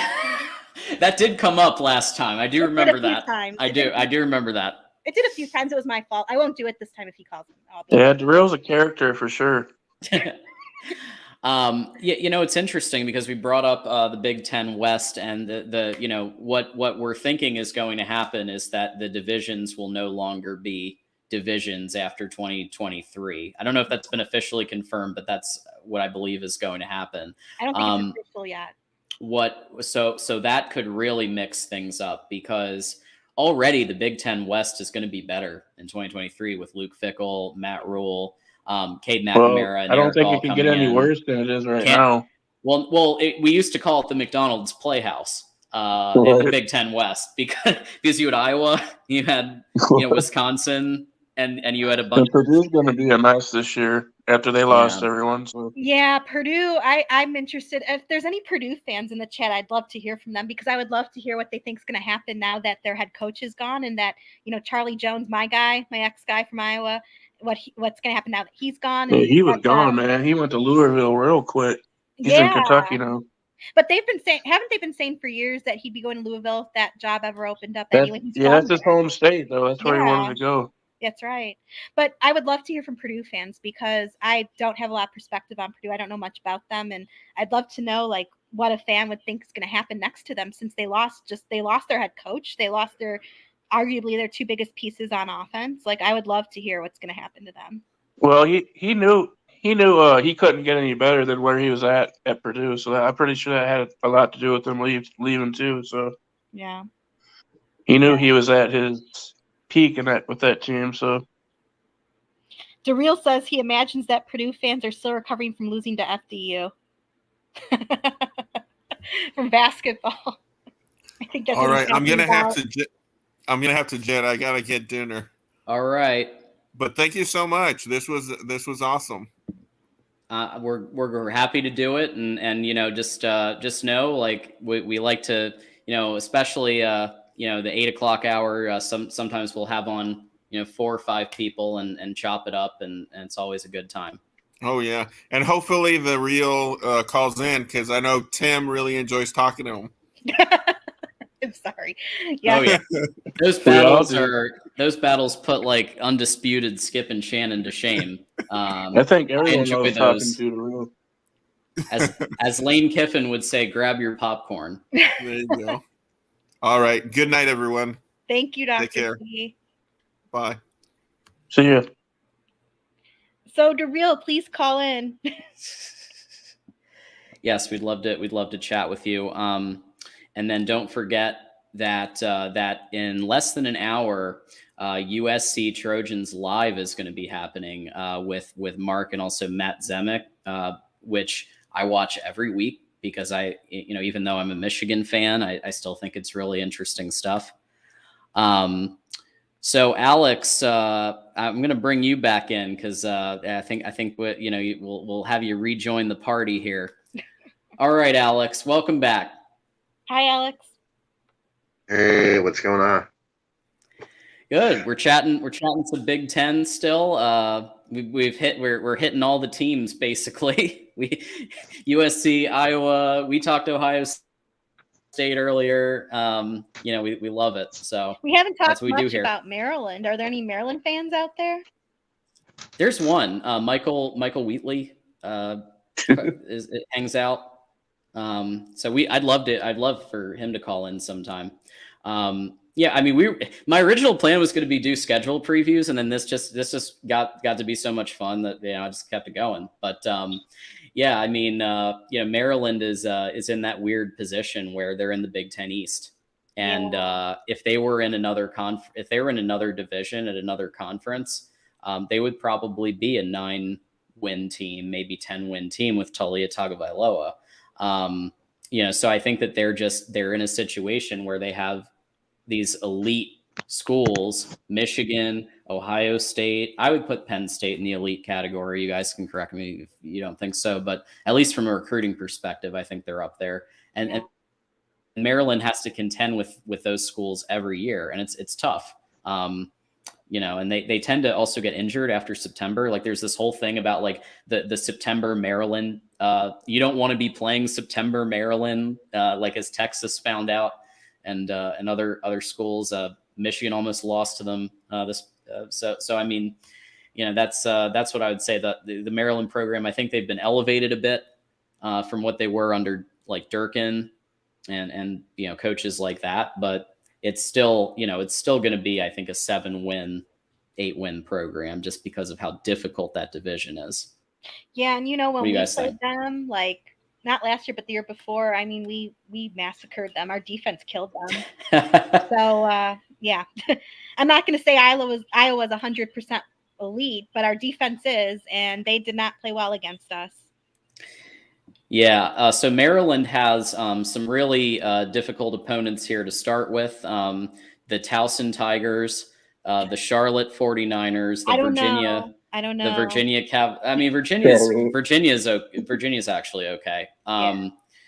Yeah, I mean this schedule does get really tough though. When you get, even Michigan State at Spartan Stadium's not easy usually.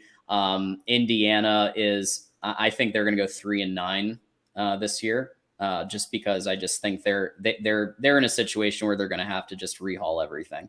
But yeah, they have to face Ohio State. They have to face Illinois, which has been ascending. They have Penn State. Though, honestly, I'm sorry to interrupt you, but no, you go for it. I need to be convinced with Illinois because, and it's so weird because I live in Illinois. I'm from Illinois. I'd like to say that, but they had a great year last year, but they've lost a lot of their pieces. So I'm curious to know. I feel that this year is, I don't want to say do or die, but I feel like they have something to prove, like that they can keep it up. I'm gonna say 5-7 for Maryland this year. A Damn Beast Media, we always love you and appreciate you, and thank you for supporting us. Yeah, I was on the fence about calling Penn State elite. I don't know if you heard. Don't throw around the word elite like recruiting services. Throw around 5-star ratings. Yeah. I mean, yeah, Penn State's on that bubble between, I feel like, being elite in terms of recruiting. They get 5-star talent. James Franklin just is not a great in-game head coach. He's a fantastic recruiter. And so that's where I kind of struggled. But, compared to, I think they're on the top end of the Big Ten East. I think that's fair. Yeah, I think that's fair. And I also, I don't, like I said, I'm not the most knowledgeable about other teams besides Iowa and a few of the other Big Ten West teams. But when I've seen him in a press conference, I don't feel that he handles press that well either. I don't know. I mean, I know that's not a huge deal in the big grand scheme of things, but yeah. Yeah, let's look at Penn. So Penn State, I actually have at 9-3. Okay, So if we look at Penn State, obviously you've got you start right away with West Virginia, and I talked to Joey Foster about this one, and he thinks Penn State's gonna win. I was giving him a little bit of a benefit of the doubt where it could, maybe West Virginia can come, but at Beaver Stadium, it's probably going to be a Penn State win. Then you've got the Delaware Blue Hens, so everybody can get right. They can get some practice in against the Delaware Blue Hens, and then you have some real and then you start to get into the tougher opponents already. Illinois is not easy. They're going to lose a lot of talent from last year's squad, but they're still going to have a good defense. I think they've got something to prove. I'm not sold on that Illinois team. Yeah. This could be a crazy situation where like Illinois beats Penn State and you guys Illinois beats Penn State, or Penn State beats Illinois, and then you guys beat Penn State. It could be one of those things where those two games could go either way. It's basically what I'm trying to say. Yeah, I can see that. Because again, Illinois is at Illinois. It could be one of those things where we trade away and away, where even though they're away games, like the away people win both. Northwestern, they're gonna crush that one. Well, going back to the Illini, I'm not convinced that their stadium it's not Kinnick. I mean, I'm sorry to sound snotty, but I agree. There aren't very many that are like Kinnick. I guess. That have that magic of, especially at night. You got your UMass Minutemen in here. So obviously you got, but I think they could drop. I already said that you were going to probably win the game, Erica. So that's one loss right there. And then I think they're going to also drop to Ohio State at Ohio Stadium. Yeah, they're gonna lose that one, but it's gonna be a competitive game. It always is. James Franklin, the one thing he does do is he does know how to keep it competitive against Ohio State in the situations. Isn't that weird? I mean, they're not the biggest team, but you're right. They're always competitive against the Buckeyes. Always. It's weird. I'm gonna say 10-2 for Penn State, maybe 9-3. So my prediction is 9-3. I think Jason, you just said maybe 10-2. Yeah, 9-3 or 10-2. Yeah, I think it's gonna be 9-3. I just think until they prove otherwise, I don't think they can beat Michigan and Ohio State this year. Now, once you get Drew Aller some more experience in 2024, that could change. Now we do have to play them at Beaver, and so those of you who are Oklahoma State people. But yeah, so I think that does give a little bit of advantage, but we might get saved because if Michigan and Penn State are both top 10 teams at that point, then they'll probably give big noon kickoff to that game, which saves Michigan from having to play Beaver Stadium at night. Yeah. And so yeah, I'm seeing 9-3 all over this. I don't know. And then Rutgers and Michigan State. Well, Rutgers, we already know. I mean, yeah, those are both dubs. Yeah. Yeah, they'll beat both of them pretty easily. The run game alone is gonna go a hot knife through butter through Rutgers, and Michigan State. I think their defense is a little bit better-ish. It depends on what happens with their personnel and offense. If they can find some answers, because they really haven't found answers since Kenneth Walker. So I don't know. I just think I think that they're in for I think I gave them like a 6-6 or 5-7. I just think they're going to have another year of kind of crappy play, and then we'll see what happens after that. A damn Beast Media says that Franklin is a fraud. Franklin is a fraud till he proves otherwise, and you are spot on, Ray Franklin in the media. Yeah, I think you're. I mean, I'm gonna. Damn Beast. Sometimes we agree, sometimes we disagree. I'm gonna massively agree with that one, because basically his entire career he owes his entire career to a fluke play. Well, I mean, he did well at Vandy. I'll give him that. But at Penn State, he's still there because of a fluke, basically a fluke win against Ohio State to win the Big Ten championship in 2016, and Saquon Barkley. So Franklin should give some checks, send them in the mail or electronically to Saquon, because I think he owes some of his success to that situation and the 2016 game. Jason O says the Penn State disrespect is real. He's a great recruiter, and I've said that repeatedly. He's a fantastic recruiter, but his in-game decisions are just not great sometimes. Well, in 2016 with Saquon Barkley, he dropped the game that he probably should have won. They choked down the stretch. What did you say, Tim? I didn't hear you. I don't know. Someone's talking. I don't know. Go ahead. Yeah, Franklin will always get out coached. I mean, but he also has a historical tendency of winning a game he probably shouldn't sometimes. And so, I think there was if you remember the Michigan game from this past year, Michigan was dominating in every single aspect of that game except just a couple crazy plays had Penn State ahead, basically. And then obviously Michigan's superiority reigned in the second half. But Franklin is known for some of those like just wacky, out of nowhere type of situations. And then Todd Grin also said he sees the Penn State hater, hears it. I mean, listen, Todd, I don't know if you're a Penn State fan, but call in. Convince us otherwise. Call in. Yeah, man. We always love, and I know there's been a Penn State fan or two commenting in the chat. We'd love to. I would love to get more school perspectives that we don't hear as much. We always hear Michigan. We always hear Ohio State. Yeah, go for it. I'll throw something about Penn State. Who's the running back? Not Nicholson or whatever. The other guy. What's the other running back for Penn State? You mean Singleton? Not Singleton. The other one. Is that the one you?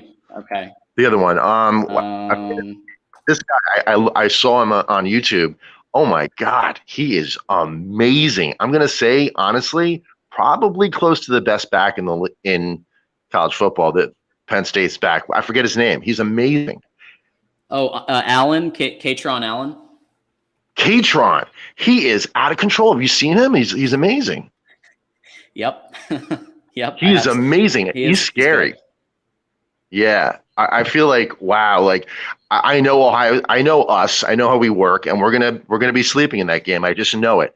And Katron is gonna shove it up our rear ends. I know it. I just know it. And then Drew is like, what a runner. My God, he can run. He can really run. Have you seen him run? Yes. Yeah. Penn State is going to be that.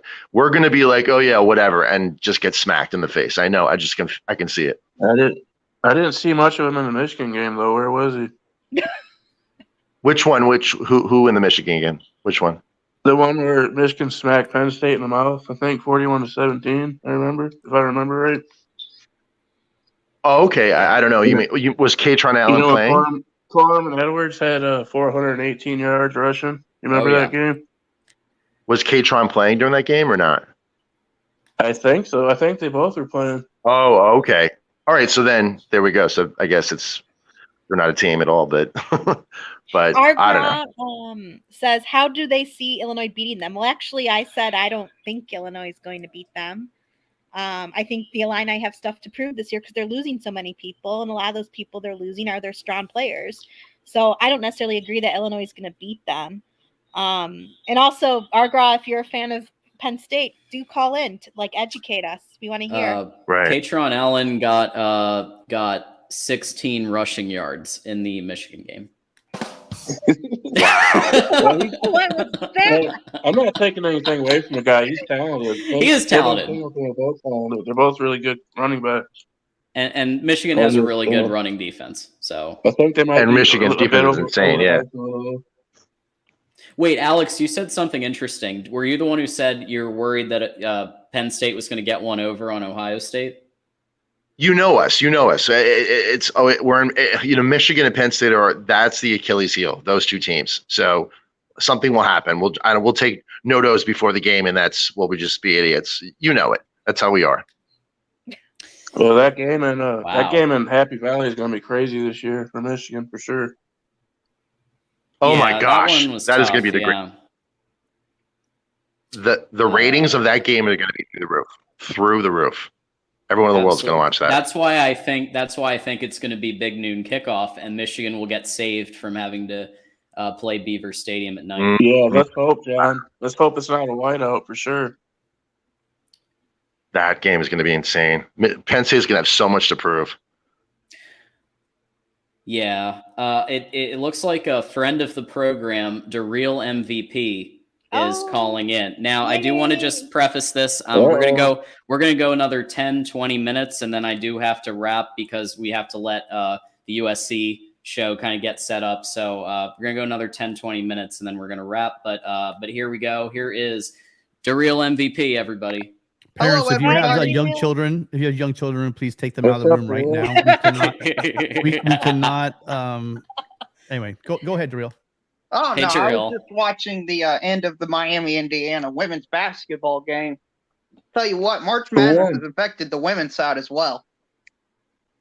Indiana lost? Yes, Indiana lost 70-68. No way. Oh, wow. I thought Indiana was going to go all the way. Yeah, that's not a good look for the Big Ten in both either the men's and women's side of basketball this year, just taking their lump. Hey, I'm happy for Iowa. I'm happy for Iowa women this year. Yeah, the Iowa women they struggled against a good Georgia team, a 10-seeded Georgia team. So Georgia also, I don't know if you watched the game or not, and I know this isn't a basketball show, so I won't go on about it, but they played dirty the last few minutes because they knew they were losing.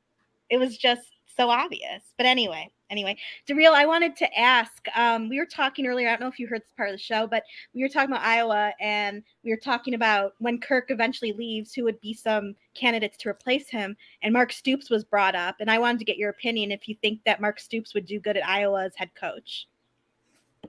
If you saw Kentucky before Mark Stoops is there, you would understand. I believe he can do good at literally anywhere in the country. Literally anywhere. Literally anywhere. You're going to have to educate me because I never watched he's a good coach. Football. Kentucky, the year before Mark Stoops was there, lost to Vanderbilt by 40. Vanderbilt, even I know that's not good. By 40. Wow. Kentucky, oh my gosh. Kentucky historically has been Vanderbilt. If you take the last 5 games away that Mark Stoops has won, or the last 6 because Vanderbilt won the last one, Kentucky is 500 against Vanderbilt. Kentucky is not a historically good football program at all. They are. Jason asked DeReal, what about UMass? Because Don Brown is, I believe, currently head coach of UMass. Listen. I think Mark Stoops can, if give him the years, he can make any team in the country bowl eligible. Okay, literally any team. Well, Iowa's already bowl eligible without him. So do you think he would bring anything to Iowa? Or not I think really? Iowa can win a New Year's Six bowl game with Mark Stoops at head coach. What the heck with this? I'm not trolling. Tim's got the soundboard going. I don't know who that was, but that was hilarious. I might actually agree with DeReal on this one. I think he might be able to. Well, we have one. I think we have one. We did. Did we win the one? No, we didn't. Anyway. I don't remember the history of it, but he almost took Kentucky in 2018. They were at the bowl game right before the New Year's Six bowl with the Citrus Bowl, and they beat a Sean Clifford Penn State team. Listen, Penn State is a great football team, and for Kentucky in any year to beat Penn State, just to even be mentioned with Penn State shouldn't happen. Yeah. Okay. So, do you think it would be an improvement? Do you think he'd be better than Kirk? I think. You're not going to hurt my feelings. If you say he's better than Kirk, you're not going to hurt my feelings. So I think he's better than Kirk because he doesn't have emotional ties to people. Kirk's too old fashioned, man. He's old school. That's the issue. See, that's my hesitation exactly because Kirk is old school enough, and if Mark is also old school, that makes me hesitate. Okay, so Kentucky had an offensive coordinator, Rich Scangarella, and he underperformed. I'll put it bluntly, he underperformed. You've never seen a slower offense probably in your entire life than Rich Scangarella, what he was doing. And Kentucky would either – that's why they lost to Vanderbilt, because you would wait till 5 seconds to run a play. You allow any team basically to be competitive against Kentucky. So Mark Stoops fired him after 1 year. And I think if he brought that to Iowa, they would be good. That's really good to hear that he at least would have the guts to fire somebody. Yeah, isn't that nice? Isn't that nice when that happens and you actually, clean house if things aren't working? I wouldn't know. Yeah. Where's the sound effect? Yeah, Iowa hasn't been for a long time. But you gotta set it up. You gotta set it up right. Yeah, tee it up like real did did. in the loop for a long time. Yeah, but if Mark Stoops goes to Iowa, my secondary fan base will be in Iowa. I will root for Iowa in every game. I will buy Iowa merchandise. I will buy Iowa t-shirt. I might buy an Iowa hat. I will actively root for wherever Mark Stoops goes. Listen, if he goes to Ohio State, I'm an Ohio State fan. If he goes to Michigan, I'm a Michigan fan. It's not that far-fetched that he'd end up at Iowa. He is, an Iowa product, like in a way. So it's true. That was one of the ones we talked about at first. Before you even brought it up, Erica, Mark Stoops was like the first name that came to mind because he obviously played there and has those Iowa ties. Yeah. Mm-hmm. Anyway, that was my thing. I don't know if Tim had anything for you. No, I'm good. No, I like Tim's studio. Tim's out here with the brand new studio. Like just randomly one day I see him call in and he's got this beautiful banner and this cool neon sign behind him. It looks good. Yeah, I like that piece over there. That's pretty cool. And with the nice USC had the team that has one of the best, most exciting offenses to watch in the country. I mean, it's true. It is. Yeah, the background looking pretty good, man. I gotta stop being lazy because I gotta put this. I gotta need a shelf. Hey, you got a helmet. There you go. There. But I gotta find time to put on the shelf up there. Is that a real size helmet or one of those miniature ones? It's kind of hard to tell with the depth perception. Oh, that looks like the actual size one. He's got both. Yeah, that's a real helmet. Wow. Yeah. Wow. Yeah, because normally you can't at first I thought the mini helmets were real helmets. So the first time I watched the show, because from the depth you can't really fully tell unless you know. And then he picks it up and it's a mini one. So it's good to see the scale. When he held it next to his head, you could tell just by looking at it that it was a real one. I hope my head's not that small. Yeah. Right. All right, guys. Well, listen, Daryl, I know you joined late because you're watching the basketball.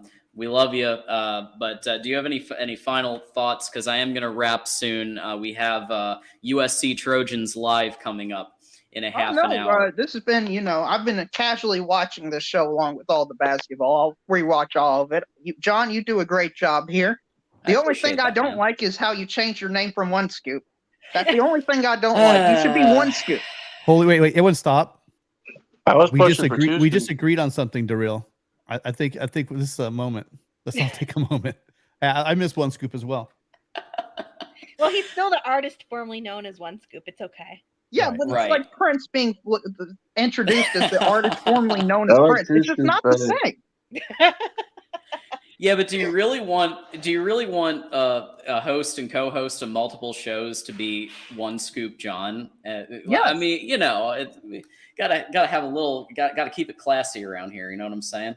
It's not classy to have one scoop in your name. I guess that's true. That was a horribly put together sentence. I apologize for that, guy. Yeah, it was creative. Hey, we're all tired. I know I am. Our girl, it's nice to have a show with Collins, and you're welcome to call in as well. Obviously, we appreciate Alex, you calling in and giving your Ohio State Buckeye take. This was your first time calling, right? Absolutely first time. Yeah. Didn't know the rules. Nice. Very All nice. good. Brought you back in. You're a fun guy. Yeah. So normally, this is kind of a little bit of a different, but just, normally there's like a one call, but I kind of was just like, whatever. I'm definitely going to call in tomorrow night at 5:30. 5:30 is the Iowa call in tomorrow. 5:30 Eastern. So that one is Eastern. I don't think they take calls on that one, but I do know that they take calls on the if he's doing the SEC live tomorrow, then that he takes calls on that one. That's at noon. And then there will be call-in shows throughout the week. So Mark does multiple call-in shows throughout the week. And then there's going to be call-in shows also at various points. I know there's the Pac-12 call-in shows, some of the other call-in shows around the Voice of College Football. My interests Network. are Iowa and Ohio State and Michigan. Those are I think these are the three most exciting teams this year so far. But anyways, hey, if you want to join us tomorrow, you're welcome to. I'm gonna be there. Say hi. Yeah, I'll try to pop in there too. I always love to say hi to Corey. So yeah, guys. So final thought. I'm gonna give everyone a final thought, just like we do on College Football After Dark. So Darrell, you gave yours already. Do you want to add anything else? Yeah, I think we should congratulate Penn State for winning the men's wrestling championship this year. Congrats to Penn State for winning a national championship. Hey, Michigan also. Michigan won a national championship. At least one player in wrestling. So well, Penn State won the team title, and Wisconsin won in women's hockey. They beat Ohio State. I'm sure. One scoop, John. It doesn't hurt you that Ohio State lost the game. So not at all. Sorry, Alex. I thought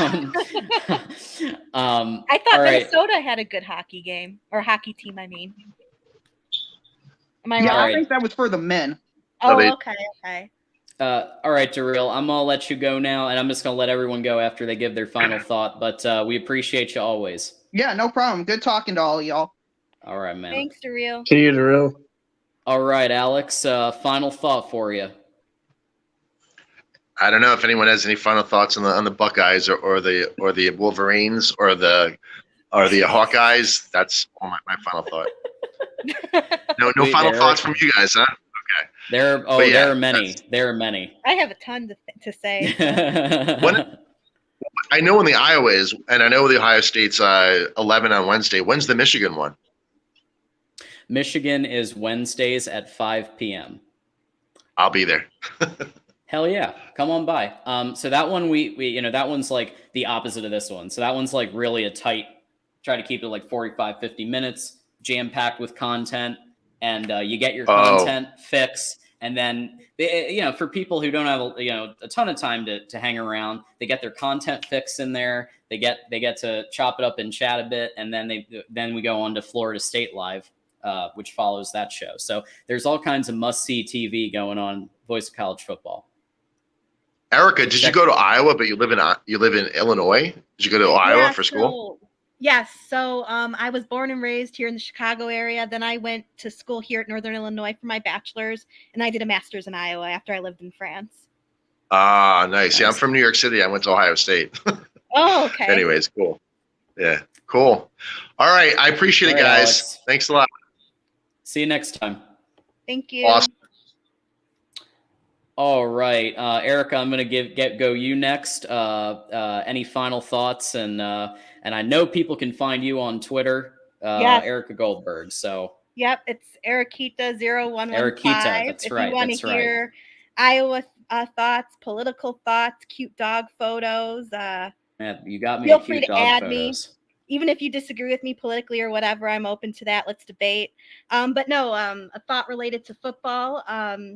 I have a lot of hope that Iowa will do better next year offensively and that we'll maintain our defense and special teams. And I look forward to seeing that.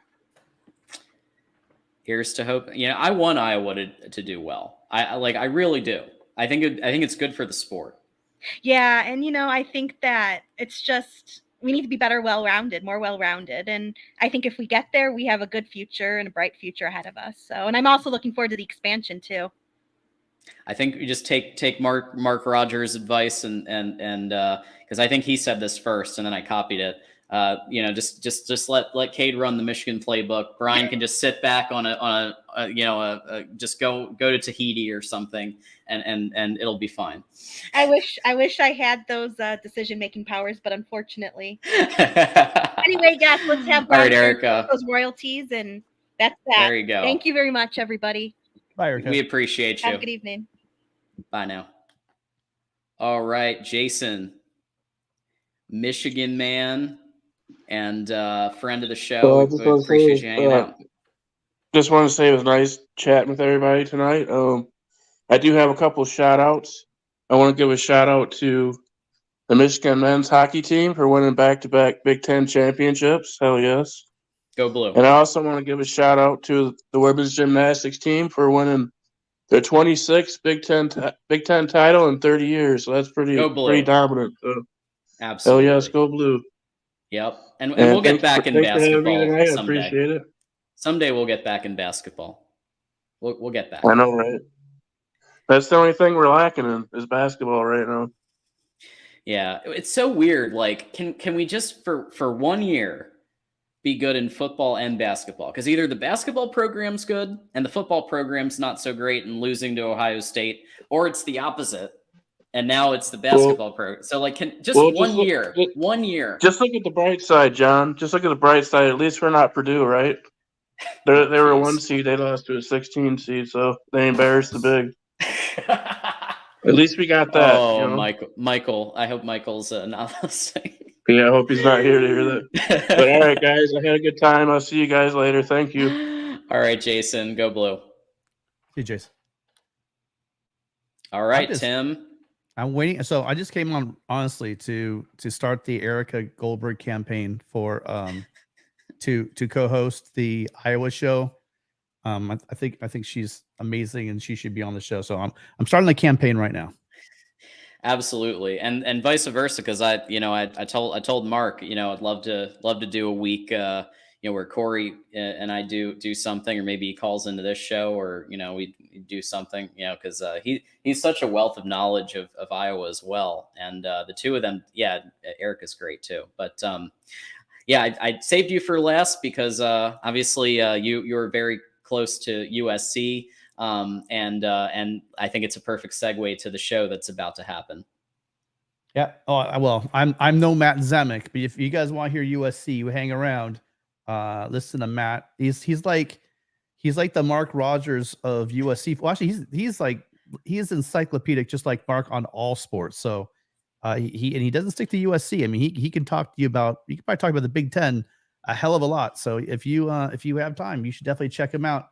Great show, great entertainment. You'll have Mark and Matt. I'm gonna be there. So absolutely. And then we got Trojan Conquest live every Sunday. Yeah, please join us. Yeah, absolutely. That would be great. It's 8 o'clock Eastern, 5 o'clock Pacific. Join us. We're gonna be covering offensive line, and then after next week, we're gonna start picking a team each week from the Big Ten to talk about USC's history with that team. So if you are a fan of a particular team, you'd like to hear about your team and a deep dive into the history with USC, please feel free to be there. I think we might take a little informal poll in the chat. So whoever gets the most votes is going to win. So look forward to seeing anybody who wants to come by. Absolutely, Tim. Well, I'm gonna bid you adieu, and I'll see you in 23 minutes over in chat. Thanks, John. Thanks for having me. Bye, Tim. All right, and we have one more super chat here that I want to honor. Great show, John. Go Blue from Jason Moose, who again has been a great contributor, and we appreciate you joining the panel. We love when people come onto the panel and call in, especially if they're first time callers. You don't call in very often. Please call in because it always helps the show and you hear new perspectives, especially if you're a fan of a team that, you know, sometimes the media doesn't give as much love to, or, you know, just isn't as much normally talked about. Like basically every chat that I've ever been in Voice of College Football, there's Michigan, Ohio State banner. But I love when I hear from Iowa fans, Nebraska fans, Kentucky fans, Arkansas, you know, just like everybody. So yeah, please, every like 8 p.m. We'll do another one like this, and you know, I'll bring a topic as well, and we'll do a topic, and then we'll do you know, a party like we just did. Couple of last minute housekeeping notes, and then I'm going to let everybody you know, get ready for USC and the USC show. Don't forget that we have Michigan Wolverines live 5 p.m. Wednesday. Of course, you know, since I'm hosting, I'm going to give Michigan a plug because I host that show as well with Mark Rogers and Dre. So stay tuned, because on the show there's going to be, you hear all the time about crystal balls, but we're going to be giving crystal balls of our own.